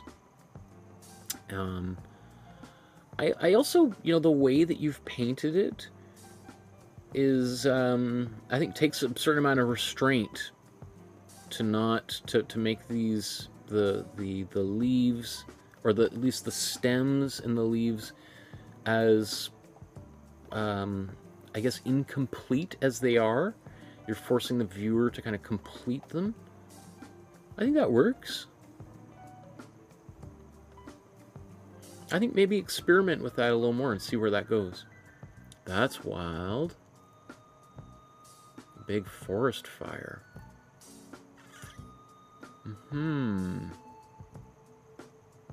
That's great. This also reminds me a lot of like Japanese, or well, Japanese and Chinese landscape imagery,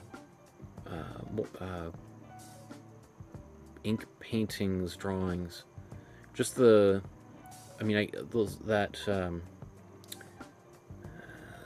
stains where the water kind of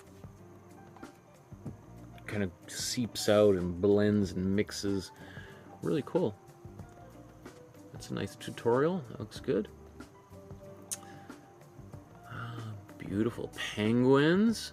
I think I got about 40 images to go here, so I think we'll probably be wrapping up in about 20-30 minutes here, just to I'm working on a Monet. Made an anniversary painting for Richard.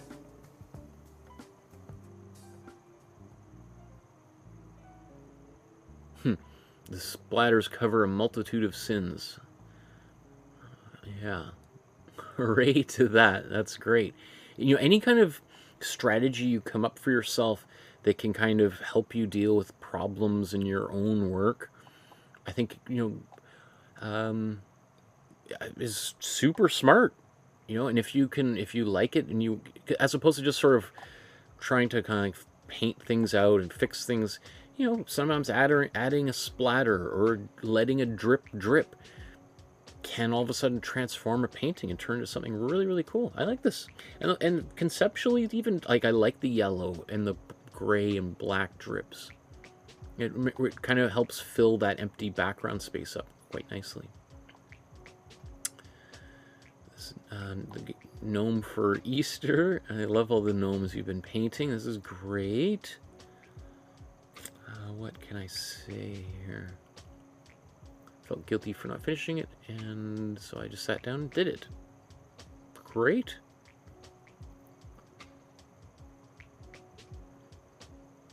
And here's a tutorial about how to paint Monet's footbridge. Cool.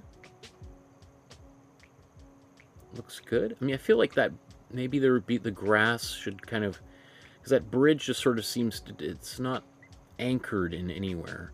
And I feel like we would see a reflection of that bridge somewhere, right? So I feel like it might be missing just a few little elements here. I do like because we see these sort of reflections. I'm assuming those are reflections in the water. So,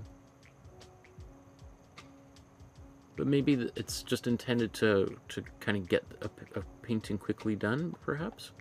That's beautiful, and I like that a lot, Deborah. That's really nice. I could see this. This could look like a really cool, like, wrapping paper. Imagine you made your own wrapping paper for Christmas this year, and you just took like really big pieces of paper and you just really quickly painted these things. Maybe it's a gift for Richard, right? And he opens it and he's like, "Ah, you made a beautiful painting and you turned it into wrapping paper. Are you kidding me? I gotta be so careful. I'm gonna unfold it and tape it and flatten it out." That would be cool for a gift for somebody. That'd be awesome. Okay, there's a few things I want to skip here. We'll come back to. Gail, awesome. Look at this big painting you did. The Mighty-itis. The Mighty-itis for your living room wall. Wow.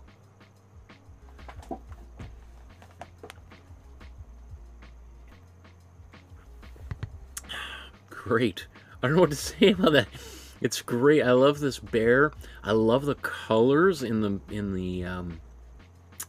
landscape and behind the bear. You know, very kind of dramatic composition. By putting the bear off to the side, it activates that landscape. Like if the bear was right in the middle, first of all, it would sort of kill the space toward kind of behind the bear. So I'm glad you moved it off to the side.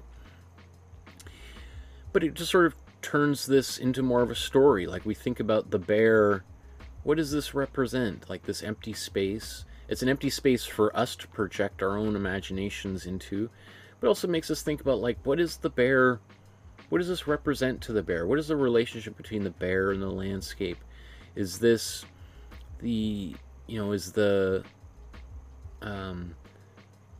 the land that the bear, you know, like lords over? Is it the, you know, like the lion's jungle kind of thing? This is the bear's mountains. Or is there a different story? This is, you know, maybe are these tears, this bear's crying for the land that is lost to industry or something, you know, like, I don't know. But I always just think, like, whenever I will, again, human beings will find stories in anything. And so I think it's fun to look at artworks and to kind of come up with stories in the same way, you know, like if you're go for lunch with a friend and you're sitting on a patio somewhere and you're just people watching and you see someone walking by and you're like, what do you think that guy's story is?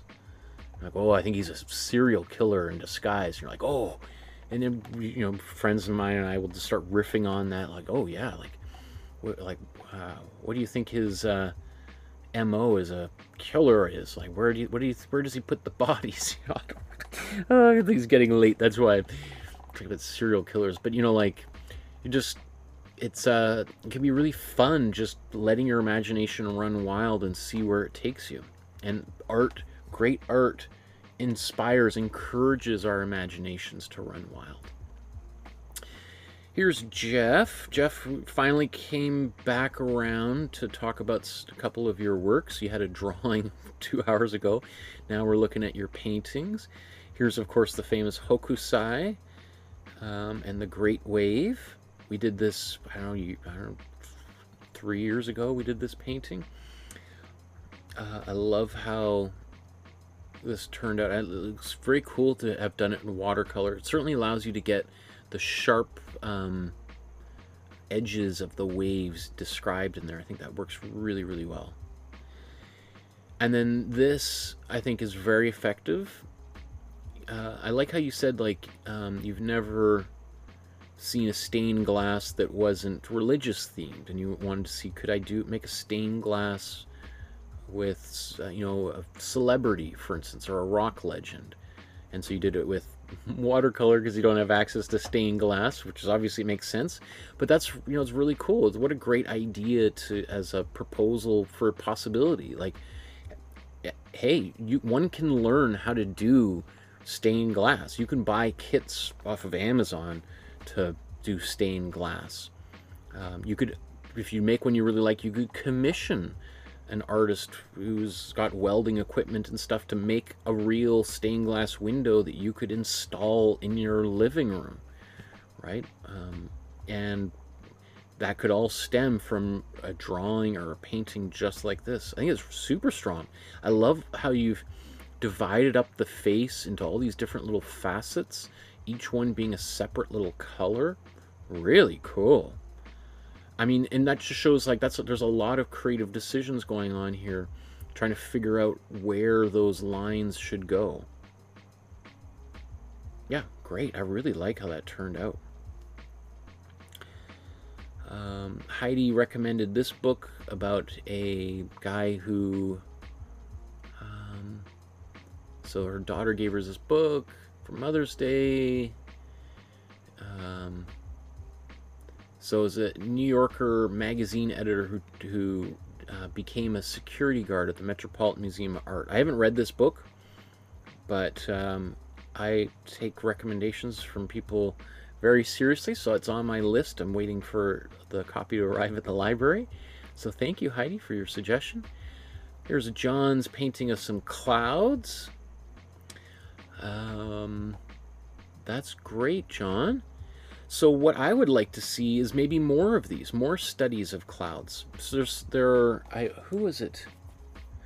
Oh, for the great British artist John Constable, I was hoping to do at least one or two cloud studies. He did a whole bunch of these, and it's on my list because I've already done all the prep work for it, but just wasn't able to do it on his birthday, so it's kind of went to the back of the list.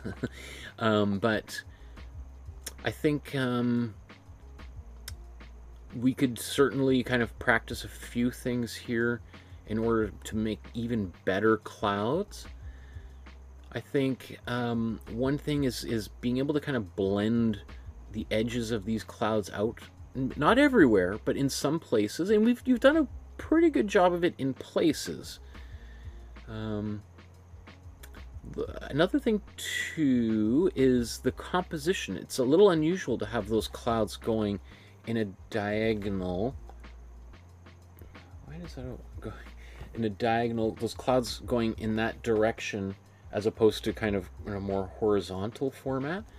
It doesn't mean you can't do it. It just means it is a little bit more unusual. What I would say though is the clouds might do that, but the sky, you see how we have these lines in the sky kind of also mirroring the clouds?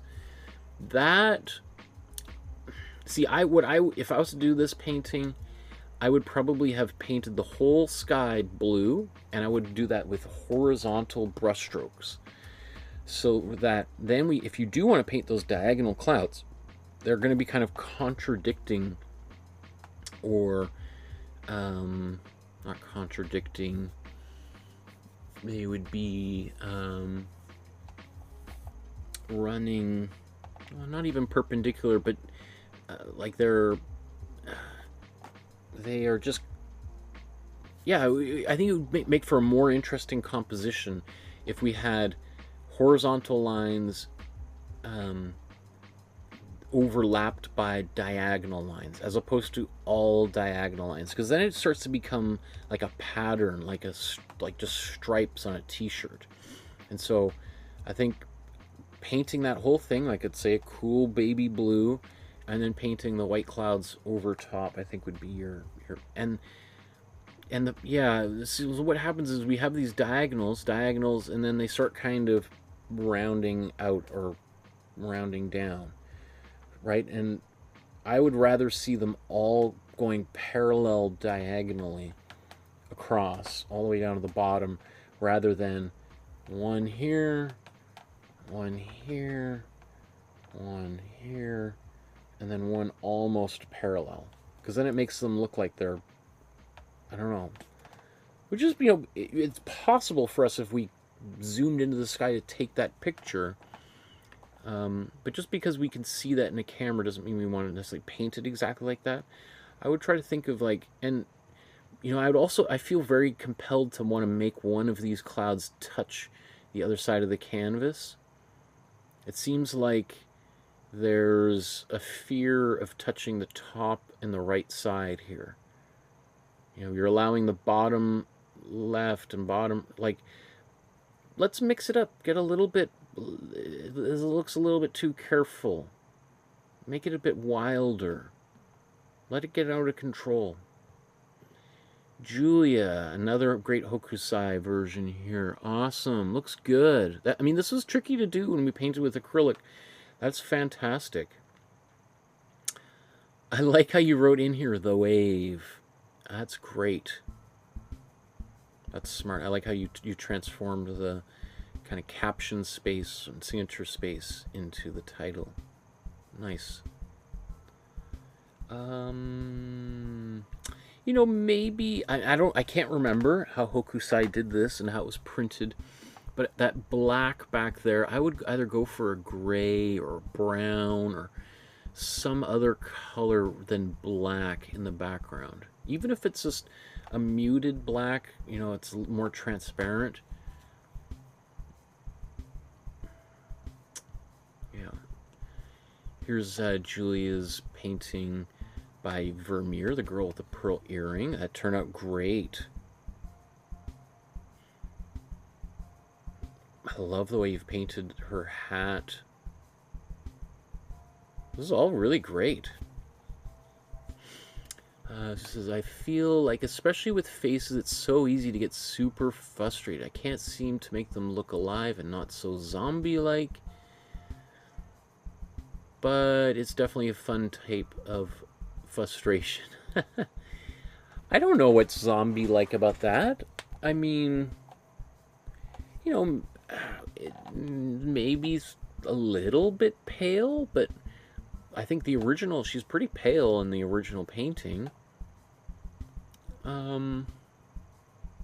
You know, if you feel like she's too pale, we could add a little bit of like a glaze of slightly warmer colors back into her face to flesh her cheeks a bit more. But I don't really know if that's such a problem. I mean, maybe we would see a little bit darker values around her nose. I feel like around here in the original it's a bit darker because her basically the back of her neck disappears into shadow, right? Same thing with her back of her shirt. I'm always inclined to paint those anyway, and then to darken them significantly, even if it gets almost indistinguishable from the background, but there is something there. That I think is really important. Just because something is bathed in shadows doesn't mean that the body disappears. It should still be there, especially if there's a little bit of texture there. Oh, it's so satisfying as a viewer to see that like, let's say the back of her shirt is there. It's just really, really, really subtle. And that's one thing you'd see, like if you go see, you know, some of those great paintings by the great artists from the past, you know, they'll look different in person than they do in a photograph. Because in a photograph, maybe it just blends together and does look like one big black area. But you see them in person, and you have to remember that paintings back in the day were like one of the only forms of entertainment. And it wasn't just like walking through a museum and you're looking at things really quickly. You might stand and look at that painting for 20 minutes. Or you might have it in your house and you're just, every day after work, you're looking at it. And it should reveal stuff, especially as your eyes adjust to the shadows. Things start coming out of the shadows. That's what's so cool. Like, if you go to, like, the Uffizi Gallery in Florence, where they have a lot of the famous Botticelli paintings. You know, these are, like, the Primavera, the, you know, big painting of... Is it La Primavera where the woman is coming out of the oyster shell, or is that the where they're dancing? Anyway, either one, they're giant paintings. They're like the width of a bus, and if you see them on location in the museum is quite dark. You feel like they should turn some lights on in here, but the idea is it's all lit mostly with natural light. And you look at the guidebook, the photo, you know, has photos and they're all very bright and you can see all the details, and then you look at it and they're like, wow, this is so dark. What? But the point is you're supposed to sit there and look at the painting like you're watching a movie. And that different, maybe the parts that are brightest are like the beginning of the movie. The parts that are really dark are like the climax of the movie. That's like an hour into the movie. So as you look at the painting and you start looking around, more things start to reveal themselves, like things later on in a movie reveal themselves. It's really ingenious, really, really smart way of making a painting. But I don't think, you know, because we're so obsessed with instant gratification these days, we don't think about, I think we think we should look at a painting, get it all in 30 seconds, and then move on, because just check it off our list of things to see. But that's not how that's not the function of paintings had for, I don't know, 20,000 years, right?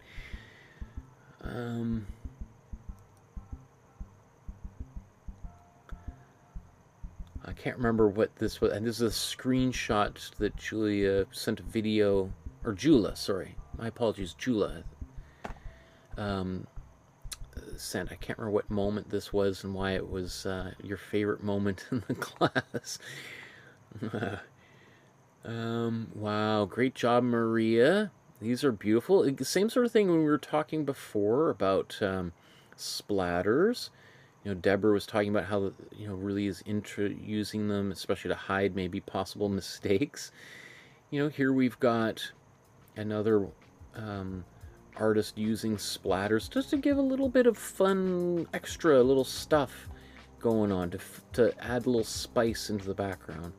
That's also beautiful, using the very subtle brushstrokes here for these leaves, kind of like fading in the background. That's really nice, because instead of just being one flower or two flowers here surrounded by this empty space, this starts to suggest that this is part of a larger garden or something. Great too. Although, you know, I feel like I like the subtlety of the splatters in this one. I prefer it, I think, to this, where the splatters are a little bit bigger and a little more all over the place. Not a big deal. Just personal preference. I'm sure somebody else sitting there like, no, they are exactly the opposite. Vintage Vanity says Botticelli's Birth of Venus. That's it. The Birth of Venus is the woman emerging from the shell. La Primavera is the same, is the kind of complementary piece to that. Both very iconic pictures you probably would recognize if you saw them. Mariana says, here's some rocks I had from last summer vacation. I was thinking of leaving them on the beach and I decided to paint them. That's great.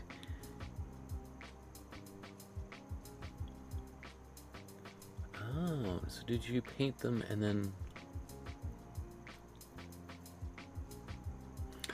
Oh, you're thinking if I leave them on the beach, will they pollute the beach? What do you think? Well, I mean, I suppose it's possible that as they soak on the beach, that the acrylic will come off, and acrylic is plastic, and then you got these microplastics. I mean, do they have to be in the water, or can you just toss them on the beach?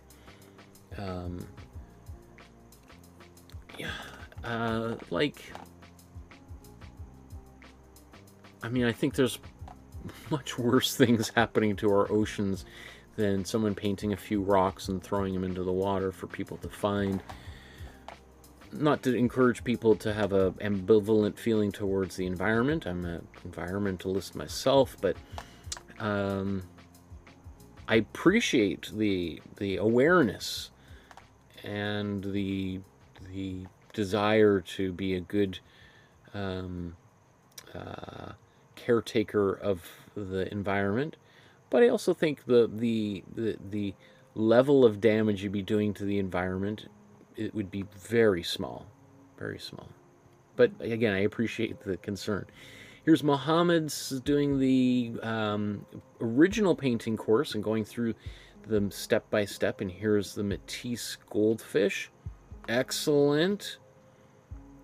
Really good. Wow, that is awesome. Suzanne Valadon's bouquet and cat. These feel like from a time long gone. Like these, I did kind of right at the beginning of COVID. I mean, this feels like it. You know, that was like when I was just starting these live streams. Muhammad says, Hilma Af Klimt, so far I hate all my paintings, but these two are something else. I chose to make them on 20 by 20 canvases. Well, I think you've been doing a great job, Muhammad.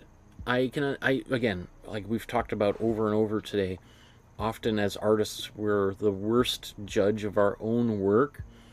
I think these look great. What you're doing is fantastic. Look at these. Are you kidding me? You're doing great work, Muhammad. These are beautiful. I mean, are they the best thing you're ever going to paint? No, because you're going to get better. You're getting better painting by painting by painting. So have faith that you're getting better, because you are. I can see it. So, I mean, it's certainly also something to celebrate when you do something that you do like. Take a moment to acknowledge, be like, yeah, just like you did here. Like, yeah, these I don't know, I haven't liked anything, but now I'm starting to see it. You can also see, this is where I really introduced the concept of the imprimatura into our classes, by beginning a painting with some different colors rather than just paint directly onto white. And it has a really dramatic effect. It really transforms colors. It gives things just a unique quality that is literally impossible to achieve any other way. So I think the more and more you progress, the more you learn, the more skills and options it's going to give you, and the more fun you're going to have, because the more confidence you're going to have to paint what exists in your mind and in your heart, right? Great job. Yeah, keep all of your work. It's going to make for good reflection, you know, in a few months, few years, to look back at those and be like, wow, look where I did. Look, I can't even identify with the person that made this, you know. Especially the ones you don't like. Those are important to keep around too, because sometimes you might change your mind. You might turn out to really like them at some point. You never know. But also, especially those ones you don't like, later on, you'll be able to compare, like, wow, woof, I'm glad I kept this, because this reminds me of like how far I truly have come. Novels Hiri Chaudhry. I take your YouTube drawing courses daily. I improved my drawing much. Great. I also noticed, I think you've been writing some texts and like calligraphy and sending those to me. And I don't know what language they are, and I can't read them. So yeah, I think I sent you an Instagram saying, can you tell me a little bit more about these things that you're creating, because I don't know what they are. But here we've got one of your paintings here. This looks great. I'm curious how that fits in with the texts that you sent me. Does this have a relationship to those texts? Are they illustrating poetry? Or one thing I would say about here is we have these two arms, and they kind of blend into one hand here. So there's two options here. One is to do a little bit of outlining, kind of like how you outlined the nose and the eye and the lips. So you could outline the two sets of hands. Or another option would be to paint the hand, the further hand, the hand that this, you know, I suppose like the right hand, right? It would be to paint that hand, that right hand. Let's do this.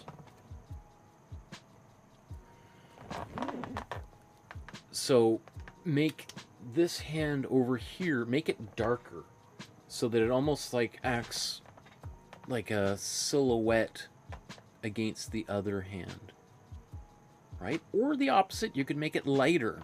Often our palm of our hand is actually lighter, so maybe make this whole hand lighter and then darken the hand closest to us. I think there's a few different ways to go there.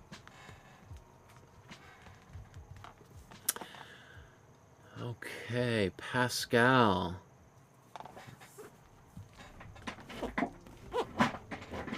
Come on. This chair, there we go. Okay, what are we looking at, Pastel? A study of a study corner. And originally I want to do studying it as drawing.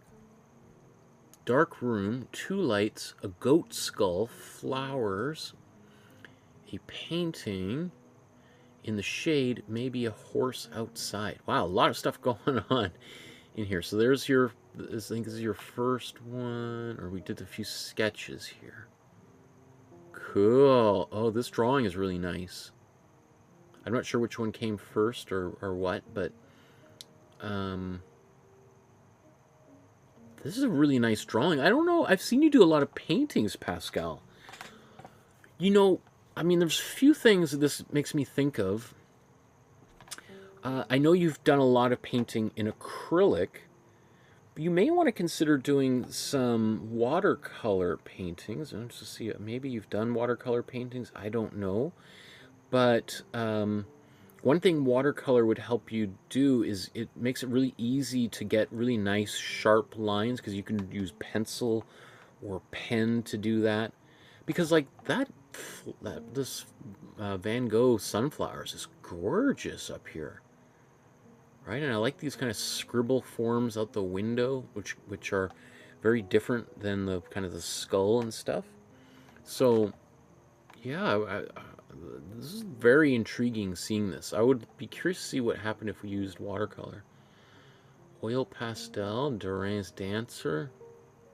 That turned out cool. Pastel could be a really fun thing for you to play with as well. I love seeing you playing with pencils, pastels, acrylic, oil paint. You've used a lot of different materials, and the more and more you do, the better you might find yourself at one or two of those particular mediums. Or it makes you aware, if you get really good at all of them, then you use different mediums to communicate different things for different kinds of imagery. So you got some wedding stuff here. Let's kind of go back to, this is a wedding painting, and then here's, I think that's a finished. It's wild because it looks like you painted pink under here, but I can't see that pink anymore. Totally gone, which is fine. Although it's kind of, I kind of like that pink just like that, though. I gotta say, that works too. Like the sky, you got a little bit of a Van Gogh Starry Night thing going on there, and this big kind of tree in the front. I kind of like the pink one though. I like it because it's just very simple, straightforward. It does make me think, like, what would, if there is a little bit empty on the right, maybe you can see why you put that cypress tree there, but I also don't mind it like that. I could also think it could be really nice just to, what if you painted these two figures on a pink background, but you just get rid of the balcony and the grass, and you make it just very, very simple, right? Just take things out, strip it down to the most basic elements, and see where that goes.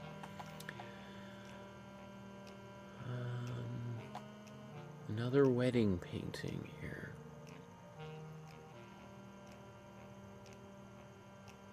So I don't know if your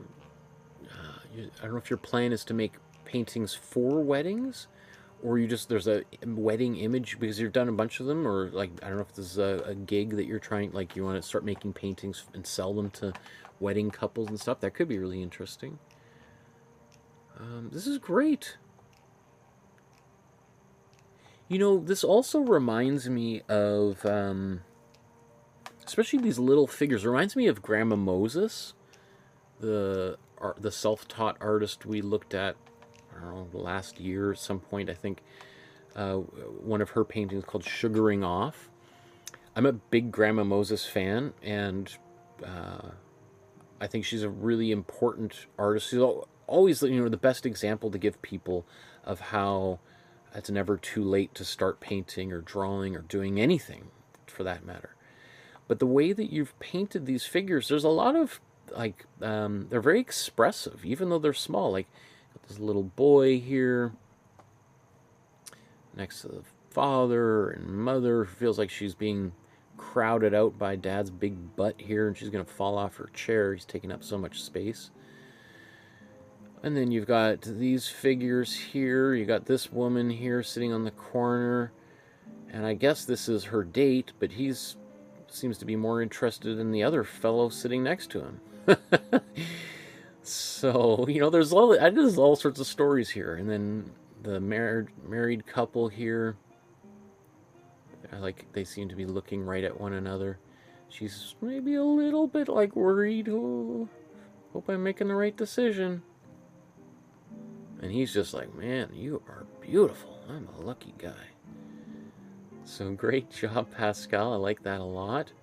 I'll just go back up to your other marriage painting here. That's pretty wild. So it's interesting. Clearly she's standing in front of him. And then he's sort of, because he's obviously his head is just a little bit, not quite half the size, a little bit bigger than half the size of her head. So he's further away, he's smaller. So, you know, again, the stories that come to mind are like, what does that mean? Like, are we saying something about their relative importance to one another, or within the family unit? Or, you know, it's her day and he's just here to support. You know, it's all, you know, everybody knows on a wedding it's all about the bride. Groom is kind of interchangeable, but everyone's looking at the bride. I really like the colors and the pattern you use for the background. It's really nice. I feel like the groom,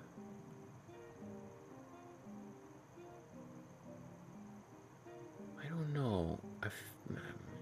Maybe he should be darker or have some of this cool, maybe warm blue.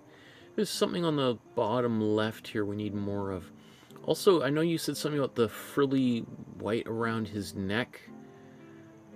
My instinct would be to kind of complete his chin here and then put that frilly stuff. Maybe it ends up covering his bow tie, but I think you'd want to do something there.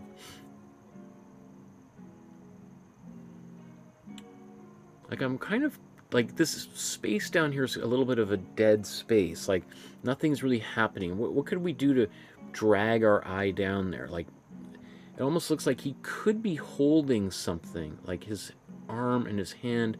Maybe it's the wedding ring. Maybe there's, you know, like a little box. There's a little ring inside that's glowing. That could look really cool.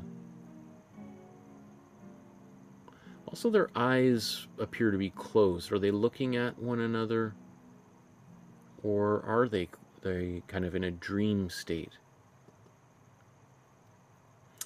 Pascal sent a video kind of panning around his living room apartment, showing all of the paintings that he's done recently. Some of them were ones that we've done in class, and some of them are just things that he's explored on his own, and it's just awesome to see. Look at all this work.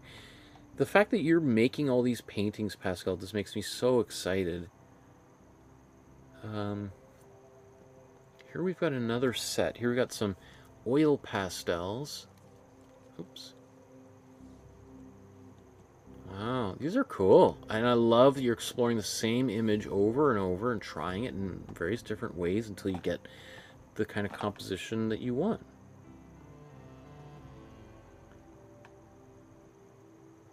Sky Above Clouds by George O'Keeffe.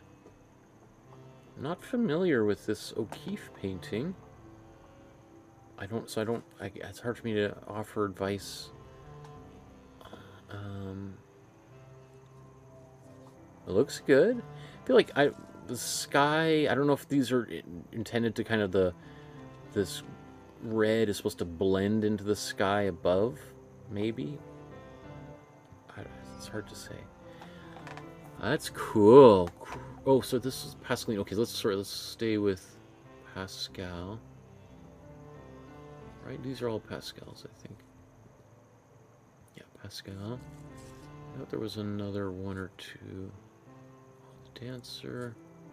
Oh, that's all Pascals. Wow. Okay, I think we've got maybe 15 paintings remaining here, so we're at the home stretch. So here's Pascaline's painting of Heinz beans and eggs, or beans beans and tomato sauce. That's great. Very Warholian.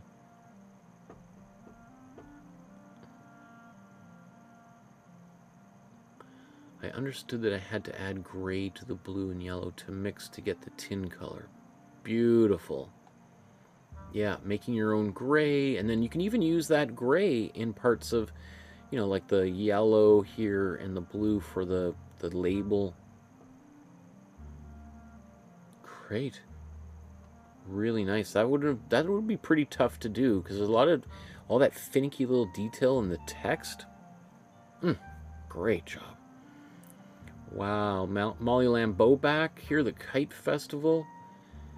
Again, I really like this painting. It was a really fun, and I love how you've done a few. I don't remember there being like a Grover and this looks like almost like a, is it a witch on a broom, or I feel like they were all very simple kind of windsock like kites, but you've added your own little flair to that.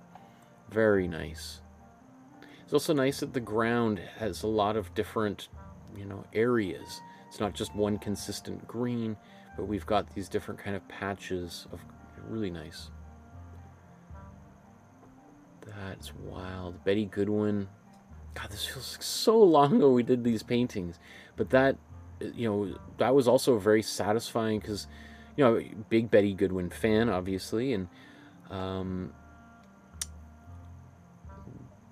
yeah, it's a very striking picture that reminds me a lot. We did a Rembrandt self-portrait. I think it was self-portrait, where he also painted himself, because as Betty Goodwin self-portrait here, both of them with dramatic shadows on their face.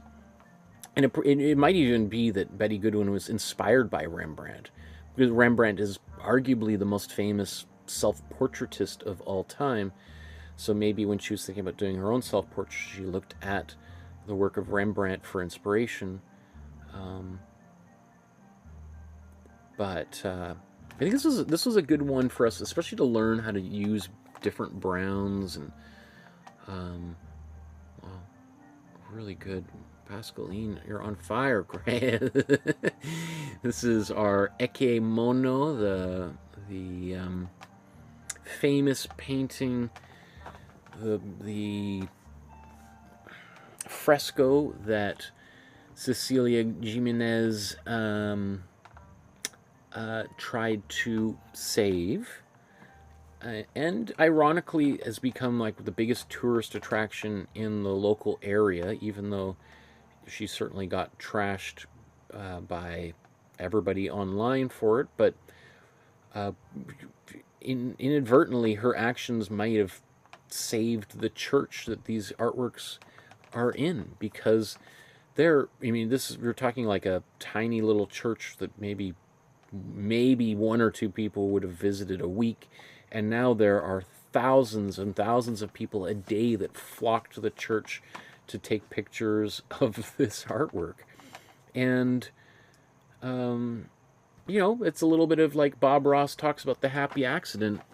You know, it's certainly not what she intended to do, but she intended to kind of quote unquote fix this painting, which had horribly deteriorated, and in a way to save the church, preserve the history of the church. And now that church is probably, you know, no longer in danger of being torn down and destroyed, which just happens to a lot of churches these days.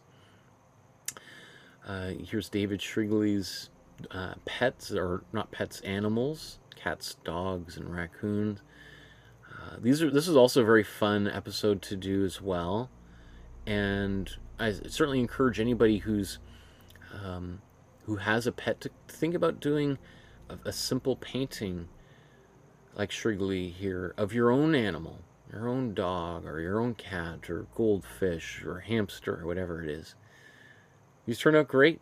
Well done, Pascaline. That's great. The Vigée Lebrun. Wow, really nice. That turned out really great. This was a trickier painting to do, But that is super successful. The hair is fantastic. It almost looks like you're using the back of your brush to do a little bit of scraping of paint, and so, I mean, excellent. Could you believe you're capable of doing something like that? That's amazing. Here again, there's our Anish Kapoor. Wow. Excellent. It looks like you used a very similar method to myself, and no surprise, got a very similar result. Like, let's just bring this back up here.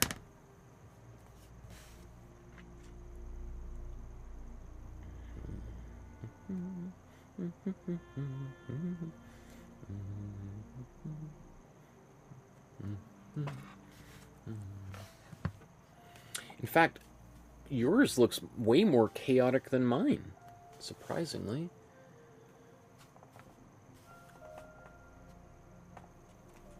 I like the, yours feels more out of control than mine.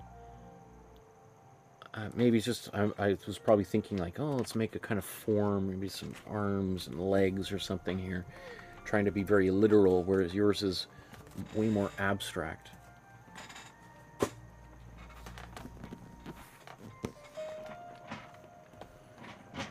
Oliver Giroux painting. He asked me to post it here, as he knows there'll be a feedback episode coming up. Wow. So let's zoom in here. How on earth did you... This almost looks like pastel.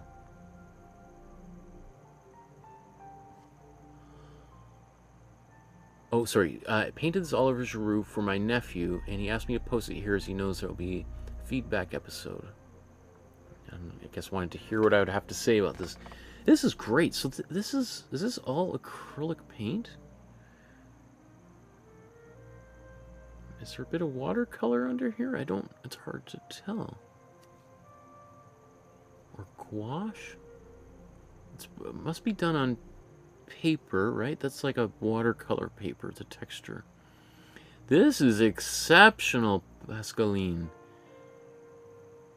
Wow, I mean, even the background here, these blurry shapes of people in the stands, works really well.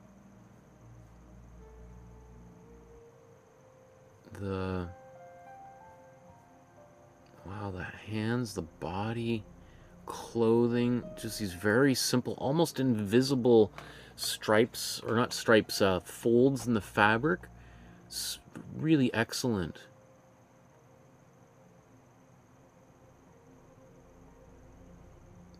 I mean, I don't know what to say.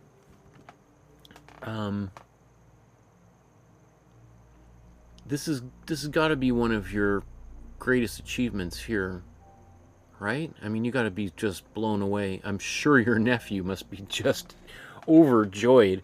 I mean, if I had an aunt who made a painting like this of, I'm assuming probably he's a soccer fan, or football fan, I should say.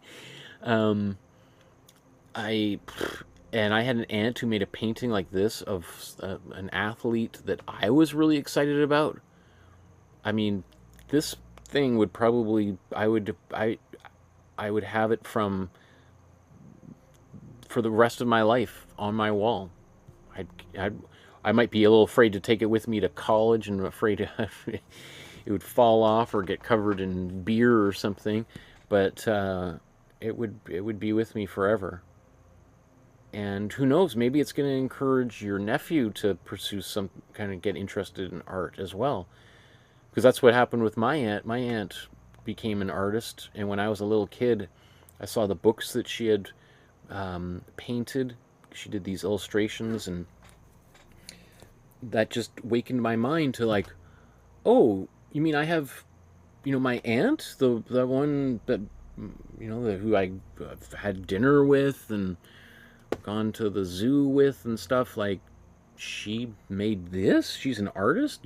I mean, that's possible? It's not just some fantastical, imaginary, historical figure that I'll never meet, but a real human being, and their flesh and blood, like, bing, light bulb goes off, like, this is an option. It's not just you know, a rarefied thing for only certain lucky people. So that's going to be a great way of inspiring that next generation. Pascaline says, so it says Nicole Asimov. I love this. I like how you use the colors for the bottom. If I recall, the colors down here were more similar to the colors in the background. Maybe they're kind of like warm blue browns and stuff. But this pinks and purples and yellows, wild.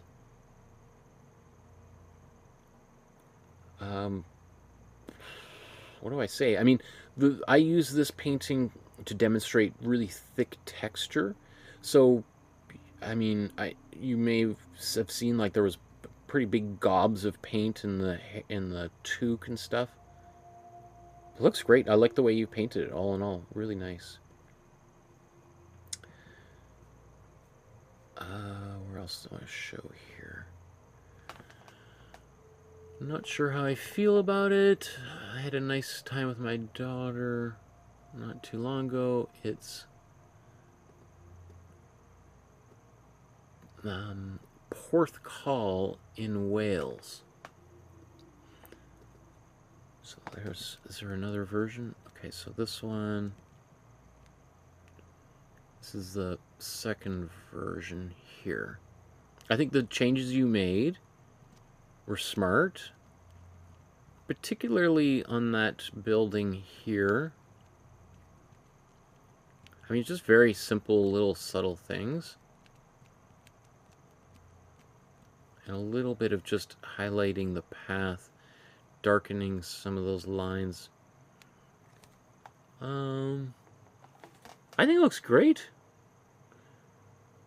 I suppose, you know, this pathway kind of curves around and maybe comes up, and or maybe that's a little bridge. I think I would just, you know, define this, just this little line kind of just disappearing behind there. Other than that, I mean, I think it's, I mean, or you don't even need to do anything. I'm just, I like it like this. I think, I suppose, you know, in the sky, there's this kind of top, really the quarter or even third of this painting. Like we've got a third down the bottom, got a third, which is like the foreground. Third is the clouds, and then the top is almost entirely empty. So we've got this big empty space here. So my inclination would be to have more clouds up there, or just a couple little stragglers, kind of a few lines there. Maybe some birds flying there.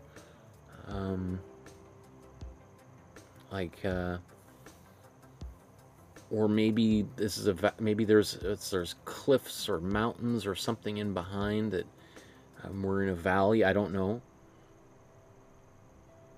Or words, or an airplane pulling a banner. You know, all sorts of things could take place here. But I think it's good. I just feel there's a little bit of empty, unused space here. And so probably, you know, if I was to do, there's two options here. If you really felt like you wanted to keep that sky empty, I would have probably moved the whole landscape up and focused more on the ground. And like, are there any signs here anywhere kind of saying where we are, or 2 kilometers ahead to the next glass of wine or something? Pascaline's Lauren Harris here. Wow. I mean, this kind of splattery paint on there takes it to a different place. Looks like you're having some fun, or maybe you just got frustrated and kind of started to get silly with it. Yeah, it looks good. I mean, I actually really like these very vibrant colors here. Here's another artist you recommended. I'm not familiar with them, but I like this. Is kind of nice. It does look like, I would suspect that's, well, maybe it is painted. It does look like it was drawn on like an iPad or something. I read that it's acrylic. Yeah, I'm not familiar with this artist. Here's some of your Warhols, your kind of all your paintings together. We talked, I think, did we talk about this last week, the Franz Marc painting?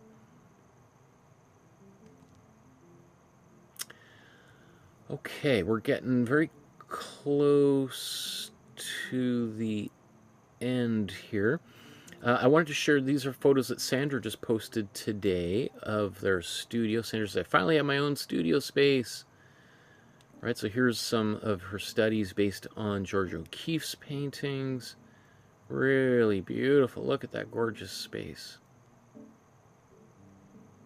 And then all of your paintings that we've done in class together in a milk crate like that. That's a great solution. I wonder what kind of bags you're using here. If these are like comic book collector bags or what.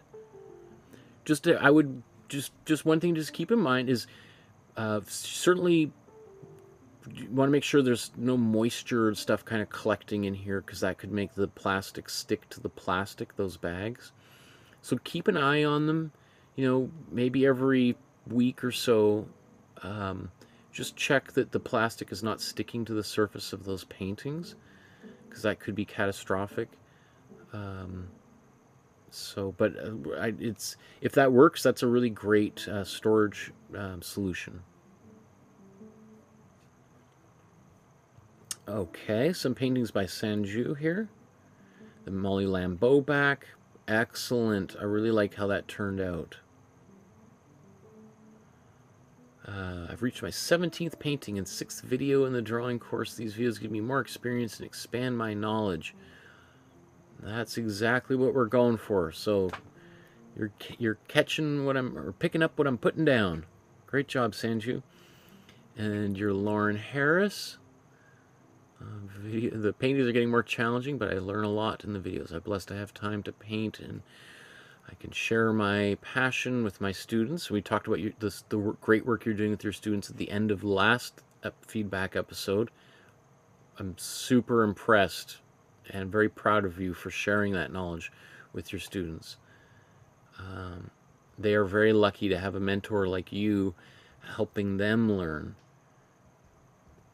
Right? So it's passing it down the line to the next generation is really, really important.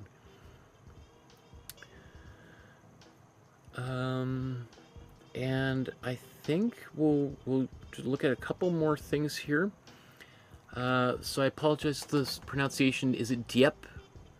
Says, here's my painting of my device's wallpaper. Also the first one without Michael's tutorials. It turns out good enough. Thanks to his thorough lessons. Awesome. That's great. I think it's very funny that you made a painting based on the wallpaper of your computer or tablet or whatever it is. It just goes to show that there's inspiration all around us. There's always things that we can use to make paintings. You don't have to wait around for me to get around to do a painting or an episode on your favorite painting or image. Go do it yourself. Take a picture of it. Join the Facebook group. Upload to the Facebook group. Yeah, that's really nice. I think you did a great job here. I mean, I'm not familiar with this wallpaper, but it looks cool. You know, again, just thinking about different things we've been talking about. As we recede, or as things recede into the background, they should get lighter, more white, more gray, cooler colors, and then the warmer colors in the foreground.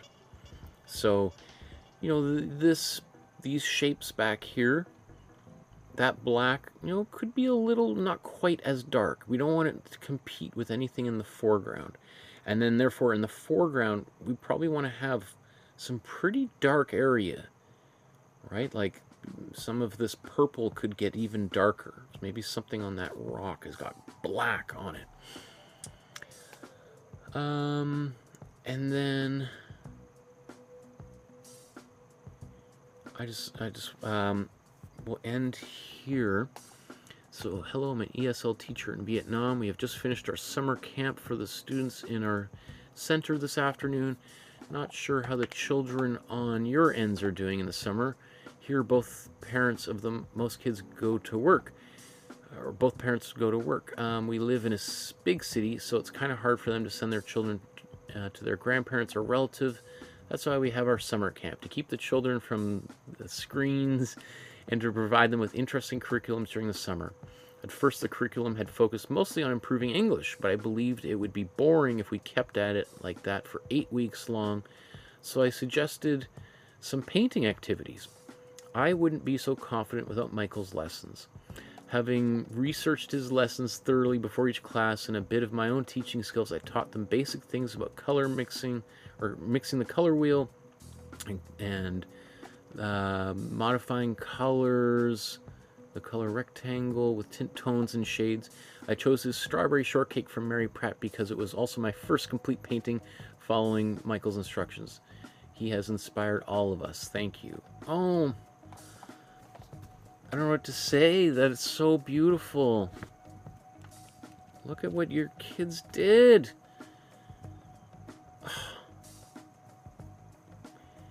I mean, I have so many feelings and thoughts here. I mean, first of all, I love that. I think one of Canada's great artists, Mary Pratt, that you're sharing her work with students in Vietnam on the other side of the planet. Like, she's no longer with us to see this, but she would be so happy to see like the smiles on these kids' faces, that how her work inspired me, and then inspired me to share this work with you, Dieppe, and then how you made a version of this painting yourself, and then now you're teaching children how to paint from her work. I mean, that is just, it's just endlessly beautiful. This the cycle of inspiration, and you're sharing your passion for art with these kids. Who's to say what these kids do with the knowledge that they have, right? We could be looking at like a whole room full of future great artists like Mary Pratt here.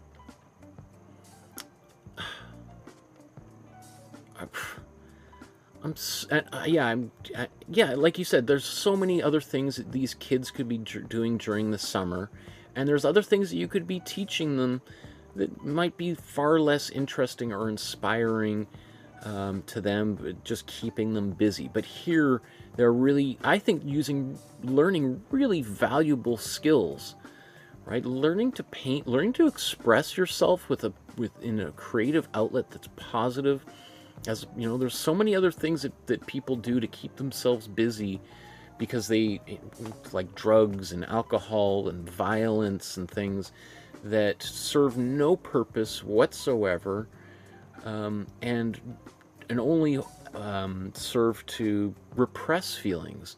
Whereas here, these students have a positive outlet for their emotions now, and that there's only positive things that come out of that, and those little ripples move throughout their families, throughout their communities, throughout cities and villages and countries.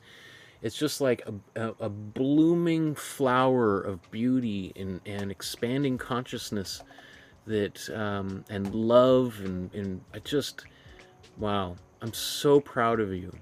Great job. And just like Sanju showed us last week, seeing people do this kind of stuff, first of all, it shows you don't have to be a great artist with a long, or someone who has a lot of experience painting in order to be able to share your passion with art with other adults or children or seniors, whoever it is. It all has to start somewhere. I learned to paint just like everybody else. So, wow. I don't know what to say. I do want to just a quick reminder to people to consider liking, subscribing to the channel,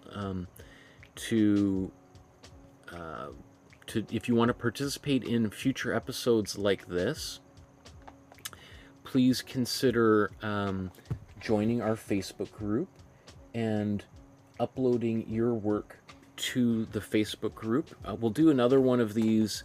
It'll probably be about a month and a half from now, so give you some opportunity to go back and watch some of the previous episodes, to do the drawing course, to do the painting course, and share our progress, or share your progress with us on the Facebook group.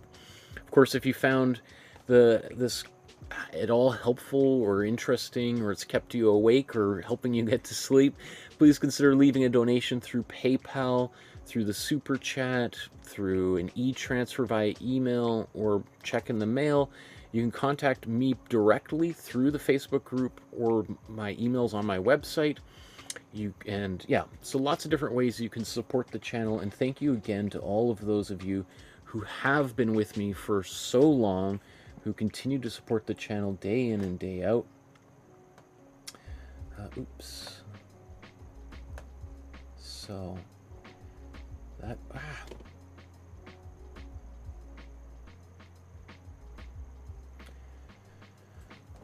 Okay, everybody, enjoy the rest of your evening. That was 6 hours of taking a look at your work, celebrating it, and I never want this to end. I want to keep on growing our community.